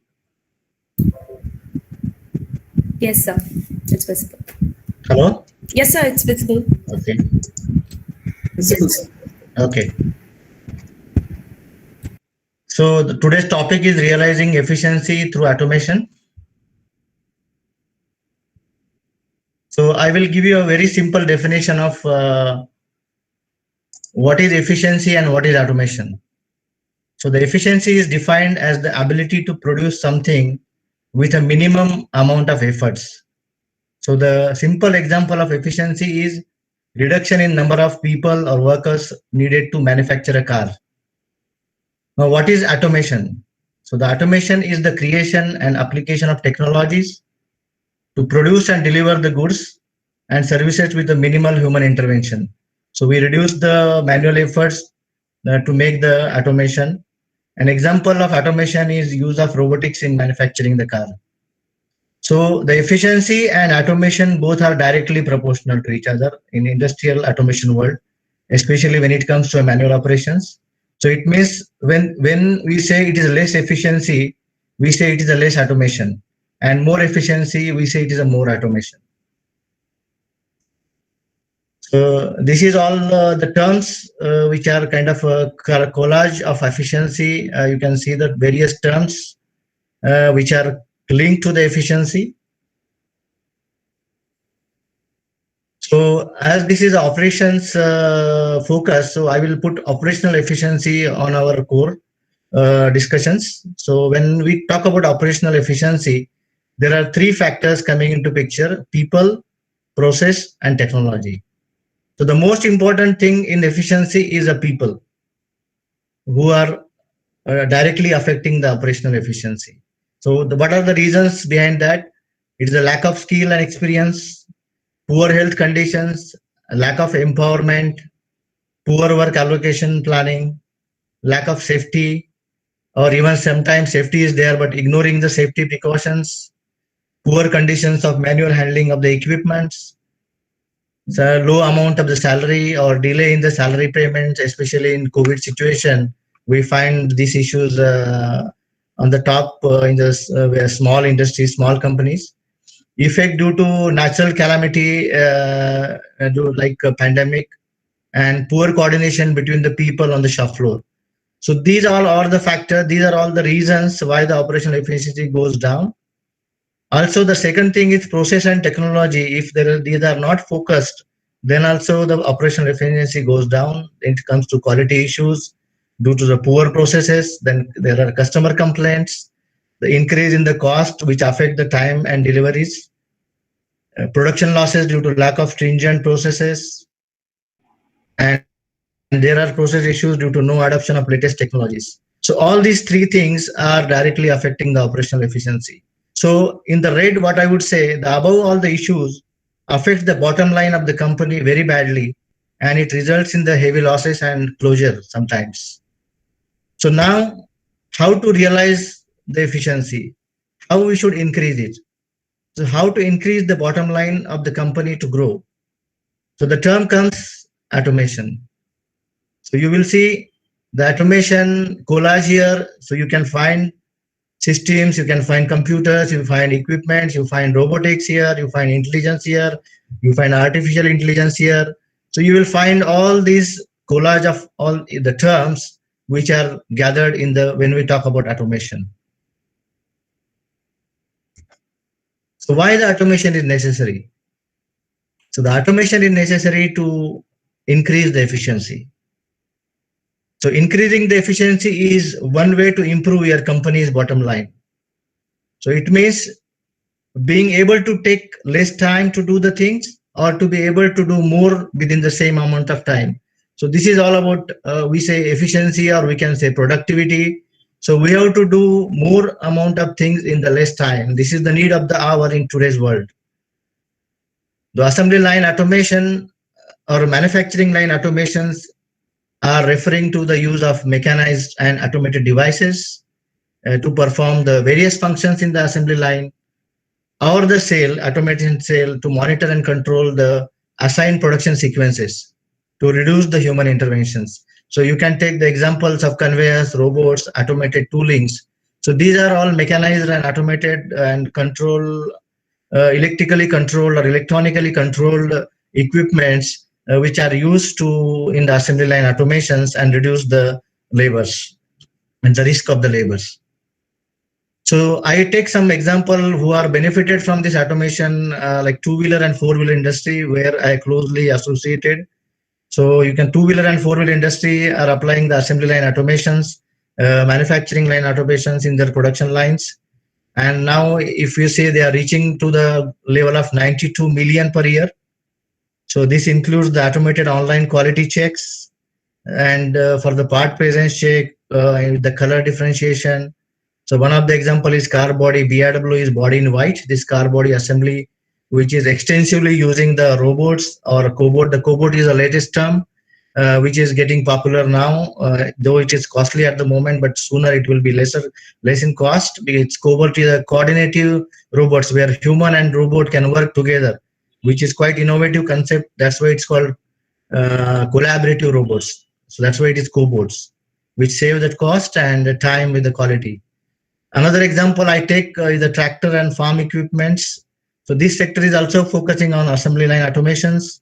So in India today, Mahindra and Mahindra Escorts, they achieved the Escort record productions. Even though there was labor crisis in today's pandemic, they still managed the productions and the meet demands because of this automation. So of course, the automation also need the highly skilled people, but it also reduces the repetitive issues, and less skilled jobs are not required in this. And we can only support the market with the skilled people. So what are the main drivers of the automation? There are quality requirement, the cycle time achievements, the ergonomic concerns, the safety, productivity, the flexibility of operations, reliability and uptime, and special technological requirement in manufacturing. Sometimes it needs automation. Manual operation is not feasible, like hemming operation in door, in car body closures on the edges. There is always a flange bending operation. It's called hemming operation. It is always being done in automated way. So these are the main drivers of the automation. So what are the benefits and challenges of the automation? The benefits are it's improved the working environment and the productivity. It increases the competitiveness, sale and profit. There is no labor crisis in this because we use the minimize less labor in this. We have also the compliance consistency, means there are less customer complaints. We can follow the close compliances. There will be less field issues, quality issues here. In fact, the challenge here in automation, when we go talk about the automation of high-speed automation, then it is always a very high capital investment. So that in that case, we have done one study in nano program. So what is the best automation percentage to get the ROI early and it is a less cost for the car? So we found that 70% automation is always the optimized level of automation in any industry. So when we talk about some skilled labor is required, and in some cases there is some manual operations are necessary. So, and considering some are definitely to be used with robots or automated toolings. So with all this, we studied around 70% is the best optimized level for the automation.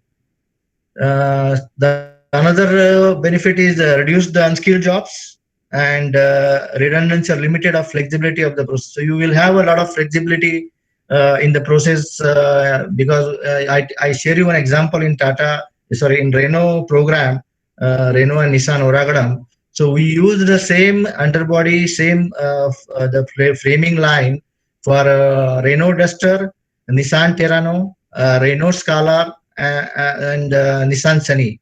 So you can see one model is SUV and another model is sedan, and one is of Renault and another is of Nissan. But all these four models are on the same line we could able to produce because of the flexibility in the line manufacturing and because of the automation. So Some of the examples of automation are, I would show you the one example is very popular now is robots.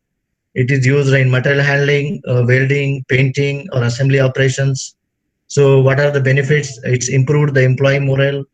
It also have a very good productivity, reliability, consistency, technology, compliance, low technical barrier, and accuracy. So these are all the benefits out of robots. So we have some automation example like conveyor for the transferring the material. We have a belt conveyors, roller bed conveyors, overhead conveyors. So we are nowadays in automation. So majority of the parts are getting handled with these conveyors in auto ancillaries as well as in automotive OEMs as well as in pharma industry. So these are all basically the drivers of the efficiency because the conveyors are always running with the decided speed and we have to maintain the conveyor speed and we have to synchronize the other equipments to maintain the speed of the conveyor and the speed, and that's where we get the output of the line. So these are some examples of automation in toolings. For example, the pressing, we can do the automations. For tightening operations, we can do the automation. For sealant dispensing, we can do the automation. So you can see here in two-wheeler industry, in car, in cylinder head, we have a wall seat and wall guide pressing operation. So this is highly precise operation. If we do manually, there is a chances of engine performance issues. So we do this with automation pressing, the cylinder head, this wall seat and wall guide pressing in two-wheeler. We have a rotor and rotor cover in engine. This tightening operation, we use the Bosch nut runner and we have an automatic nut feeder here so that we will have a complete automation for this assembly, rotor and rotor cover. These are all the 3-axis sealant dispensing equipment. This also don't require manual basically sealant dispensing. It is totally done by automatic because sometimes the sealant bead is very important in getting the requirements of the leaks.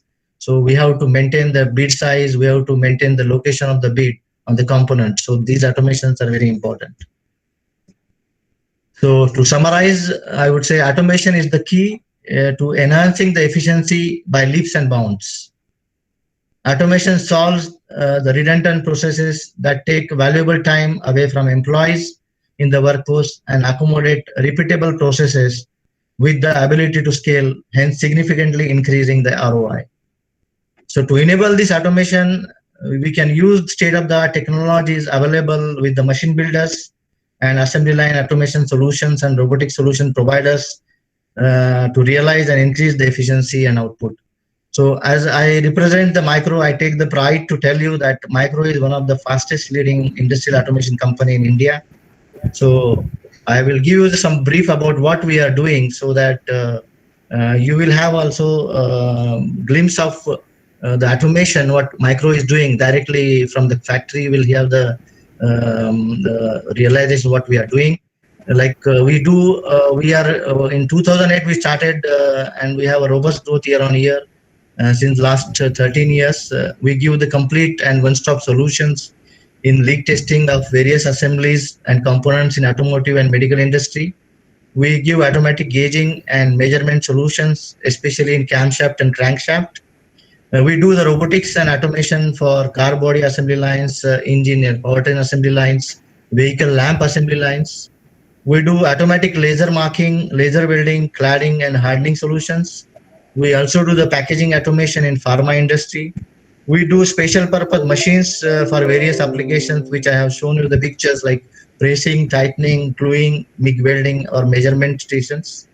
So we have a wide customer base like Tata Motors, Ashok Leyland, Bajaj, Continental, Mark Exhaust, Varroc, Lumax, Berry, Kapoor Glass. All these are from automotive and pharma are our regular customers, which we give them automation solutions. So if you want to go to more details, definitely you can visit our site of www.microindia.com.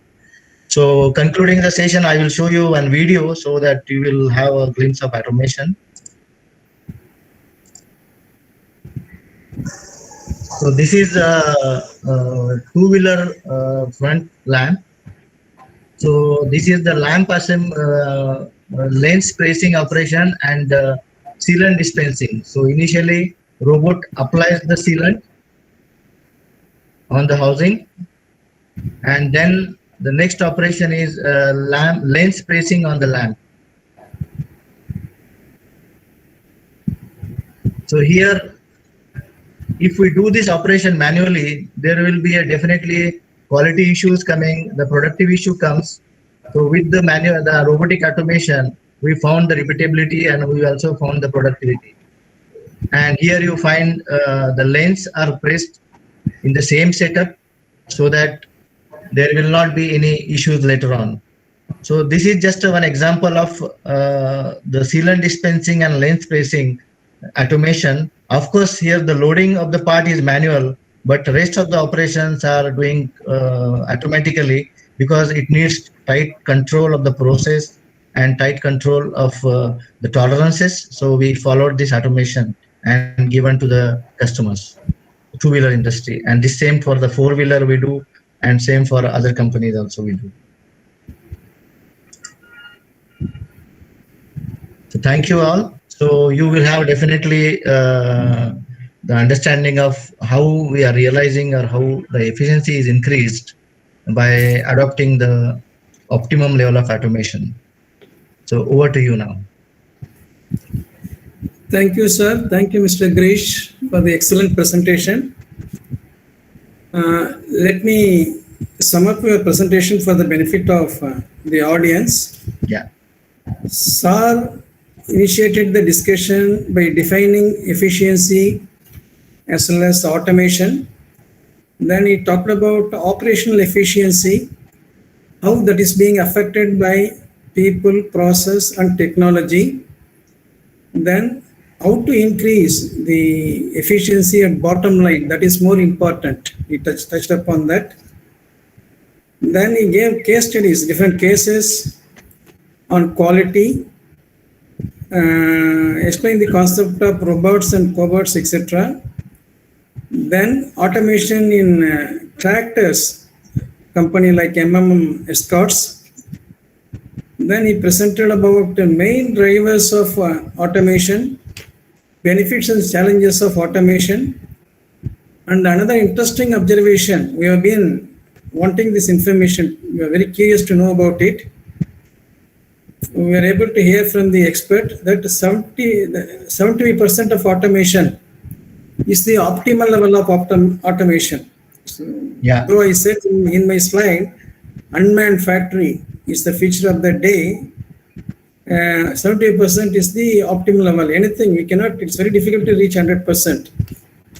Especially if you take IC engine, we have Carnot cycle 100%, but the rail engine is not having that efficiency. It's about, if you recall the heat engine's lab test and all, it is about 60 to 70%, not more than that. Like that, anything, it will not touch 100%. So thank you very much for the input, sir. 78%. It's very much useful to us. Yeah. Then talked about his experiences in Renault and gave some examples of automation in robotic company, robots, tooling, assembly, etc. Then the activities that are carried out at Micro, the company where he is working, it's really tremendous. In fact, we have been talking about automation of industries. This company is the solution provider for automation. Yes. Sometimes I said the availability of technology. So here the technology is available. They go and help companies to automate. Really, it's great. Thank you very much, sir, for your wonderful presentation. Now, I request the students to raise questions for seek clarification. Please. We have a question from Aravind Ayar. Who had supplied the valve guide and seat pressing of SPM? Oh, Micro has supplied. We have supplied. Okay, sir. Another question from Mageshwar. So you mentioned that efficiency and automation are directly proportional. In the current era, can efficiency only be achieved through automation without human intervention? If yes, how long it will be sustainable? So as I told rightly, he asked me the efficiency and automation. I told you optimum level of automation. So if we go with the 100% automation, there will be definitely the issues coming out of the maintenance of the equipments. The breakdowns would be more, and it affects the efficiency and finally the output, also the production output. So that's why I'm saying the sustainability, or we can reach to the level of 75% of automation, which give you the optimum output. So I would, if is it okay? That answer is okay for him? Yes, sir. Yes. Thank you. Another question from Nishant. What advice you would give to the CEO of Automation Technologies? How to improve it? I would say in future, definitely future is all artificial intelligence. The future is Industry 4.0. The future is all digitalization. So we must work on, the automation companies work together towards the future for digitalizing the things, digitalizing the platforms. So it will definitely improve the output of the manufacturing output.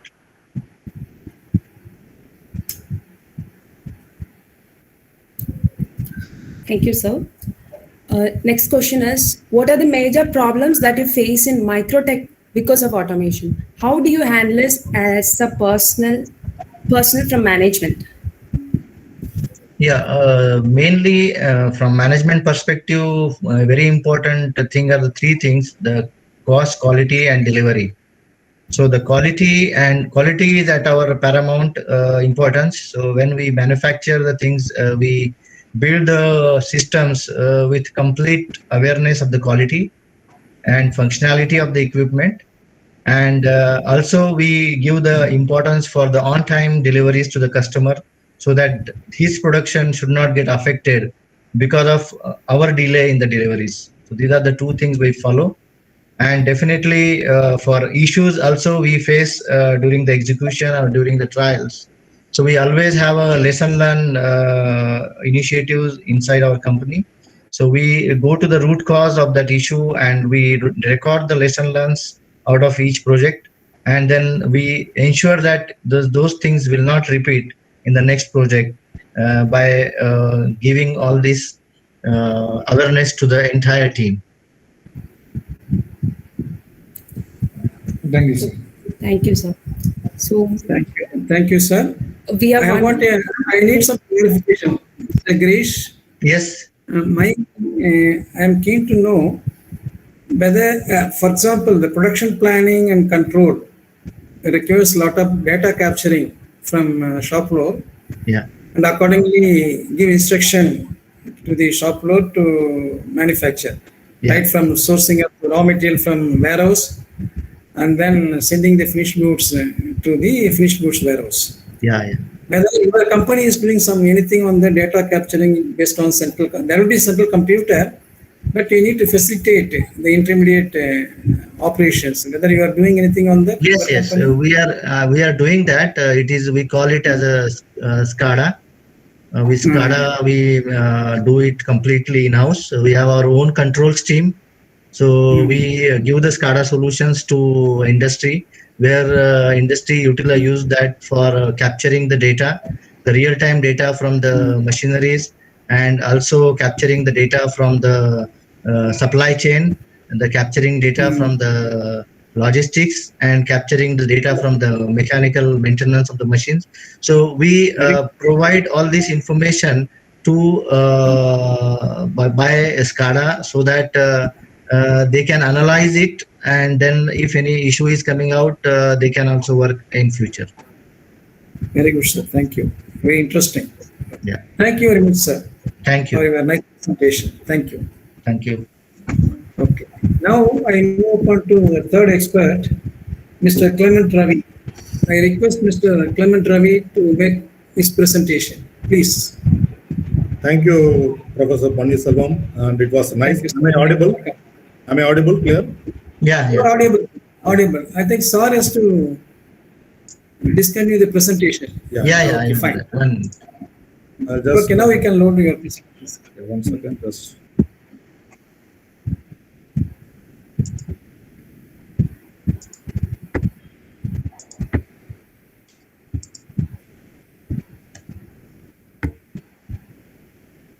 Is it visible? It's getting ready, sir. It's visible. So first of all, thank you very much, Professor Panneerselvam, and I really want to thank Professor Kasilingam and the coordinator Sushindran, who have touched base with me to get involved in this forum. It's really interesting, and I'm really happy to get associated with the academia. I am a hardcore industrial person. Almost for the last 28 years, I have been with Ashok Leyland, and earlier to that, I was with TAFE. Probably I can touch base with Sasikumar as well. So that's my industry experience, and predominantly it has been auto industry.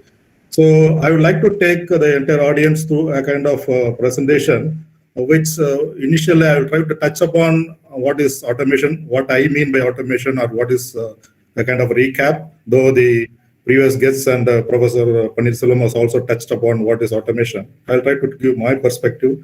And the second chapter, I would like to take you through some few, I will not say example, an illustration of how we in Ashok Leyland have used the automation. So sorry for that, this is going to be very, very specific to the auto industry. And I thought because Mr. Ganesh has taken through the ERP and Mr. Girish has taken through from the solution provider end, now I will be actually taking you through the customer end. Okay, so let me start. And to start with, yes, as I told, let's have a recap of automation. I want to make it very clear, as the initial speakers also have told, automation means it is no human. That is not the answer. So 100% manless factory, of course, whatever Professor Panneerselvam has raised may not be happening. Of course, it is there in the field. It's not that it is not there. In few process industries where in day out you churn out the same things, yes, there is 100% automation. In fact, I would recall my visit to one of the Japanese companies in 2002, where they said they have switched off the lights and other things also because the line is running. No person is required. 24/7 the line is running. Why? Because it is completely programmed by a central monitoring system and is very systematically done. So it's a pallet changer mechanism. 24/7 it keeps on running. But the issue here is there is no variations. There is no kind of other issues, flexibility required and other things. So it is properly, very systematically programmed, and is a very small kind of an facility. So though no human is required, but it may not be there in all the industries. As rightly told by Mr. Krish, maybe 70% is possible in some areas. In many of the areas, it will be still less, far less. So 70% may be the maximum.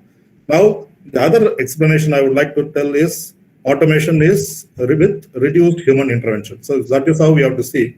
But I wanted to make it more explicit, saying that it is not that stops at that point. Let's say autonomous automation, which we now call as automation, which is kind of an equivalent to what the Japanese gurus teach us is Jidoka. Jidoka is the Japanese word, is equivalent to automation, where it touches upon the frugality in the automation, where the low-cost automation comes into picture, and how you take your current process with the kind of least cost investment and try to adopt major in-house technologies to make it a kind of a solution. So automation is one word I thought I should leave to the audience, especially to the students, if they are not heard about it, to take it as a point to take it forward. So this is what I would define as automation, more towards the human touch in the automation. Now, the automation has two parts, as really discussed earlier also to an extent.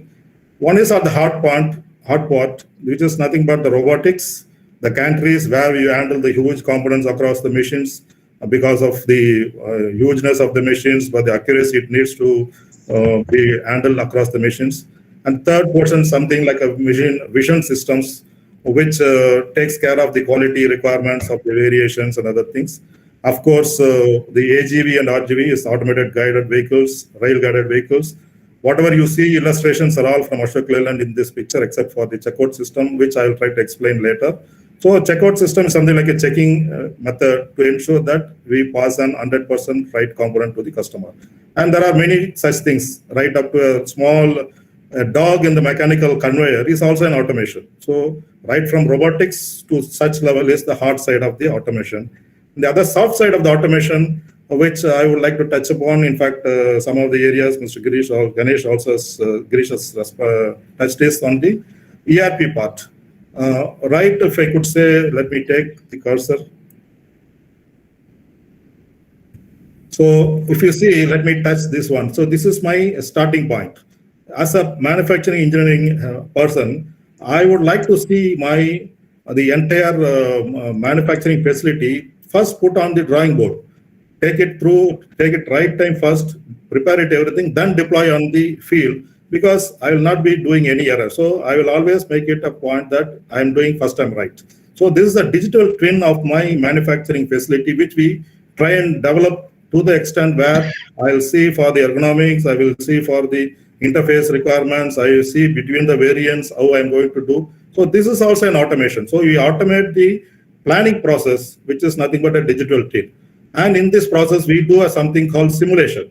We simulate and see whether I am having any operator fatigue, I am interfering with other tools, with the conveyor, whether my takt time is line takt time, means with the cycle time, I am able to move on to the next operations.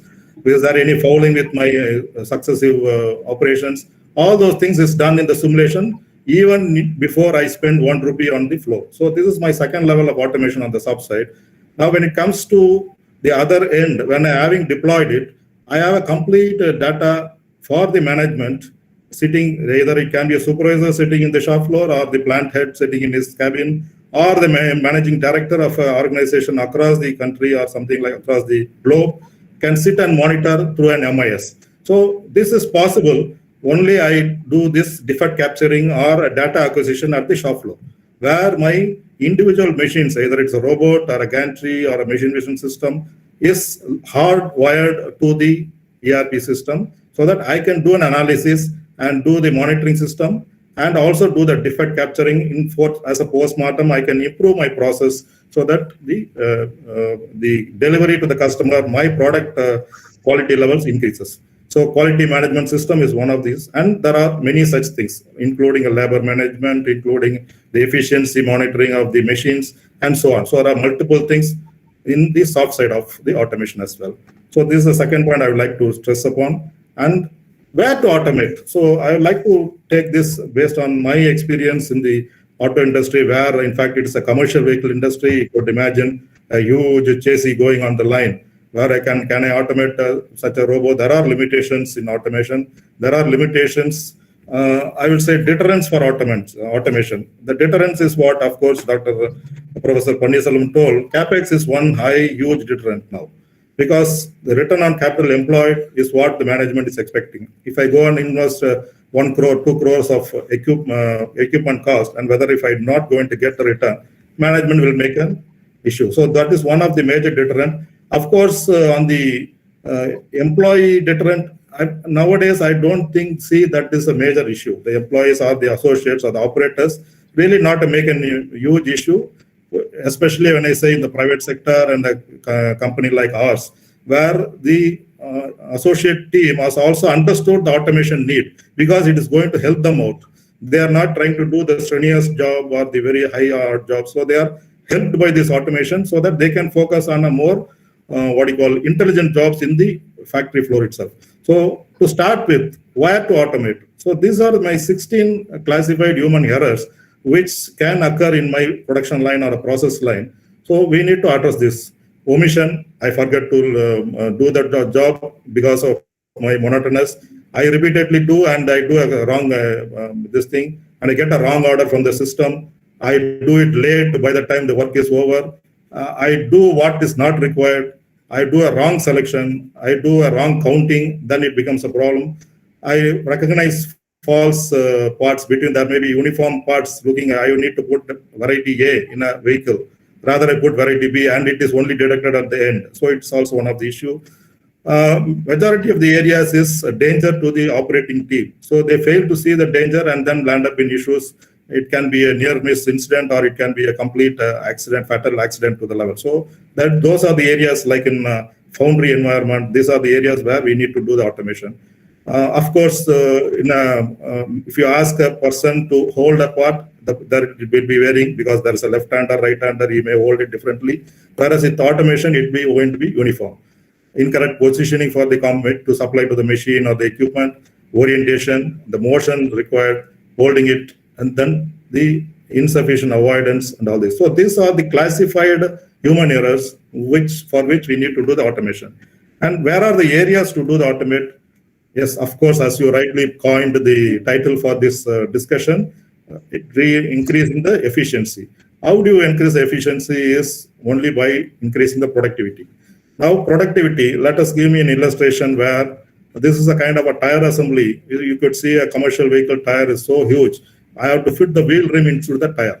Now, all along, right from the days, Ashok Leyland is almost 72 years of in existence and still going and is very young. That's what I would like to proudly say.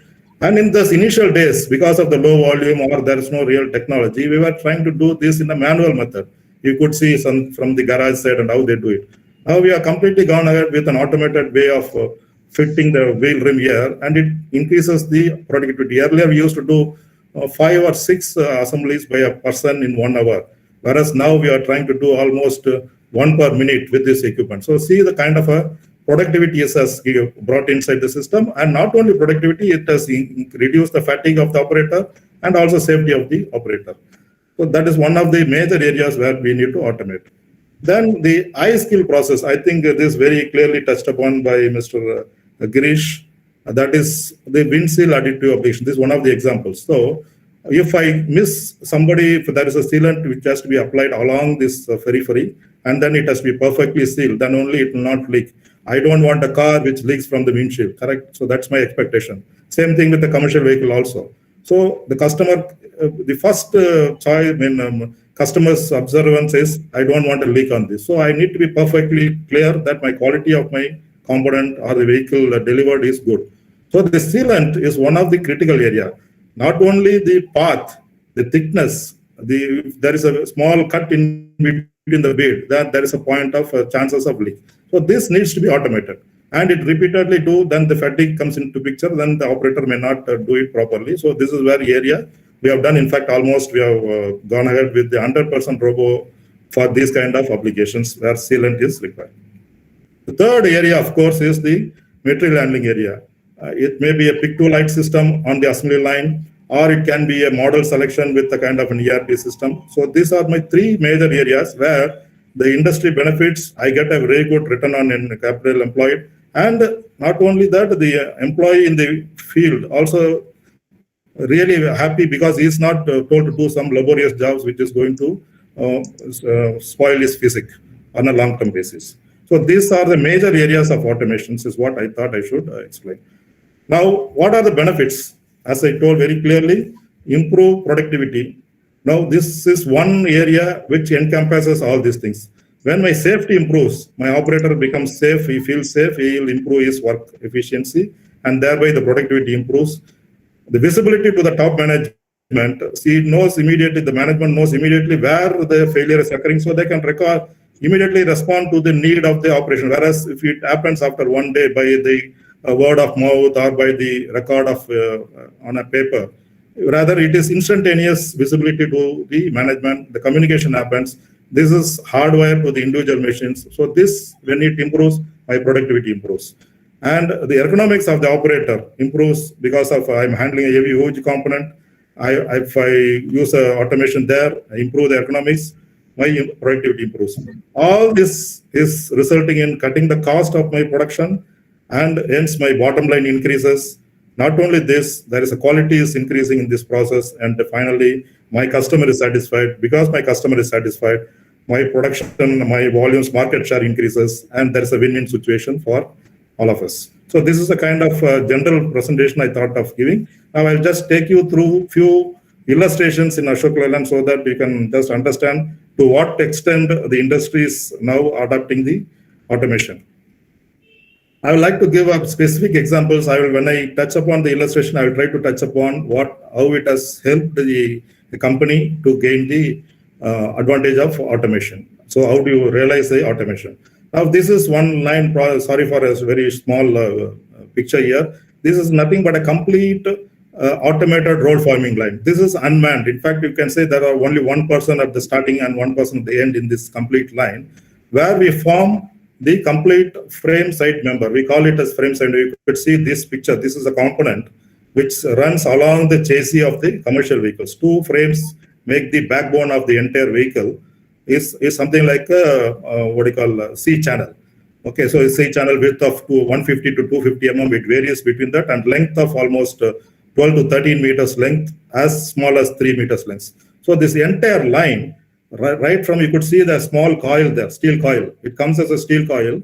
We open the steel coil, we straighten it up, we do a camber cutting, we do the length cutting, we do the camber cutting, we form to this shape of a C channel. Then after that, we do a complete robotized punching on all the three faces to have holes where I will be fixing my brackets, my aggregates and other things. I'll be almost 200 to 250 different dimensions of holes, which will be punched based on the variant. So this complete line at the end, there will be completely fully formed FSM frame side member with all the holes coming at the end. So this is a complete automated line. And we're proud to say this is India's first roll forming machine, forming line, which we have introduced in the year 2010 in our northern plant at Uttarakhand.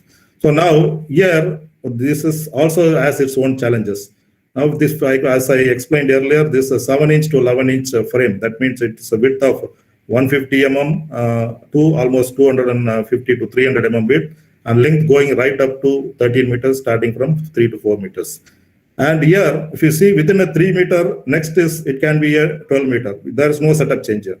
So that really gives the advantage over our earlier setups where for a given length, I complete my batch production, then I may have to do for 3-4 hours of setting change, where I really lose the productivity on the line, and then I go for the next batch.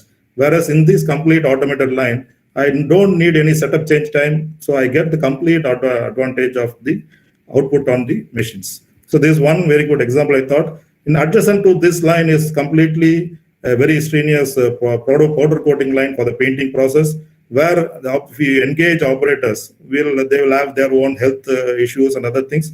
So right from cleaning of this component with the washing machine, then we do start blasting, then we do a pre-treatment, then we do a primary coating, then we found it goes in a oven, gets heated up, then it goes for a powder coating. Finally, it comes in a fully coated condition where it can withstand abusive of 10 to 15 years of very good life throughout the years of the chassis. So this is a completely automated line. Here, more than the productivity, this is for the safety of the operator, where this is a very strenuous job.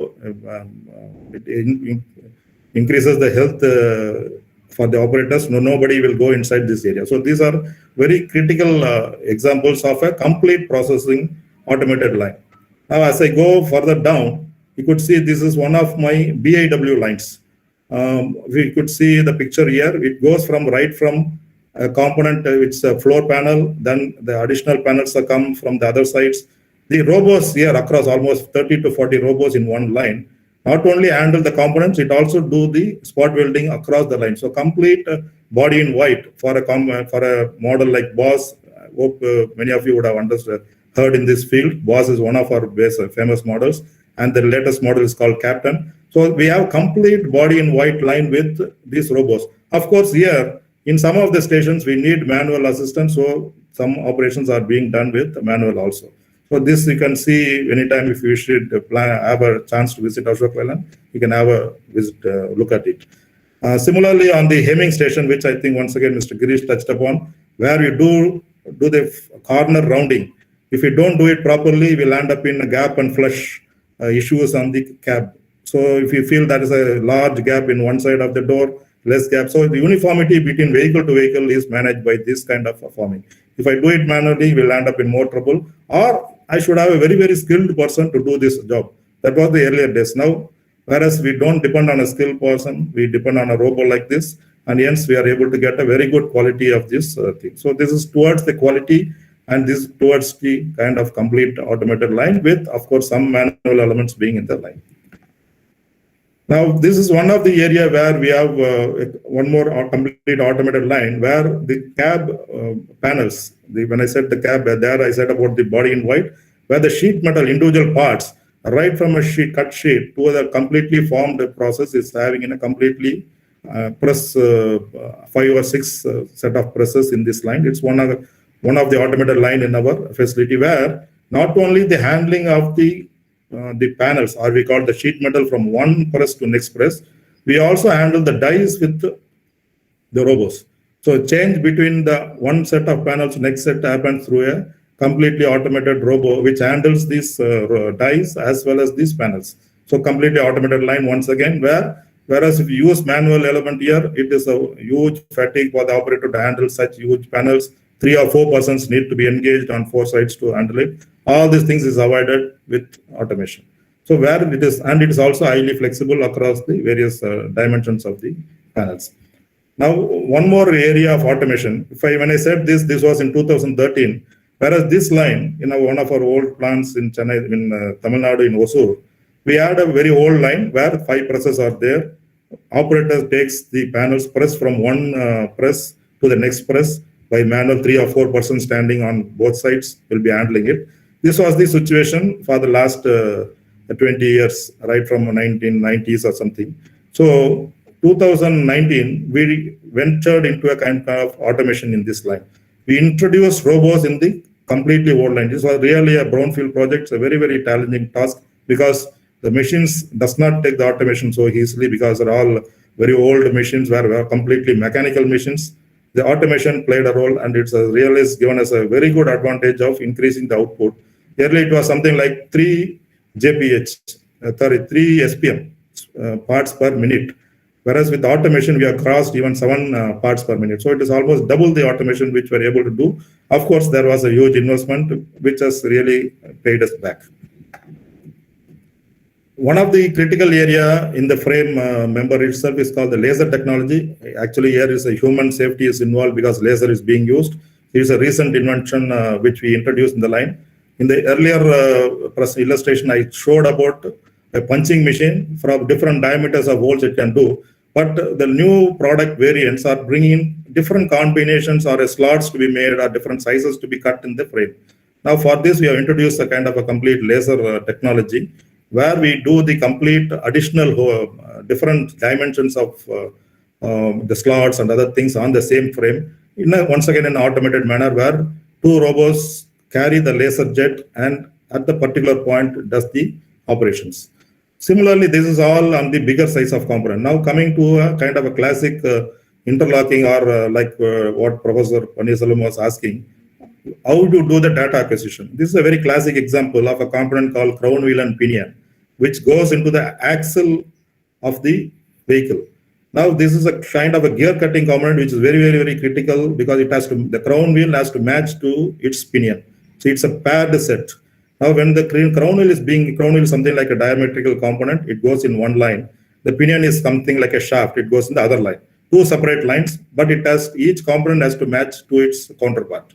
Now, not only is match, it has to be measured.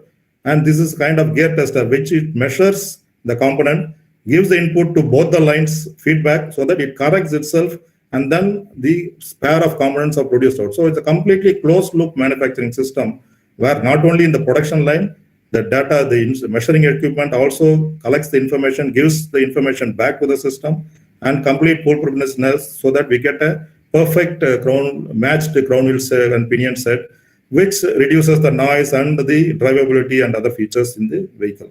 So classic example of quality benefits out of automation.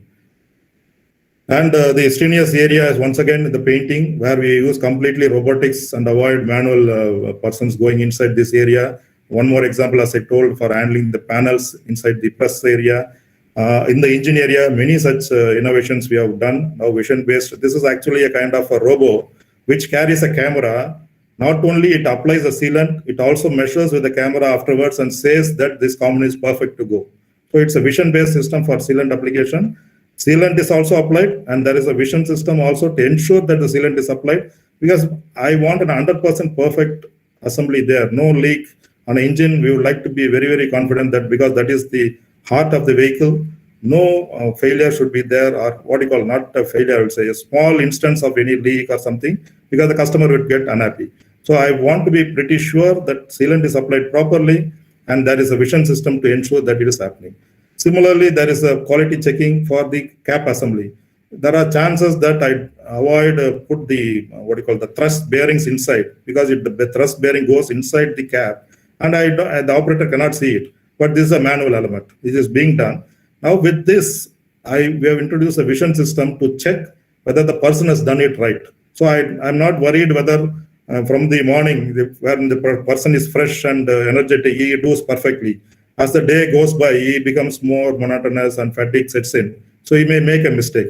So there, I cannot avoid and make a completely automated line, because there are too many variants are there in the line.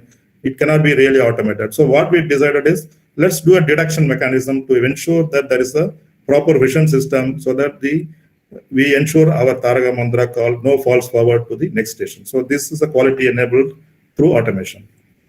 Now I would like to see a complete picture of kind of an engine assembly line where we are really focused to have no falls forward as our mantra. So right from the planning stage, as I told initially, with the digital team, we planned completely the line. We executed where complete, almost, I would rather say 60% manually assisted, with 40% of automation is there in place. A complete ISO class assembly line. Even the testing, if you see the complete assembled and test engine is tested in an automated test cell. In earlier days, we used to have 8 or 9 engines tested per shift by one operator in one test bench. With this innovation, in fact, I would like to say Ashok Leyland was a pioneer to introduce such an automated test bench compared to the European and India. There, we have increased this testing to almost 3 to 4 times the output. Completely automated test benches where the engine goes inside the test cell. Of course, there is a person there to see the cycle running properly. And once tested, recorded informations, the engine comes out, goes back to its starting point where it gets rigged and de-rigged. And similarly, the verification of the right part being fitted with the QR code verification right from supplier end, we get the QR codes on the individual components. We verify those components properly, then assemble it. If that is done, only the engine moves to the next station. So the complete automation to ensure no wrong part is fitted into the system. Similarly, as discussed earlier, there are tightening systems where I have data stored in the respective systems, which is pulled back to a kind of an ERP where I can trace back when there is some kind of an issue crops up that my production system did not have those issues at a later date. So we can have a record, not only record, I would rather say more positively, we can use this analysis and flow back that information to my design team to improve certain things on my design features so my product becomes still better. So that way it helps for the data acquisition. So this is on the engine side. Whatever I shown earlier was on the hard floor, on the shop floor level. Now this is on the soft side. Now, as I explained in the initially, we make this complete digital twin on the 3D platform. Ensure that every line, everything is managed properly. That's all the cycle times are balanced for the required numbers. All the variants have been assessed properly. Once this is done and vetted with our solution providers, suppliers who may be XYZ, and with them after analyzing this and doing the ergonomics, then only we plow into the system. So this is also an automation in my planning process, which makes me first time right and reduce the lead time for facility readiness. As earlier days, we do put the system in place, then we do iterations of corrections and other things, which is drastically reduced now because I have envisaged in a 3D environment what I'm going to put in my shop floor. Next area is, of course, it's too huge to understand in a short time. I'll say this is a very kind of frugal approach, which, in fact, Professor Panisalan was asking Mr. Girish. Yes, this is one of the data acquisition system right from my SAP, which is my ERP system. I get the correct data, do my correct assembly with the right part, right kitting of components, right feeding of parts, and also the tools are interfaced to this line. And this data is given back to SAP for my analysis or my MIS to my top management. So this is a kind of a simple frugal methodology which we automate in the soft side of my production processes. So this is the simple solution, and this is towards my industry 4.0 solutions. And one more area of automation which we have now embarked very recently is our electrical checkout system. If you see currently India has moved from BS4 to BS6 from last April 2020, where the electronic component has gone almost from a kind of a 20% on my vehicle to almost 40 to 50%. So this creates more trouble because I may land up in some quality issues later. So what we are trying to do is do a fault check analysis of my complete electrical, either it is an engine or a chassis or my cab electricals. We do a complete, a simulation kind of a thing, connect to the complete aggregate, do a kind of a cross verification. Then the operator himself knows which are my areas which is having red. So he has to correct it, then my 100% perfect components or the aggregate goes out of my system. So I ensure quality by using this kind of an automation, which we call it as in-process verification in my aggregate slides. So these are the soft things. And as we go forward in Ashok Leyland, our main focus is on no false forward. We will be more agile in the using automation, and of course, leveraging the digital, which is really evolving towards Industry 4.0, so that we become more cost effective and give a better product to the customers. And with this, I end my presentation. Thank you very much. Thank you very much, Mr. Clement Ravi, for your excellent presentation. Yeah. Before summarizing, it's not a question, clarification. When we visited your factory during late 70s and early 80s, yeah, the production used to be in the assembly line 40 per shift number of chassis. Now, what is the level? 40 per shift. As in fact, I hope you have visited our Ennur plant. Correct? Ennur plant. Actually, now, in fact, it is kind of 65 per shift is the production now. I see. The more than 65, I would rather say the more flexibility, because we have introduced many new models in the line. So right from those days, if you see, this is completely a passenger vehicle line where we prepare passenger vehicles. Now we also do some kind of intermediate commercial vehicles in that line. So it has come to 65 per shift. Thank you, sir. Thank you. Mr. Clement Ravi made very excellent presentation. Probably the title can be changed into Walkthrough to Ashok Leyland. That kind of detailed presentation he made with respect to automation. Like other panelists, he also gave definition for automation and then introduced a new term called automation, jidiko, like a Japanese word. Then he talked about, he classified automation into two categories, namely hard and soft. Then later, he followed his presentation on these two categories. He spent most of his time on hard category.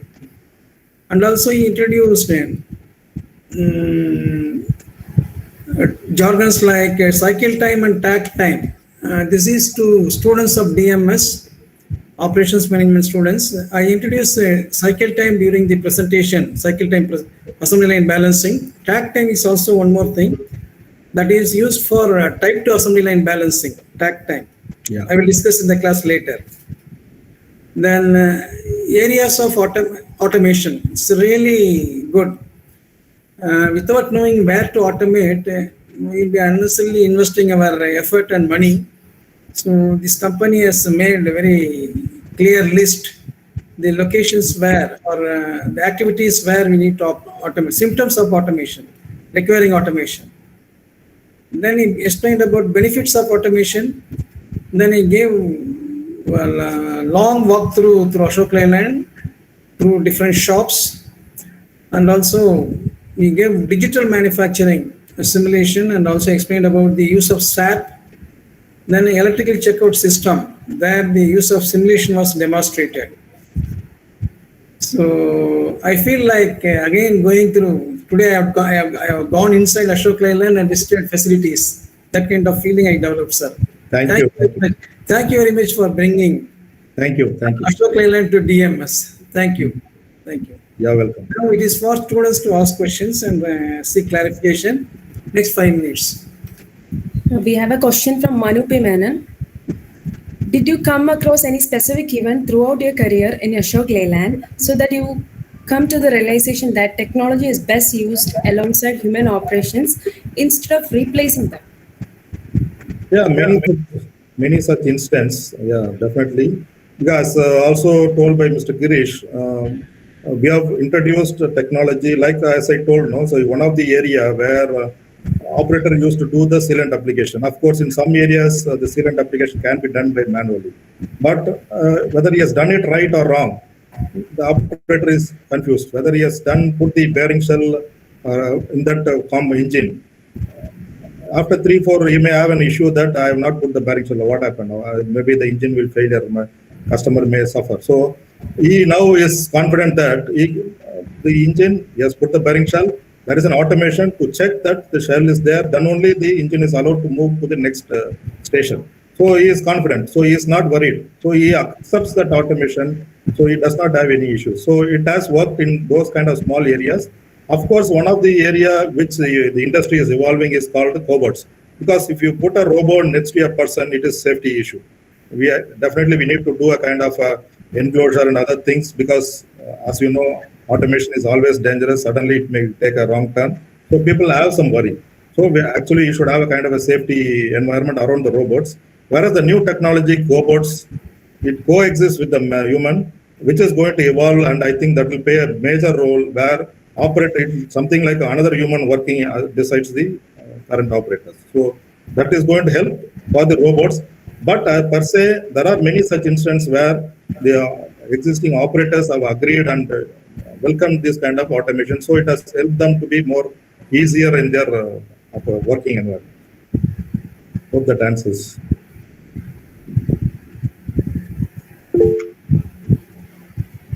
Thank you.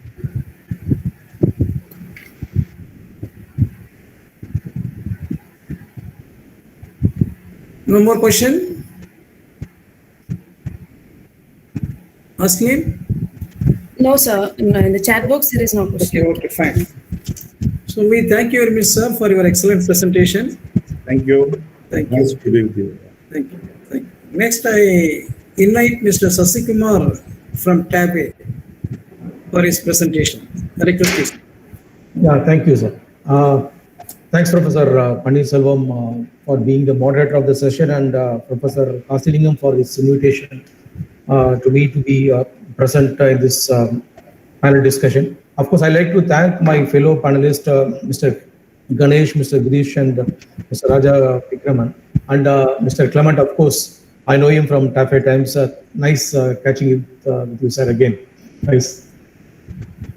Thanks a lot. I will just straight away jump into the presentation.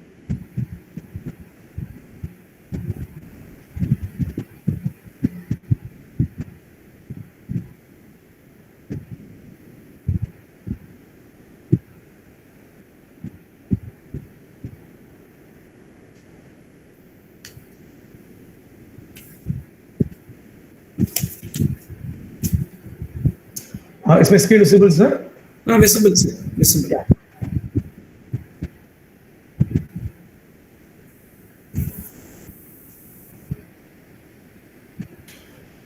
Fine. Thanks for this opportunity. I'd like to take you all through this presentation on realizing this efficiently through automation. Of course, my other panelists have in detail talked about the implication of this automation and how it is impacting the efficiency on the operational front. Me being from the design background, I thought I will give a different perspective of how this automation is affecting the efficiency. I'm going to touch upon certain areas like which is maybe new to many of the people out here. Let me start with understanding or maybe explaining what I see the key factors affecting the efficiency on today's context. I mean today's context because like post-pandemic, the things have completely gone for a change. What is before 2020 is not the same. The 1 year has taught us so many things, virtual meetings, virtual discussions, or of course, like we are having this panel discussion virtually. So things have gone for a change. Things are not the same. So I honestly feel like the future efficiency is going to be determined by this key enablers. I feel technology, it's evolving every minute by minute. So what the current technology 2 years back is not the same. The speed at which the technology has changed over the year during pandemic is so enormous, like the pace in which it is going to change is going to be a challenge, and we have to catch up with it. Of course, the automation, we talked so much about it so far.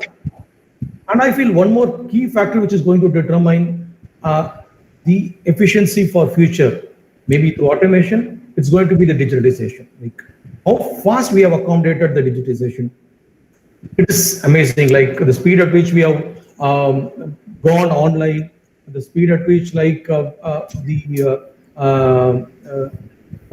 things like it is like there is a study which says like the speed at which we have adopted automation is almost 20 to 25 times faster than the post-pandemic time.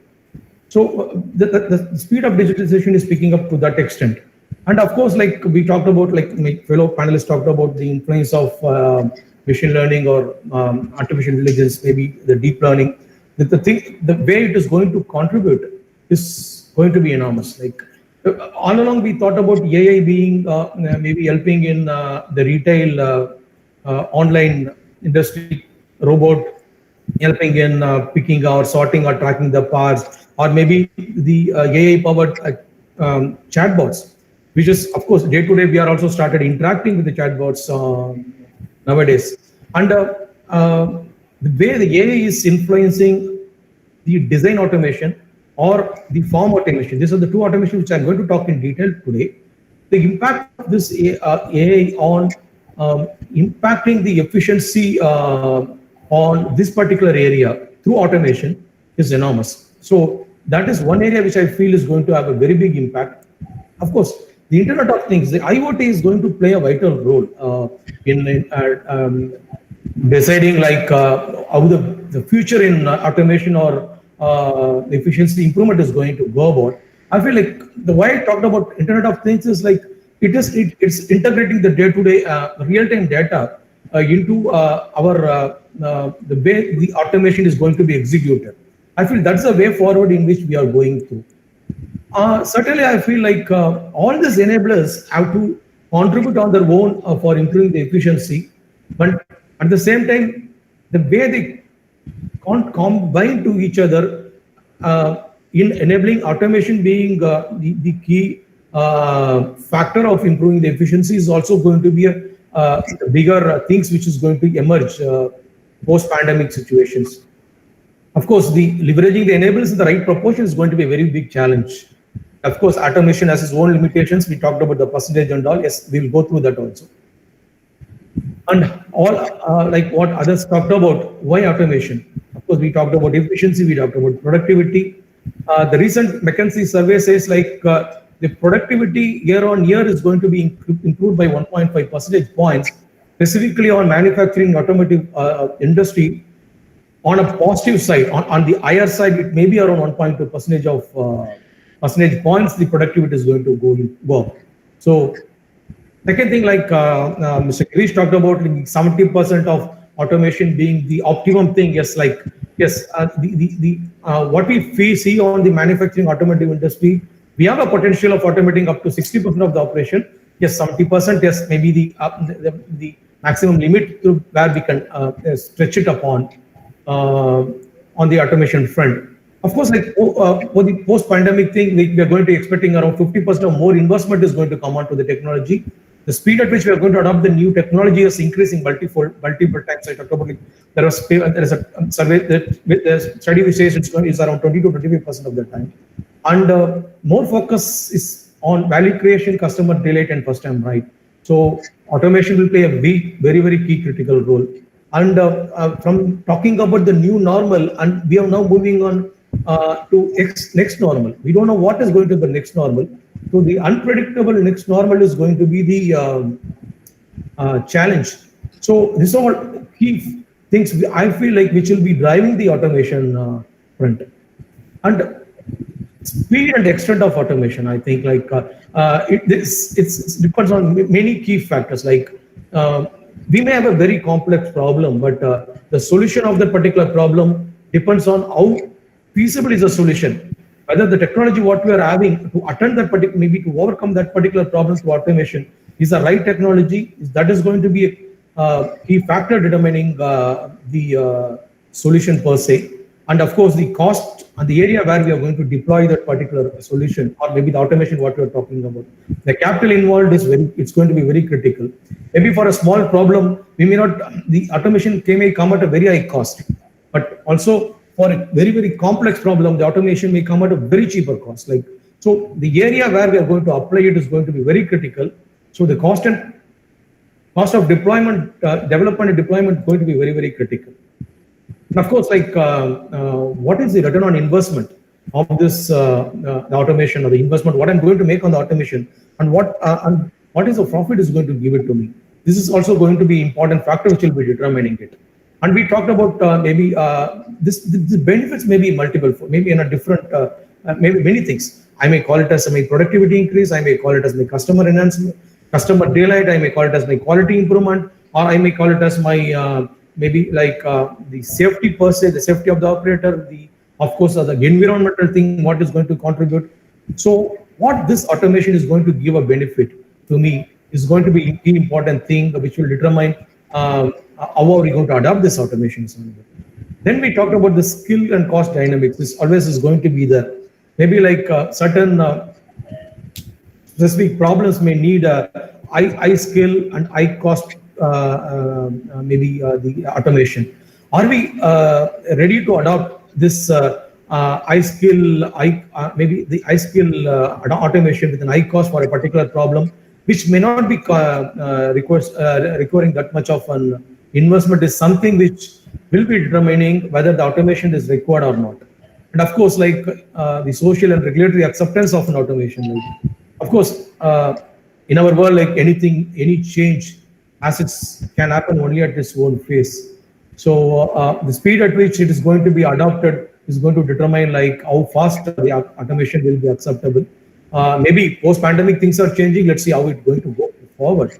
And of course, it will be driven by the national and the global regulation per se. So this is what I feel like the speed of automation will be dependent on these key parameters on this. So since the fellow panelists have touched upon the various automation areas like the manufacturing, and maybe as a service provider, Mr. Girish has talked about this, and ERP's implication, Mr. Ganesh has talked about, and Mr. Clement has detailedly talked about the automation in the manufacturing. I thought from the design background, from the forming, maybe the form machinery industry, I thought I will touch upon something on the design automation, the form automation for today. Well, why do we need a design automation?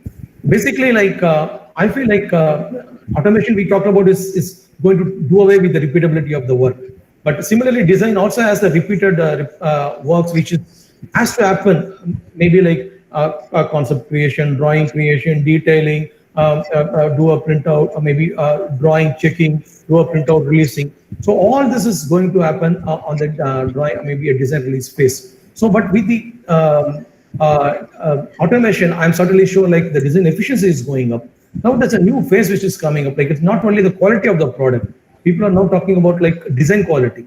So certainly automation will help in design quality, improving the design quality per se. And of course, automation comes with capturing the available knowledge, the knowledge which has been built up over the years, and to reuse the knowledge in the present day context, or when we are trying to take up the new challenges. So automation will play a key role in that. And of course, with all this non-value-added items being taken care by the automation, the valuable resource, the human brain, can focus on innovation and value addition on the design front. And also it speed up the product configuration, where from the concept to the final product configuration, automation will drive it with higher speed. Of course, the design automation can accelerate the design being handed over to the manufacturing at a faster rate. And if you ask me whether design can be fully automated, at least in the current scenario, I strongly feel it is not possible. Why design cannot be fully automated? Because design always needs the cognitive thinking. Design needs a critical thinking and the innovation. All solutions to make it needs a part of innovation. Design is a creative job. So automating that creativity is going to be a tough thing, which I feel maybe let's see how it goes forward actually. But the next thing which I feel is the ever-changing customer demand. customer that what the customer want today, he may not be needing it the same thing yesterday. I mean tomorrow he will be wanting something new. So I think so the thinking process has to go in very deep. So we cannot be through an automation. The solution cannot be given straight away. So I think design automation is automating a design is a bit kind of not that easy. And of course, the technology per se is evolving very rapidly, which we all know. So we have to adopt that technology. Today's automation is based on the today's technology. The technology is evolving. Maybe tomorrow we'll have a better technology. So adopting that particular technology into the automation is going to be a bigger challenge. The same thing like design industry is also facing. And of course, for all similar problems, the same solution is not applicable. So maybe the problem may be similar, but the way maybe the context of the problem is very different. So the way we approach the problem is on the solution for that particular problem is also going to be very different. So it needs a different thought process altogether. And of course, for all these things to be resolved, we need a kind of intelligent mind. So to have that intelligent mind automated through a neurons, I don't feel it is going to be very easy, and it's going to be a very complex system. At present, I'm not sure whether we do have a system capacity to take care of that. But the same thing happened when we had this electrical vehicles coming into design. People were having a question about the battery capacity. Now, we are able to have even having a bigger cars coming up, and the battery capacity and the innovation of the battery technology has gone up in such a way the cars, we are able to electrify the cars, and we have the EVs running all over. So I don't know, maybe the future, it may be possible, but in the current scenario, we still have a doubt on that particular one. And of course, I'm actually splitting my presentation into 3 phases, on the design automation. One is the conventional design automation, which is and the current design automation, what is going to be future design automation. I will take for example, to explain this particular slide, I will take a design of a car. These are the key elements of the current conventional design automation, where this involves a product configuration, system configuration, CAD automation, BOM generation, and the documentation per se. CAD configuration is because see, I'm not going to touch upon the conventional the board drawing, where we do the manual drafting and all. Of course, CAD systems have come in. We got 3D systems. 3D CAD systems have become very strong.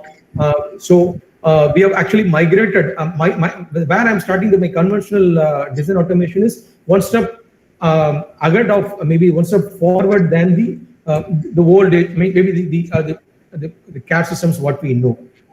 The current the conventional CAD system automation what we're talking about is the product configuration in that particular design automation is when we take a car, for instance, we know what is going to be the wheelbase, or we know what is the size of the engine, we know what is the kind of transmission we will be having, and we know what is the boot capacity we be having, or then what is the it's going to be a sedan or it's going to be a hatchback. Those kind of things, when it is available, it is very easy to create a model on the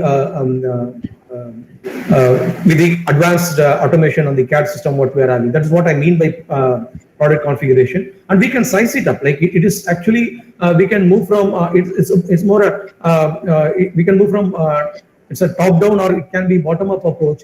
Both is possible with the current CAD automation what we are having. So we can size up the vehicle, we can scale down the vehicle, we can package the things what we want as we like. Then that comes the system integration, where when I know this is the kind of engine what I'm having, I know I have to pick up what is the kind of transmission which has to go in. Whether this transmission will have the will be able to meet the torque capacity of this engine, or whether the mounting arrangements of this engine, whether it is possible with this transmission, whether I will be able to assemble this gearbox onto the particular engine. This kind of things, by default, this the CAD system which has been automated can tell me whether how it is possible, or what are the changes which I'm going to make. If if I have to place a fuel tank per se, where exactly I need to place a fuel tank, with the leverage of the CAD, I will be able to place it in the multiple position and I can arrive at the optimum position on the CAD system in the conventional design automation systems. And of course, when the design is ready, then I move on to detailing. Detailing is also automated. The drawings as like that it flows out, and the CAD system, these automated CAD systems automatically generate my bill of materials, and also it gives the process documents for me to take up into the manufacturing. And I will just touch up on few case studies on this the conventional or maybe the past or the few years back, what the CAD automation is all about. If I have to design a gear train, for example, on the left hand side, this is a kind of a gear train which I have to design. And now most of the CAD softwares are automated or configured in such a way that I need to fill up certain data. I have to fill up what is the speed of the gear which I require. I need to fill up what is the power it has to transfer, or I have to fill up what is the center distance of the gears. I need to fill up what is the module or what is the life cycle requirement of this particular gear, and what is the reliability of this gear system, what I'm expecting out of it. And of course, I determine, I have to put across like what is the surface hardness of this gear and the pinion. And you'll be surprised, like now the CAD model can throw away my the gear models, like what you are seeing on the right hand side. Now, of course, this can be generated into a 2D design also, which you can see on the next slide. This is a case study on the design of a wall assembly. See here again, I declare, maybe I on the table chart, I tell the CAD system, CAD software, saying that this is going to be the flow characteristic, the capacity of my wall. This is going to be the flow characteristics of this particular wall. Either it is going to be a non-returnable wall, or it's going to be a bidirectional wall, or what is the mounting is going to be like, and what are the fixing constraints. Those things when I declare onto the system, it automatically throws up the CAD model of the wall assembly. And of course, like you can see here, like it also throws up my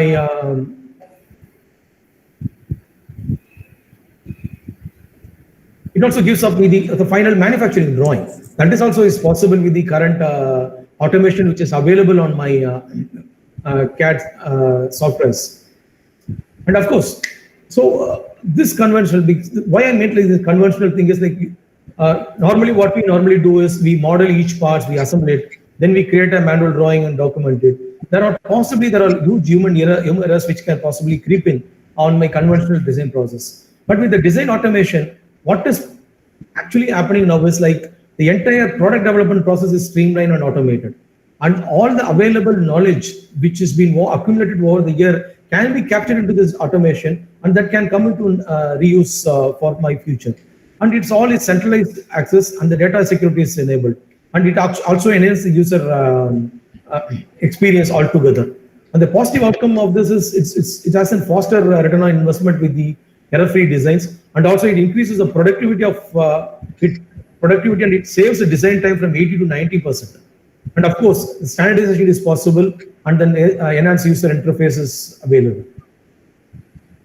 So this I feel is the current design automation on the what we are actually undergoing, or what the current day what we are actually seeing. Here we look at like we have like a product configurator test where the product as it is when it can be maybe configured. When I know this is the car which I'm going to take, I can finalize this is the transmission size, or which it can say is like on the transmission, this particular gears can go inside to this, which can go with this engine. These are the new gears you have to develop, or this may say like this is a new gearbox which altogether has to be developed. This is the area where before I get to the detailed design, I have a product configurator. This is the automated softwares which are available in the current, which can be available on the current or the future CAD softwares. So this can help me in configuring the product, and also I can able to get an approximate cost of this product also on this one. And also like we have now moved from the physical prototyping to digital prototyping in the design automation. Like everything is available on my screen. I can do a lot of verification on my assembly verifications or my tolerance checkups. Everything is now possible on my screen now because of this automation what is available on the CAD system. So, and everything is becoming a digital iteration. I don't need to do a physical iteration. I don't need to build up a physical prototype and to see whether my design is right. And also like I do have like the various simulations, either be the CAE simulations or the CAD simulations or the CFT simulations, or can be done before my design is getting released. And the next important contributor of the current design automation is the digital validation. Like everyone in the automotive field knows like the time it takes for validating a design on the real-time application. Like with the onset of this automation, which is currently available, the product can be easily validated. Before I release a drawing, I can validate validate the product digitally through using my CAE tools, and I can optimize my design. And the tool automatically can take the load cases. I can feed in the design through the load cases which is available. It can automate my update my design, optimize my design, and give me the final product design is also available. Mr. Sasi, sir, yeah. The screen is not visible, sir. Can you represent? Yeah, sorry. Okay.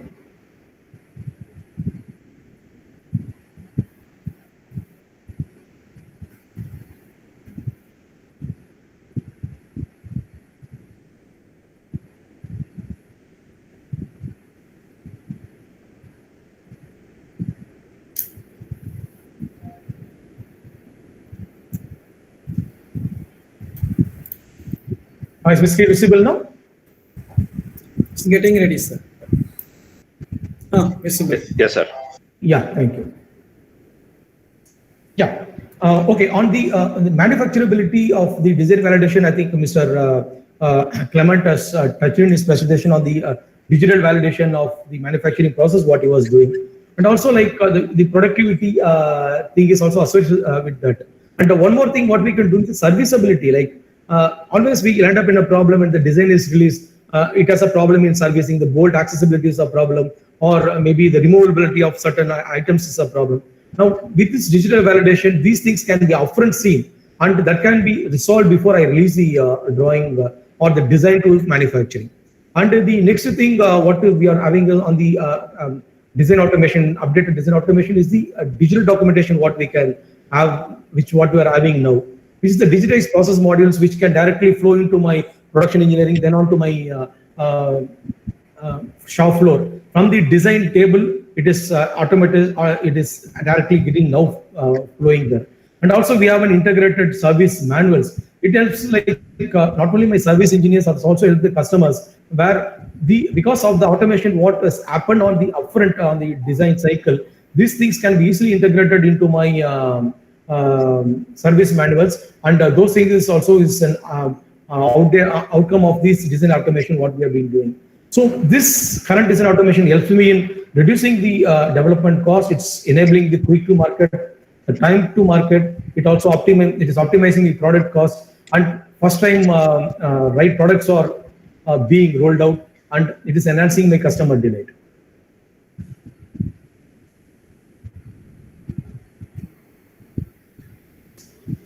And on the design automation, I think this is the way forward. Like any automation, when the automation hits in, then it gives an opportunity for skill enhancement. So even on the design automation, it gives an opportunity for me to enhance my skills so that my level of creativity goes up.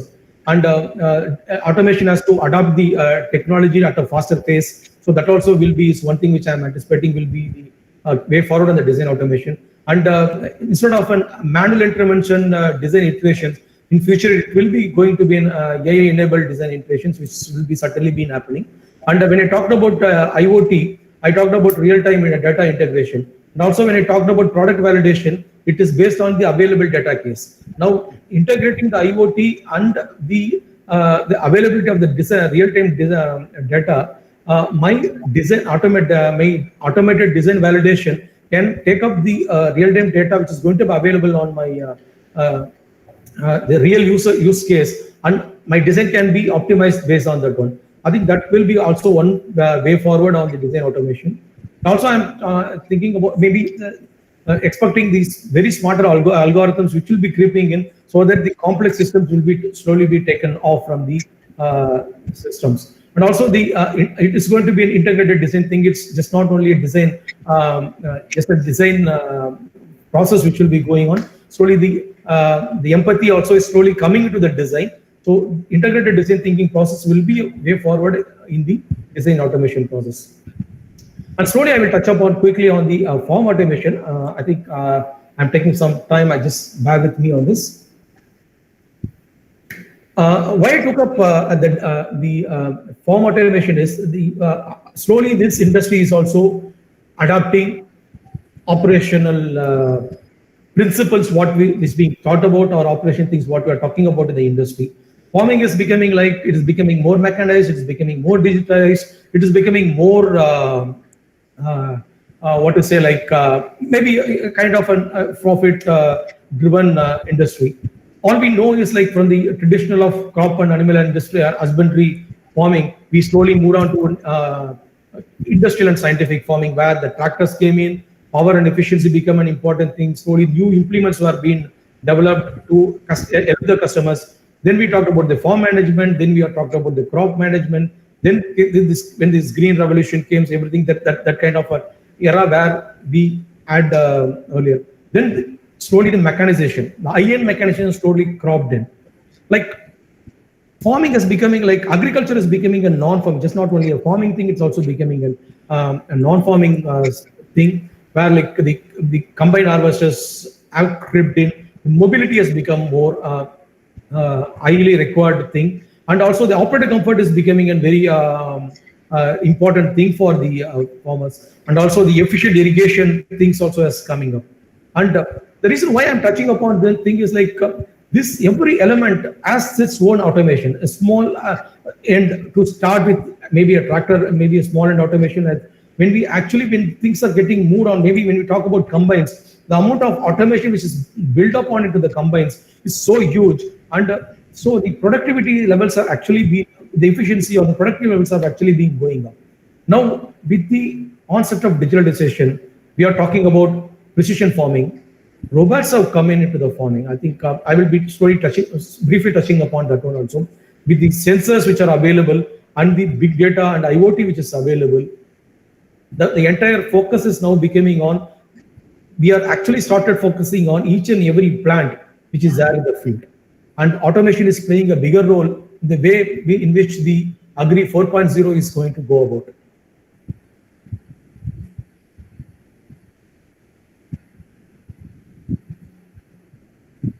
So I think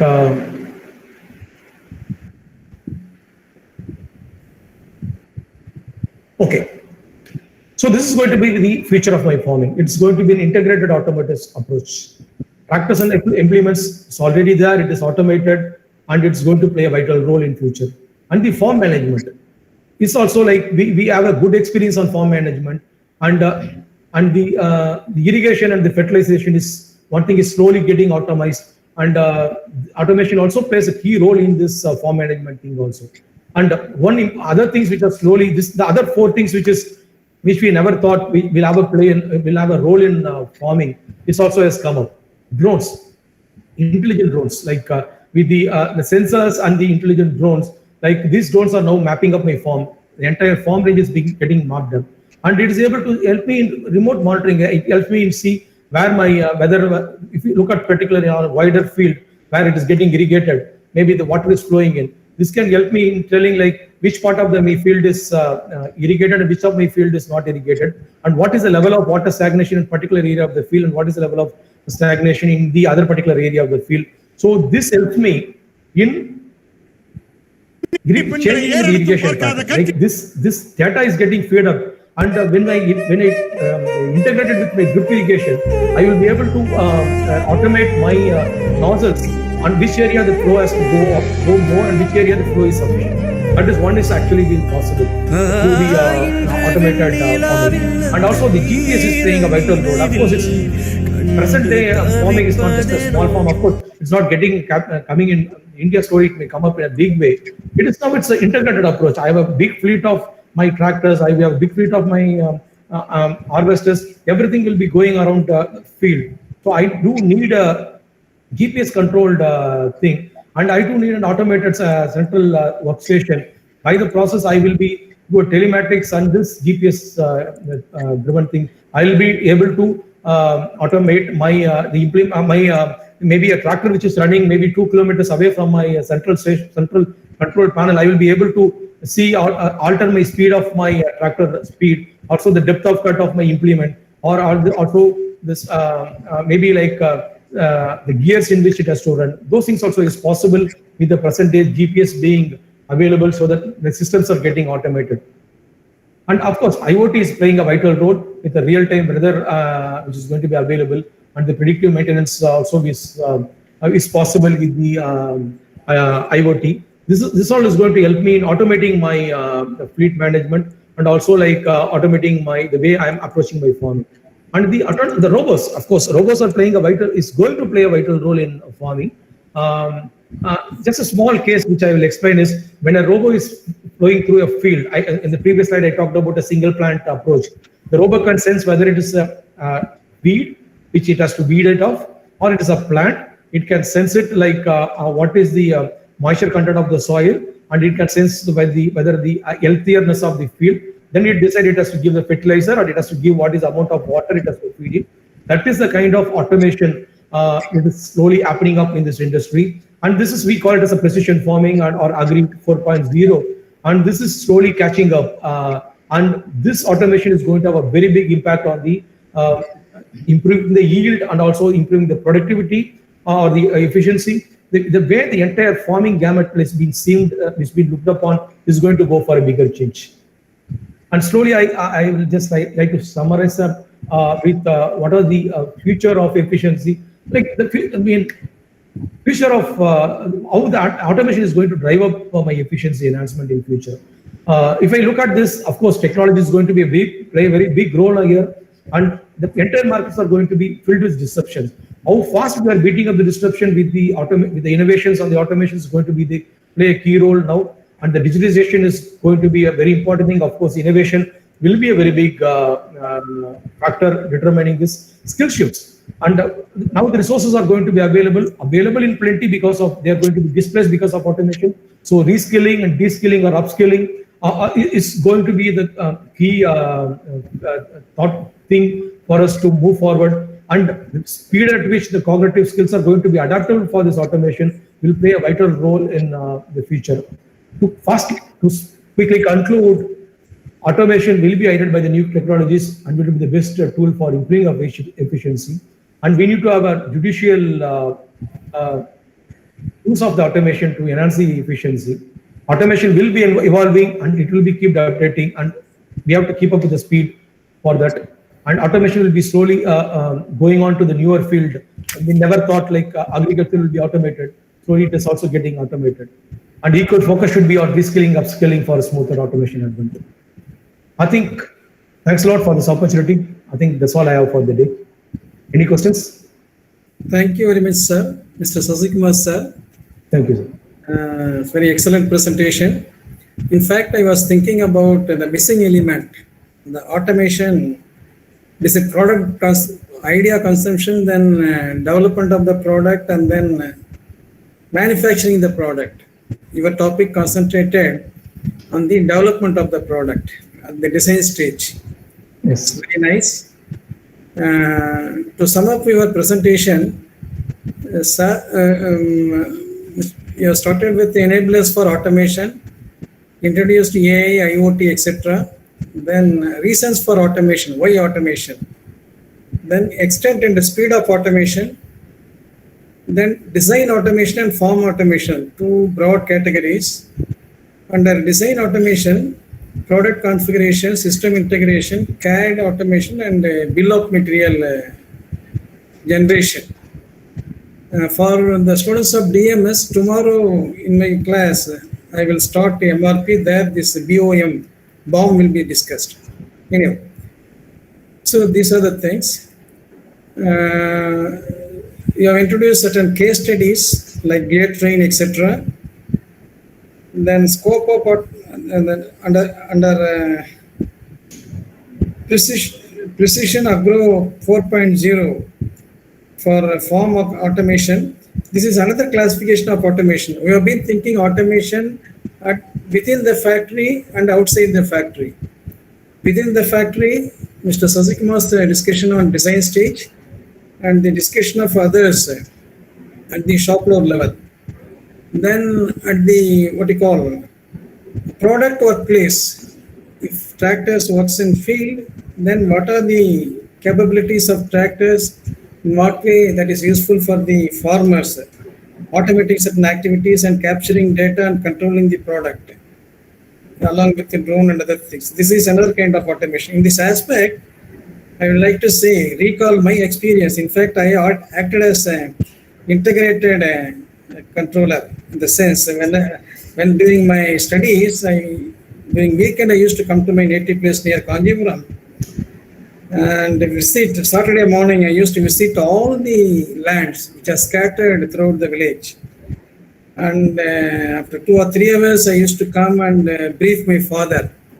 Type of fertilizer to be applied, pesticide to be applied, which are the lands requiring removing weed, irrigation, etc.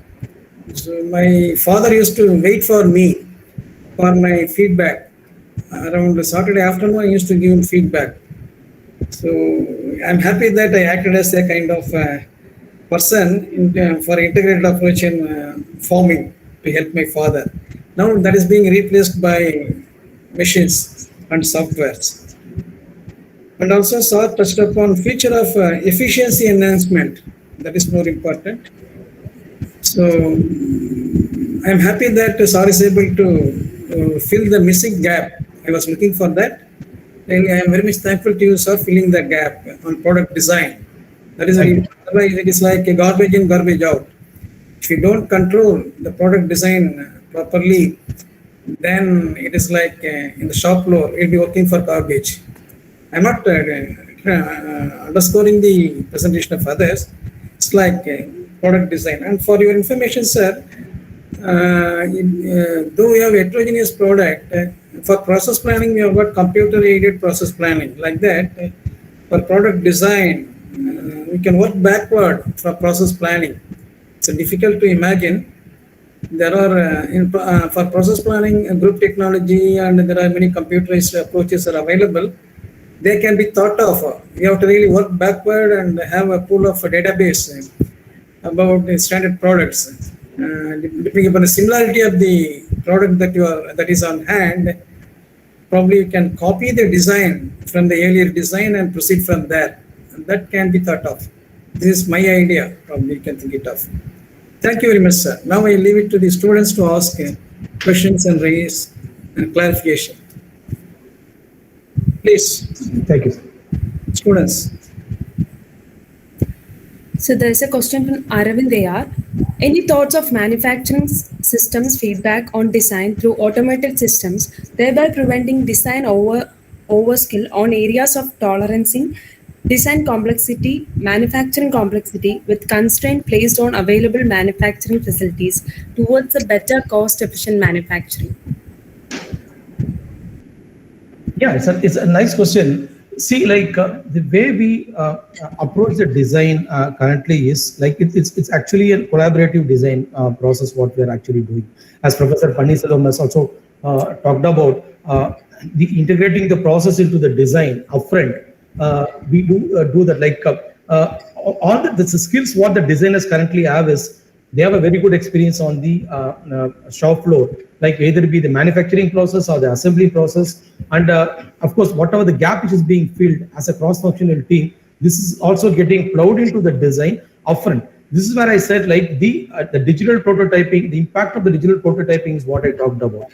This digital prototyping region area is where the various cross-functional feedbacks come in from the assembly engineer, from the manufacturing engineer, from the suppliers. Though all the things is being plowed in this particular area, so that the ease of manufacturing is ensured, the ease of assembly is ensured, the cost per se things are getting, cost efficient design is also getting evolved. And also we talked about the effect of tolerances. this digital prototyping as a good GD&T automated packages which are built upon into it.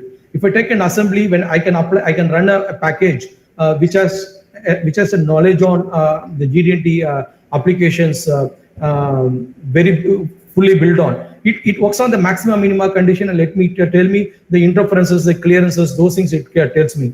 And also it tells me I should not over tolerance or make my tolerance very stricter. By the process, I need to go for a higher cost machining process that of course increase the cost of my product. So I actually optimize it. Where the tolerancing has to be tight, I tighten my tolerance. Where the tolerances can be relaxed, that this possible, I can relax it. Of course, this automation plays a very, very key role in these particular areas. Yes.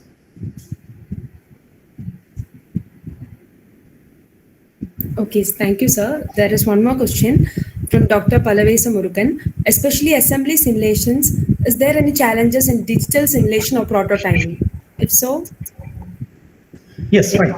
Yeah, yes. This is in line with the previous thing which I was trying to answer. See, when I do a digital prototyping, basically I build up an assembly through a part, and the way I constrain it in such a way, like the way it has to be actually fitted onto my vehicle as it is. The challenge is what we actually face is going to come up, and the way the operator is going to install it. And though the component will come with one production tolerance, the way the operator is going to approach it or way is going to install it is going to be difficult. And of course, way forward, like on this particular assembled condition, how it is going to perform in the field, and whether it will be able to withstand the application, give the desired life, is another challenge. So this is the area. Of course, this is the challenge what we are actually facing. Here it helps us, maybe the good GD&T tool certainly helps us to overcome this thing. And way forward, like what I think Dr. Murugan's question is, I think what is going to be the way forward? I think the more and more the knowledge which is going to be built upon, or more and more the use case getting built upon into the system, or the automate the CAD, certainly these gaps will be certainly be taken upon. And of course, we'll be able to come with a finer, stronger design. And so I think that is the way forward, I feel. Thank you, sir. This question is from Manu P. Menon. Can automation in TAFE sets it apart from the competition? What do you think about it?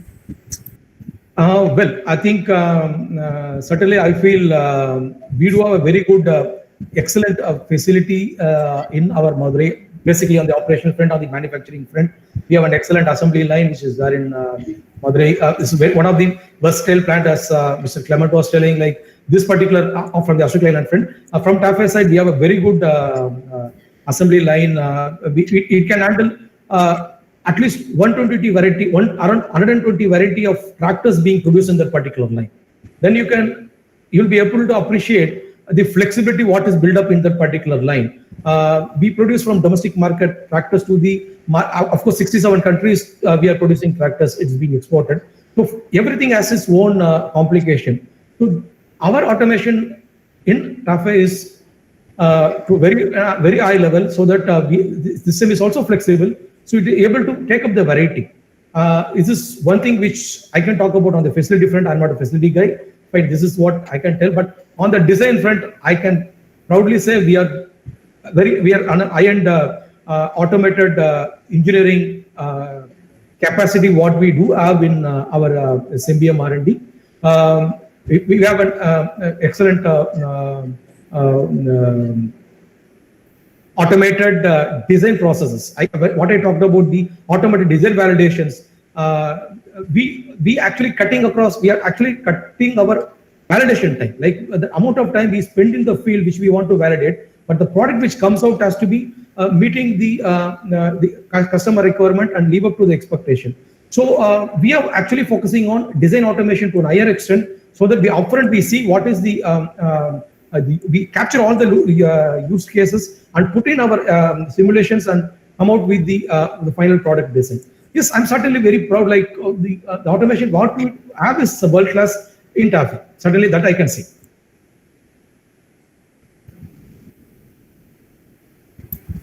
Thank you, sir. Over? Yes, sir. Okay. Thank you very much, sir, for your excellent presentation. Thank you. So how many varieties are there, sir, in Madurai plant? 150 types of tractors. Sir, we actually currently produce around 120 varieties of tractors, which is going up to 70 odd countries across the globe. Tractors from 18 horsepower to 100 horsepower of tractors. Okay. Then generating a bomb would be a very challenging task. Yes, that's a challenge. Like, of course, like with the design automation, what we have currently is, I think, to be very honest, like we are producing at least 70 new products, new variants every year on year. So that is 70 new tractors we are releasing the designs from our Symbiom R&D. Okay, thank you. Thank you very much, sir, for your nice presentation. Thank you, sir.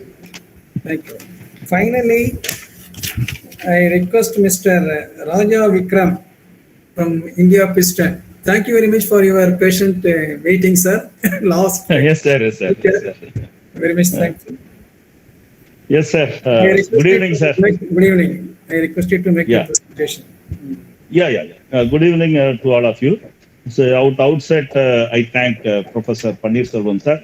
Sir, Panneerselvam, sir, I am your student. I was your student in College of Engineering, Hindi. Very good. Before the 80s, when did you complete your which year? 84, 88 batch. Oh, Dr. I think you were there till 87. Yes, so yes. when we were doing third year, I think you left. I came for facility planning?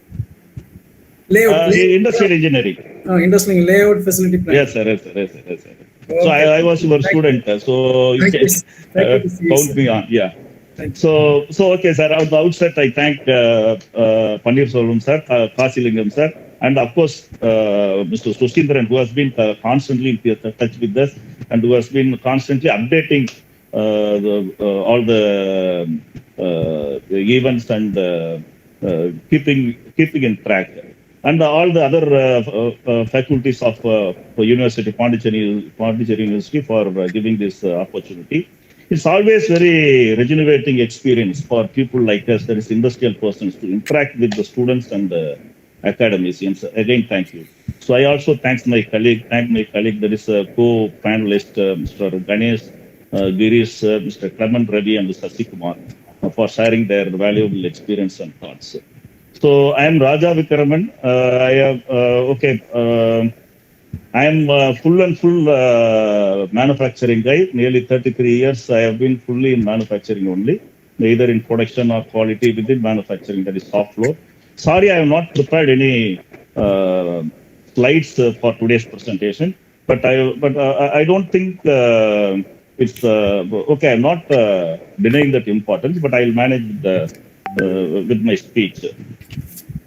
So maybe so far we have been hearing our friends, that is Mr. Ganesh, Girish, Clement Ravi, Sasikumar. They were all in the support side. Ganesh was in the IT side, Girish was a solution provider, and Clement Ravi is a facility person, project person. Sasikumar is a design person. So you are going to hear from the horse mouth, that is the manufacturing guy. So you are going to hear the user. I am from the user department. So whether it's advantage or disadvantage, whether it's going to benefit us or whether it's a failure, so everything finally we will be facing it. So now coming to the topic, realizing efficiency through automation. Okay, here there are two code words. That is efficiency and automation. Of course, okay, everybody gave the explanation. So, okay, I will try to give in a different way. So we have to understand these two code words, efficiency and automation. So efficiency basically is like this. Maybe an extent of change in any of the following parameters. That is P, Q, C, D, SM. So P means productivity, Q means quality, C means cost, D means delivery, safety, and morale. So any increase in efficiency means improvement in productivity, improvement in quality, reduction in cost, and improvement in delivery and safety and morale. So this is the efficiency part. So productivity means, okay, what in the shop floor means manufacturing. So what we really mean by productivity increase. So productivity increase can be the number increase, or in other words, the efficiency increase. See, for example, if 10% produce say 100 pieces, so by some change, if the 10% produces 120 pieces, that is an increase in efficiency. On the other hand, 10% produces 100 pieces. Suppose 8% produces say 95, not 100, 95. So even then, that is a productivity increase. That is in terms of manpower usage. So likewise, another terms of productivity increase is the availability increase. For example, we are running 2 shifts. That is 16 hours. So we are implementing 3 shifts. So that's also production quantity. Of course, it's not maybe if you are going by the theoretical way of by output by input, it may be almost same. But for a company, it's going to increase the production output. So similarly, quality means a reduction in the internal rejections, and of course, reduction in the customer rejections. So that's the straight quality straight.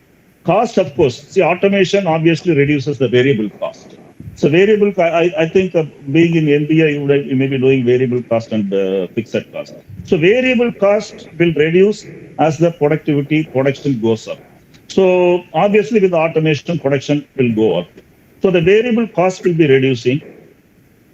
And the fixed cost, obviously, because the automation will lead to a reduction in manpower. So the fixed cost also will be reducing. So obviously by implementing any automation, the cost will be reducing. And of course, the next is delivery. Delivery is the smooth flow of the products to the customer end. That we call as the TACT. TACT is the customer requirement rate. So the flow of the products should be in line with the TACT rate. And of course, okay, see, the hindrance will come in forms of, say, capacity constraint, manpower issues, breakdown of machineries like that. And of course, the safety and the morale. So these are all direct parameters. So this is as far as the efficiency is concerned. Now coming to the next code word, automation. Okay, this automation, okay, we have been hearing all this nearly 2 hours. So automation basically in any factory or any organization, it can be divided into 3 categories. One, office automation, then of course design automation, and then of course this factory automation. So office automation, of course, it's a more of system driven, that is IT driven. So maybe if we are comparing the situation some 3-4 decades before, so right from purchase request, raising a purchase request, then converting into PO, then raising an order, sending the order to the supplier and bringing the material. So in those days, it was very cumbersome. So now, of course, with the ERP, SAP, Oracle, a lot of things, everything is online. That is raising the PR or the approval of the PR with the various levels, and raising the purchase order, PO, and getting the material, everything is automated. Similarly, one of the main thing I want to emphasize here is the scheduling. See, earlier, even in 90s, I can say, the scheduling in any engineering industry or manufacturing industry was a very cumbersome. So on 1st of every month, the marketing will come with some projection. So with that projection, they will have to bet the inventory available at godown and in various places in the country. Then the transit stock, then WIP available inside the factory. So these are all very difficult. So to bring all the data and to bring at the final monthly production schedule, it will take some 4-5 days. So this was the situation earlier. Now it is almost online. So now with the introduction of this ERP, everything is online. There is nothing, even in many companies, there is nothing like a monthly schedule. So as and when the customer gives an order, marketing enters. So based on the inventory in various stages, the job order at the various stages, and even the shop, foundry, like that. So it automatically creates, and the respective department heads, they can take the requirement online and they can proceed. So it is more simplified. So I'm not going to exaggerate on our office automations. So I just thought of touching this. And of course, with the very clarity in BOM, that is bill of material and routing of each products, the cost is also captured online. So any deviation, month on month, we can, not even month on month, job order on job order, we can clearly track the cost, whether, okay, something is going wrong. There is some cut in the cost. We can easily identify. And another advantage in this ERP is the inventory tracking. Inventory tracking earlier, okay, it used to be an annual affair. So during the first week of April, that is after the closure of financial year, that is March, almost all the companies will close for 2 or 3 days and they will take the physical stock. So, and the external auditors will come and verify that this was an annual affair. See, now, of course, it's almost online. Of course, the verification is there. Verification by the external auditors is there. So this is as far as the office automation. So office automation, I can say with the implementation of this ERP like SAP, Oracle, BOM, so even our Indian systems, Ramco systems. So it has really eased our way of working. And now, of course, the design automation, I wanted to touch it, but now our friend Sasikumar has in detail explained about the design automation. So I think I will skip the design automation and straight away I will come to the factory automation. Basically, automation means factory automation only. See, all the other things are supportive functions. So, okay, how to define an automation? So almost all our co-panelists gave an explanation. It is a very simple word. Say it is a repetitive manual work is replaced with some mechanical assemblies, interfaced with some electronics, that's all. So here, you have to mark the word repetitive.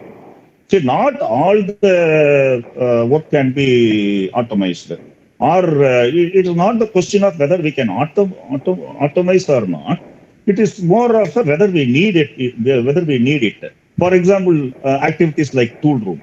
Tool room and all, okay, it's one of an activity. See, now he will produce, that particular operator will produce one job. The next job will be different. So there is no point in automating those things. So automation comes where the repetitive activities is there. So now, okay, we are having defined or having understood what is automation, then where the automation are required or more prevalent. So maybe the first area of automation is the extreme environment. The extreme environment is more of like areas like foundry, building, painting, like that, where hazardous, even high temperatures like that. So, for example, in foundry, in iron foundry, the temperature will be more than 1,500 degrees. So, the operator, the employee, he will be standing with that material, that is molten iron, which is at 1,500 degrees, throughout his shift. So, there is 7.5 to 8 hours, he will be standing along with that. So, just imagine a person who is joining a company at the age of, say, 20, 22, and he is retiring at, say, 60. So nearly 38, 40 years, he has been standing, that is 1/3 of his time, he has been standing with the 1,500 degrees metal. In case of aluminum, it is 750 degrees. So what will be his mindset?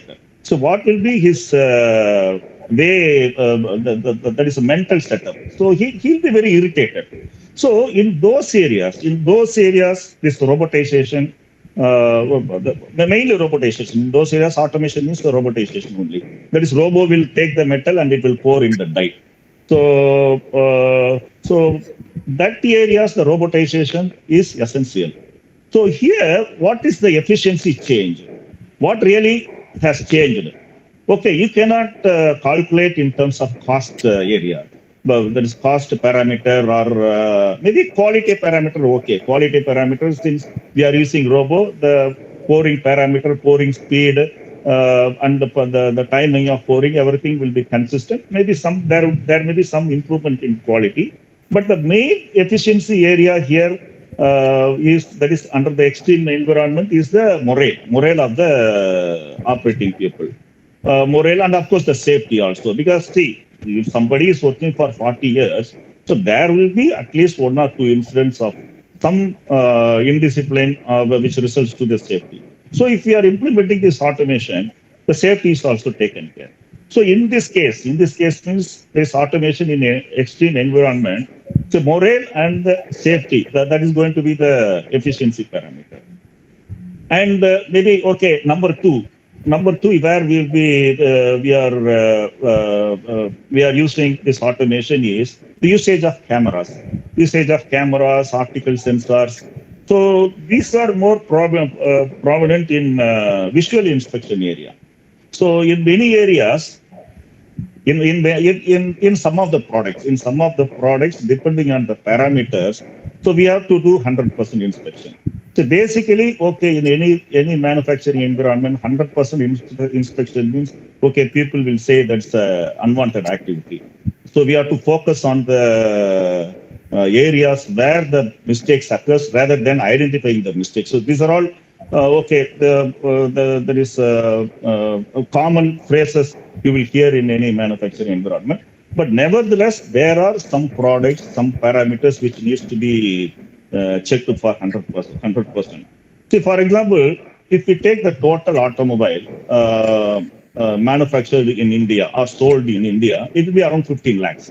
So right from four-wheelers, that is cars, two-wheelers, tractors, utility vehicles, commercial vehicles, everything put together, it will be around 15 lakhs. So assume that you take the case of a bolt and nut. Assume that each vehicle has, say, 20 bolts in the critical areas. Critical areas means, okay, engine bolts, connecting rod bolts, even wheel bolts. So these are all very critical bolts. So wheel bolts are safety parameter. If while running, if the bolt is broken, means what will happen? The wheel will go separately. So these are all critical parameters. Similarly, engine bolts are all very functionally very critical because any small lapses will give the vibration. So assume that 15 lakh vehicles are manufactured and say 20 bolts are used in these 3 areas.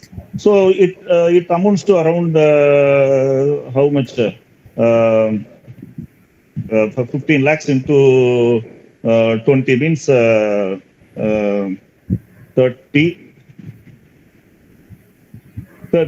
crores, right? 3 crores bolts. So assume that how you will inspect these 3 crores of bolts manually. Suppose what will be the rate of, that is the speed of inspection of a bolt. Maybe a person can inspect hardly, say 6 bolts or 7 bolts a minute. So that is maybe 1 bolt per, say 10 seconds or 15 seconds. So with that speed, can a factory can deliver, say, crores of bolts? It's not possible. So there you have to put some camera or some visual devices so that the speed of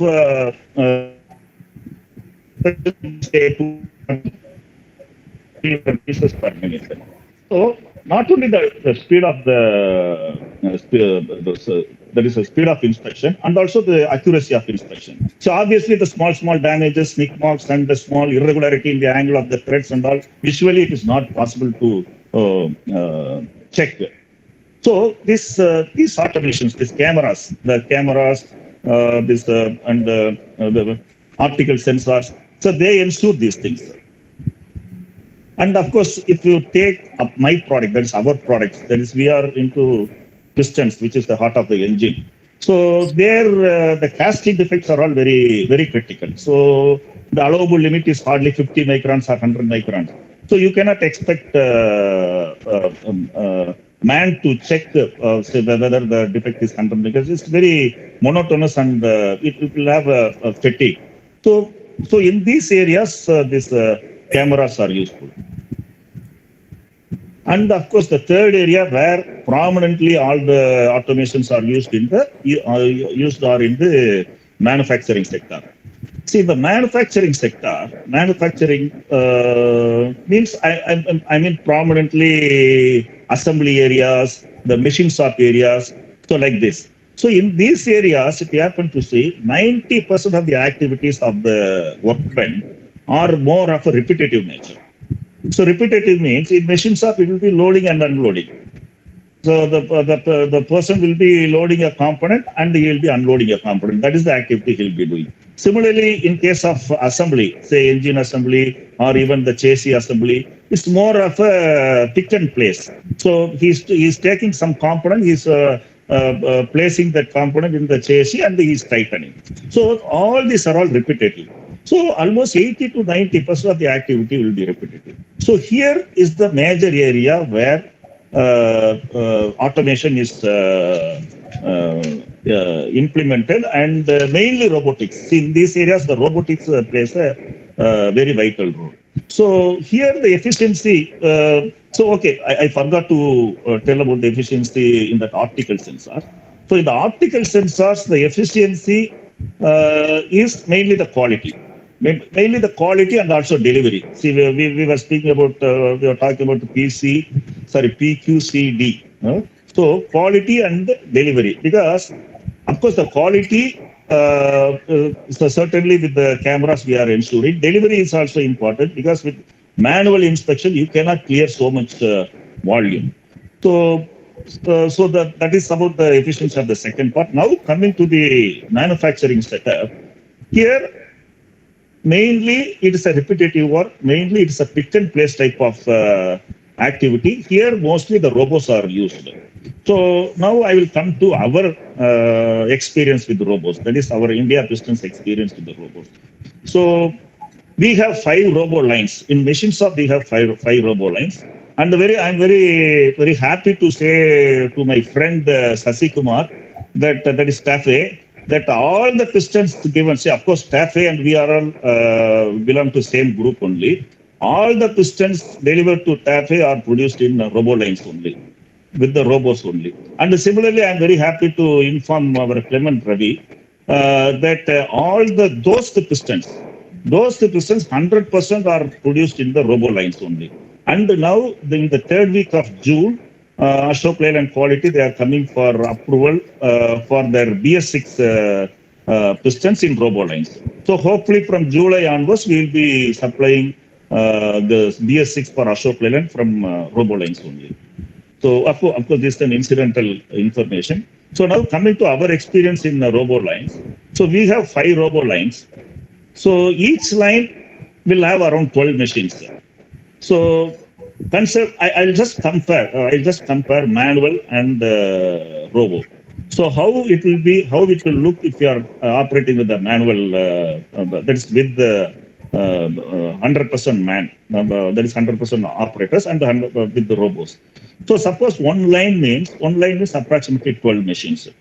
In case of manual operation means we need to employ 9 operators per shift. So 9 operators per shift means in case of 3 shifts, it is 27 operators per day. So per day, we need to employ 27 operators. So we will be getting around 20,000 pistons per month. So this is the output. So whereas if we are running with the robo lines, for the same 12 machines, we will be operating with only 3 operators. Of course, although robo is running, we cannot eliminate operators. Okay, we can reduce. As my procedure, all the co-panelists told, we cannot eliminate. So we can only reduce. So from 9 operators per shift, we can reduce to 3 operators per shift, which means 9 operators per day. 3 shifts means 9 operators per day. So and the production will be getting around 35,000 pistons. So earlier in the manual line, we can get only 20,000 pistons. In the robo lines, we can get 35,000 pistons. So what are all the benefits? In terms of manpower, we are saving 18%. 18% we are saving. So assuming their wages is say 50,000 rupees. So monthly the wages saved is around 9 lakh rupees. And considering now we are coming to the financials and coming to the increase in sales. From 20,000 pistons, we are able to increase to 35,000 pistons, which means 15,000 pistons. So 15,000 pistons, each piston at an average price of say 500 rupees, So the sale value increase will be around 15,000 into 500. It will be around 75 lakhs. So we'll be from one line, we'll be getting an increase of 75 lakhs. So assuming a contribution of say 35%, so we will be saving around 35% of 75 lakhs is around 26 lakhs. So what is the total saving? The contribution of 26 lakhs plus the wages saving of say the 18%. That is 9 lakhs. So 26 plus 9, the total saving will be 35 lakhs per month. So with one robo line, by converting one manual line to robo line, we are saving around 35 lakhs per month. Okay, now coming to the cost involved. Okay, for one line, we have to have 4 robos. So one robo, so we are using FANUC 20i, that's the popular robo. So FANUC 20i with the accessories and relevant conveyors, it will cost around 20 lakh rupees. So 4 robos means 80 lakh rupees. So the cost involved is 80 lakh rupees. Saving is 35 lakh rupees. So ultimately, the return on investment is less than 2.5 months. So this is the benefit. So in the automation, this is the benefit. So 2.5 months return, even assume say 5 months return of investment. Even then, it's a huge saving. And another financial aspect is the inventory. So in manual machine, so we are operating with the 9 operators means, so 12 machines means, obviously from one machine to another machine, there will be a component weighting of say 25 to 30 components, even assuming 25 components. So 12 machines means there will be a weighting of say from first machine to last machine, there will be an inventory of around say 12 into 25, 300 numbers. Whereas in RoboLine, it is fixed because it's a robo interfaced with the conveyor. So in one RoboLine, the maximum we can only accommodate 10. We cannot accommodate even 11. So the 10 is fixed. So how much is the inventory reduction? Nearly 290. That is 300 minus 10, 290. So we have 5 lines. So 5 line means the inventory reduction will be 1,450. So assuming cost of that is a price of a piston of 500 rupees, it will be around 7.25 lakh rupees, the inventory reduction. So these are all the benefits. Sir, I can say, okay, we are talking about efficiency of these automations. No? So the efficiency here is mainly productivity and the cost. So productivity, we are getting around 15,000, say from 20,000 to 35,000, 15,000 more productivity. Cost-wise, we are having the return of investment is 2.5 months, and the inventory reduction is around say 7.25 lakhs. So this I have taken one case study. Similarly, we have robots in our foundry, but of course the robots in foundry, as I told you earlier, it is not you cannot justify with respect to cost and other things. So there mainly it is more of a morale only. See, because our foundry is MDF is aluminum foundry. So we have seen aluminum. The metal will be 750 degrees. So obviously the operators will be finding difficult. So we are just implementing robots in foundry. We are having around 5 robots. So these are the main points. And the other advantages of implementing these automations are basically I told you, see, I am from manufacturing. So anything, ultimately it is faced by us. The first problem is the handling the labor. Handling the labor is the most challenging one in any manufacturing environment. So when we are moving from man to robo, okay, to that extent our problem is reduced. Say for example, no irritant problems. So if you are having man means, okay, lunchtime, the tea time, In fact, they'll go for restroom. And say even they're eligible for leave, say 24 days. So all these things are there. All these things are variables. Lunchtime, we will say lunchtime will be say 45 minutes, but they will take 1 hour. They will take 1 hour for 15 minutes. Nobody can each and every person of them. Each person will be giving their own reason. So that irritant problem is eliminated. And of course, no need to negotiate. No need to negotiate for any production increase. So any improvement which is resulting in the cycle time. A cycle time of 2 seconds. See, in RoboLine, a reduction of 1 second cycle time will result in 1,500 pistons increase in the RoboLine. 1 second. See, normally these RoboLines run at 40 seconds, 40 to 45 seconds. A reduction of 1 second over a period of 1 month will lead to an increase of 1,500. 1,500 means you just to see 1,500 into 500 rupees per piston means it may be around 7.5 lakhs. So that much we can immediately get that benefit. Whereas if you are reducing the same cycle time in manual line, to get the production increase is not that easy. We have to talk to the union. We have to convince we have to take disciplinary action. So all sorts of problems will be there. So that's why I told these are all the practical difficulties manufacturing people will be facing. And more than above, in these robo lines, all the robo lines, it will run 24/7. So 24/7 means, literally I mean 24/7, except for the national holidays, the 3 national holidays and the festival holidays, which are statutory by the government. The 12 that is national and festival holidays, except for these 12 holidays, remaining 353 days, we will be getting the output from the robo lines. Whereas you take the case of manual line. So manual line, okay, apart from the 12 days, there are 52 Sundays. So 12 plus 52, 64. And apart from that, each worker is eligible for 24. So 24 means so 64 plus 24, 88 days. So nearly 276 days. So with the robo line, we are able to get an output for 353 days.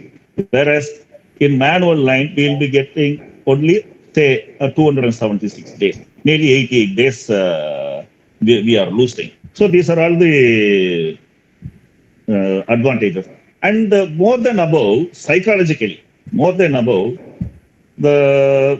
is younger generations who are now completing ITI diploma, who were earlier working on the machines. Now they are no longer interested in working in the machines. They are no longer interested in soiling their hands. In fact, now the opportunities are more. Okay, one generation before, when that is maybe during our generation at the time getting a job was very difficult. Now it's not so. So everybody is able to get at least with a decent salary. So working in a machine, working in a foundry and all is not something liked by the younger generation. So if you are continuing with the manual operation, it will be very difficult to find manpower to work. That's why we are seeing more people from Orissa, Bihar, and Bengal. Okay, now coming to the negative side. So far we have been hearing only the positive sides of automation. So, okay, before ending, let me touch upon the limitations also. Okay, the major limitation in automation is, that is factory automation, in factory automation is the customized toolings. I think Professor Panniselvam sir, during his initial slide he has put, that is batch quantity, lesser batch quantity, medium batch quantity, higher, that is continuous types like that. So this is exactly same. Limitation, that is, as the number of types are more, or as the number of models are more, robotization will be a problem, or automation will be a problem. So why means the customized tooling. See, for example, now say Maruti Shift model is running. So from Maruti Shift model, if I want to change to, say, Maruti Alto model, in manual line, it will take, say, hardly 6 or 8 hours, that's all. That is maximum one shift. Whereas in robo line, it may take 2 days, sometimes even 3 days. So 3 days, we are losing the production. So, how we have to manage? We need the sufficient batch quantity. If we are wasting 3 days for one changeover, at least that batch maybe whichever we are taking, Alto or Shift, that should run for at least 8 or 10 days. So if we are taking one batch for 3 days and that batch is running 1 or 2 days, there is no use. So for example, I want to quote what our friend Sasi Kumar told. He was very proud. I was watching, in fact, I was observing. He was very proud and he is saying that he can produce 150 models in Madurai plant. Madurai plant of TAFE is one of the flagship plants. So I have often visited that plant. See, the same pistons means engines. We have been supplying right from, we are all same group only. I joined India Piston in 1988. At that time also, for the entire TAFE, we were only supplying. At the time, only one type. Only one type at the time IDI engine. Only one model we used to supply. And later it became 2 models. And nearly, I think, around the mid-90s, we were supplying only 2 part numbers for TAFE. That is through Simpsons. Now, 72 part numbers we are supplying to TAFE. Of course, through Simpsons. 72 part numbers. 2 part numbers where is there, and now 72 part numbers are there. Out of the 72, every month we are supplying 45 models. And of course, the remaining 25-30 models are repeated model, repeater or changer model, which will come once in 3 months or 4 months. So every month we are supplying 45 models. So how we will accommodate? We'll be able to accommodate in robo lines. So these are all the problems. See, one side, okay, R&D will be introducing new model. Another type for manufacturing, these are all the difficulties. So. Ultimately, what we address is, we need a decent batch quantity. If you are taking, say, 2 days of changeover, at least it should run 8 days or 10 days, like that. And another major point I want to highlight is, robos are nothing but a replication of our hands. That's all. Robos are not a very big thing. In fact, robos are very idiotic, simple machines. That's all.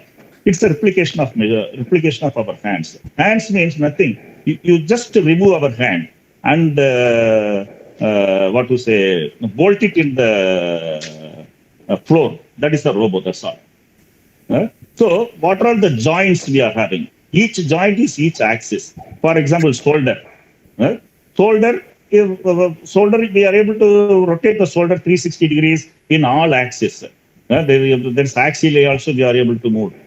So similarly, elbow, that is another axis. Similarly, wrist, similarly, fingers. So each movement is each axis. Each axis means each motor, that's all. So generally, we have 6-axis, 7-axis robots. But whatever we are doing, it's very difficult to replicate the flexibilities. Flexibilities are what I can say, easiness of a human hand. So that is the advantage with the human hand. Human hand, so suppose if we want to place one piece from here to point A to point B, the next piece he has to place from point A to point C. No problem, the man will place it. But robo cannot place it. Robo is programmed to place only from A to B. If you want to make that robo to place from A to C, you have to again program. So these are all the limitations of automations. And of course, we are only talking about the big end automations like robots and other things. There are a lot of small automations. That's what exactly Sar told, Panir Sar told, low end automation. There are a lot of low end automations in each factories which are implemented with their. There is a low end automations are nothing but small sensors, small reed switches, proximity switches, conveyors, cylinders, hydraulic cylinders, pneumatic cylinders.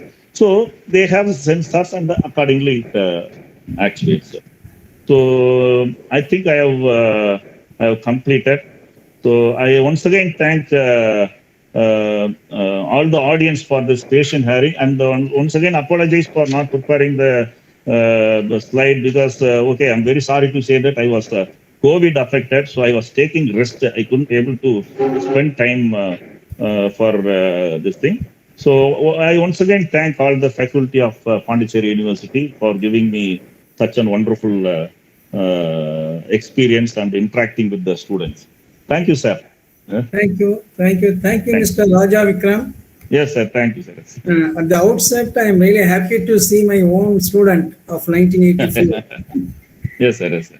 Next, again, I'm happy to see Professor Samuel in BMS. You know who is Samuel? Samuel, sir? Samuel, sir, theory of mission. Samuel? Samuel, Professor, theory of mission. Yes, sir. Yes, sir. Yes, sir. No, I'm seeing Professor Samuel in Department of Management Studies now.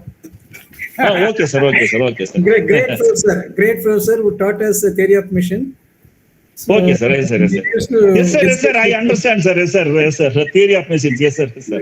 Yes, sir. He used to discuss at high level. Yes. Discuss at yes, sir. Yes, so sir. Really, without PPT, we were able to give high level discussion, calculations, etc. To sum up,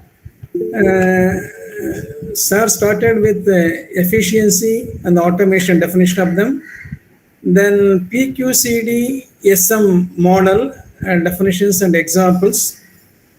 And then the automation, the dimensions of automations in 3 directions like office automation, and then SAP, then scheduling, factory automation, etc. Under factory, the extreme environment automation, which really improves the morale of the operators, where people are expected to work at high temperature, near foundry, etc. Forging machine. When the metal is in red hot state, it's very difficult to stand by the side of it. So that is warranted. Without option, we have to go in for that. Then again, under 100% inspection, you have got options of doing sampling and 100%. If the reality warrants 100%, then no other go. You have to go in for automation in the form of robots and all. Then he did wonderful calculations applied to India pistons with 12 machines line and 3 operators and 4 robots line. And he was able to justify with about 2.5 months of savings for employing robots. But later he went on explaining several benefits. Benefits in terms of not applying leave, benefits in terms of not going to canteen, benefits in terms of not going to restroom, etc. If you really compute, even that will be just 15 days or even less than 1 month justification time. So really it is interesting. That's what I was under the impression that robots can be high-end automation will be justified only on under long-term justification, like 3 to 5 years. Now, SAR is able to prove that within 2 to 3 months, you are able to recover the cost. You are able to recover the cost. And that is a great, what is called a lesson that is taught today. Then, though the session is pertaining to operations management, he was able to teach HR and finance angle in the case study that he has discussed. Under limitation, again, customized tooling and low volume product, etc. Or if there is any frequent design change, we have to do repeated program changes, etc. These will lead to the what is called unproductivity in robots. That's why when you select equipment, material handling equipment, we have to, in fact, if you refer to standard books, there will be a graph on x-axis volume and y-axis, what's the type of production system that you have to employ. Accordingly, the system of material handling system can be selected. So Sir was able to demonstrate from beginning to end, and again, I enjoyed Professor Samuel's lecture in the form of Mr. Raja Vikram lecture. Thank you very much. Sir, Thank you, sir. Sir. Thank you. Yes, sir. Entire afternoon, people just talking about automation, sir. At the end, but I feel there is a robot, sir. For 3 hours, 3.5 hours, he is not Yes, tired. Okay, so note it down and give me explanation after every presentation. So you are even at 65, not like a human being, you are not tired, sir. So that you are a great robot, which no one can replicate. Okay, sir. So we are basically manufacturing people. So obviously, what to say, we are used to this type of activities. Sir knows about Dr. Raja Vikram knows about Dr. K. and Balasubramanian. Yes, sir. Yes, sir. I was trained by him.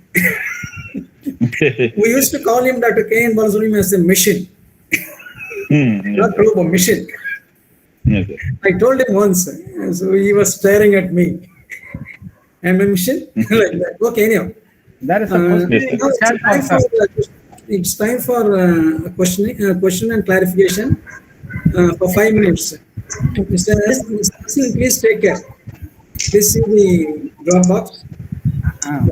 This question is from Amal and Wilson. Unlike others said, is it possible to automate India pistons to almost 100%? Asking this since you said in your presentation that productivity because of automation is more when compared to manual. No, it's not possible to. It is not. See, possibility is different. Whether required is different. So it is not warranted. See, possibility, okay. Possibility in engineering, anything is possible. But it's not warranted because the batch sizes are all very low.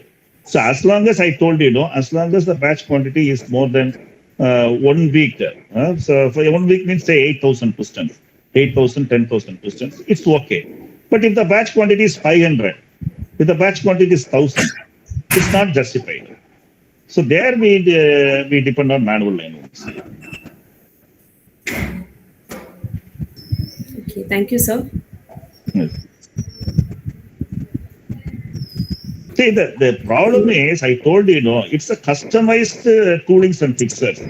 So it's a manual means we will be, any model change, we will be changing the machines only. That is machine-related toolings only. Whereas in robots, we have to change the robo-related this thing. It is like fingers.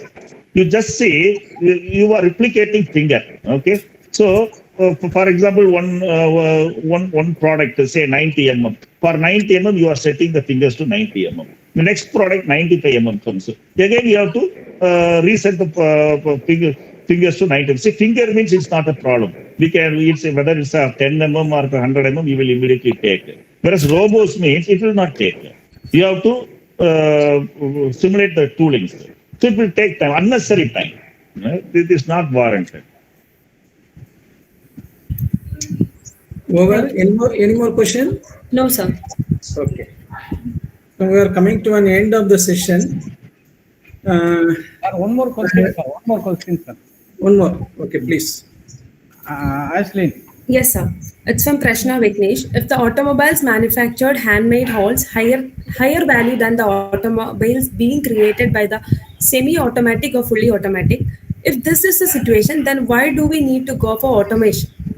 Please justify. Please repeat. If the automobiles manufactured handmade holds higher value than the automobiles being created by semi-automatic or fully automatic machines, if this is a situation, then why we have to go for automation? If the handmade is more valuable. No, can you post that question in the screen? No, see, sir, when the handmade is more valuable, then why we have to go for when handmade is more valuable than automated produced goods, then why we have to go for automated goods? See, automated means once you are setting the automated means it will continuously go on. Man-made means he is not listening. No. Man, you see, for example, any typical factory, okay, assume a strength of say 1,500 people. All the 1,500 people will not be same. So what happens? Say, as I told you, in my case itself, in our case itself, in robo line, we are getting output of 353 days, whereas the manual lines, we are getting the output of only 276 days, number one. And that too, this is assuming 100% efficiency. So even in the 276 days, he is going for lunch, he is going for restroom, he is going for all sorts of things, then your efficiency comes down. See, we have to clearly differentiate where automation is required, where manual is required. Not that all the areas should be. Can be is a different question. Is it possible? Yes, it is possible. You can 100% automate. That is possible. But whether it is required means that we have to only decide. Ashwin, let me add something to what Mr. Raja told. I will take, I think, Prashant's question in a different perspective. I think Mr. Ganesh also has replied on the chat box. If it is a crafted vehicle, like say the Chibaria is there, the DC, who does very specific automobiles from high-end solution providers, very limited numbers. It holds high value. Whereas if you take a highly automated line, you want to get one kind of a Hyundai car or a kind of a Maruti car, it comes from an automated line. So there is a differentiation. High value is held by those crafted vehicles at a small value, whereas in the completely automated high volume line, it is always the quality which defines, where you cannot expect a skilled labor to be there to do the complete process. So I think that's a differentiation we should look for. Yeah, I was about to answer the same lines as Clement was mentioning. So if it is highly customized, if you look at Rolls-Royce or those kind of high-end cars, obviously they are doing it handmade, right? But mass production, it cannot do it handmade, right? It has to be automatic. Yeah, I also like to add in that when there is a volume and there is a need of repeatability, so definitely automation is necessary. Correct. Yeah. I too have a similar opinion on this. Like, though I talked about 150 entities of tractors being produced on the Madurai line, at least if we see at least 60-70% of the tractors will be of the regular models. So those tractors can be that can be optimized. Like there are like high-end models where we talked about the crafting thing. Of course, that area of automation will be different. So one more question from Ishwar. So that's an open panel question, sir. So yeah, put it open. All people are there. Put it. Please read out the question. In case if we purchase RM from any supplier, how automation can be used in inspecting incoming product quality? Since the investment cost is high, do companies prefer to invest in machine vision at both final and incoming stage of inspection? I think let me answer on this point. In fact, I would like to state that is a very valid question and interesting question. See, any manufacturing industry, these are all non-value-adding activities. You inspect, it is non-value-adding activity. Like Mr. Raja also told, inspection is non-value-adding activity. Let me say that now India Pistons is a supplier for me. Now, I would expect India Piston to give me an input component 100% perfect. I don't want to inspect it. It's a green channel. With that condition, I do my process FMA for my assembly or my manufacturing line, saying that incoming component is always good. I don't waste my time in inspecting that. So we need to go to the starting point to put up these process adherences. Then it becomes easy across the value chain. We start inspecting at my incoming point. Now I produce engine. So at the chassis vehicle level, the engine has to be inspected. At chassis end, it has to be inspected. So it all adds value. I mean, non-value added solution. So definitely we should always look for a process adherence at the place where it is being manufactured. So instead of looking for an inspection at the incoming point, we should ensure that the process is adhered properly at the manufacturer end. Either it can be a supplier, tier 1, tier 2, whoever it is. That's my answer, I think. Let me add something over Mr. Clement's idea. Actually, Simpson and Co. used to place its quality engineer at auto look industry to check the quality and then straight away bring it to Simpson. That was one idea. In fact, one of my classmates, Mr. Panniselvam, was working like that. Through him, I came to understand. We can place our engineer at the vendor side, thereby, as he said, green channel to verify. In case we buy more material from the same vendor, they're probably placing an engineer of our company would be justified. Anyway, any more question? Yes, sir. Okay, sir. You can write up first. Okay, sir. Sir, can I move forward? Yeah, sir will say that's all. Sir Okay. will say, then you say. Miss Ashley would be giving vote of thanks. Before that, I personally thank each panel member, Mr. Ganesh Raja Segar, Mr. Girish, Mr. Clement Ravi, Mr. Sasikumar, Mr. Raja Vikram, for the excellent presentation made by each one of them. At the beginning, I said the cumulative experience of these panel members will form the topics of operations management. It goes beyond that. It goes beyond that. I am really happy. I thank the coordinator and HOD for choosing the right mix of panel member for operation management. I'm really happy. Thank you. Now I request Ashley to make a vote of thanks. Before Ashley, wait. So now I have seen the presentation, such a wonderful presentation. I feel all the 5 people are stalwarts in the respective field, all captains and whatever they say. Apart from that, they are proud to be in their respective field. So that experience is reflected. So we could see great, as Paravesa Murugan sir said, it is a great feast to the not only to the students but also to the faculty members. So let me thank the people who have suggested these people names. So let me thank those people. That is the word I can say. Over to Ashley.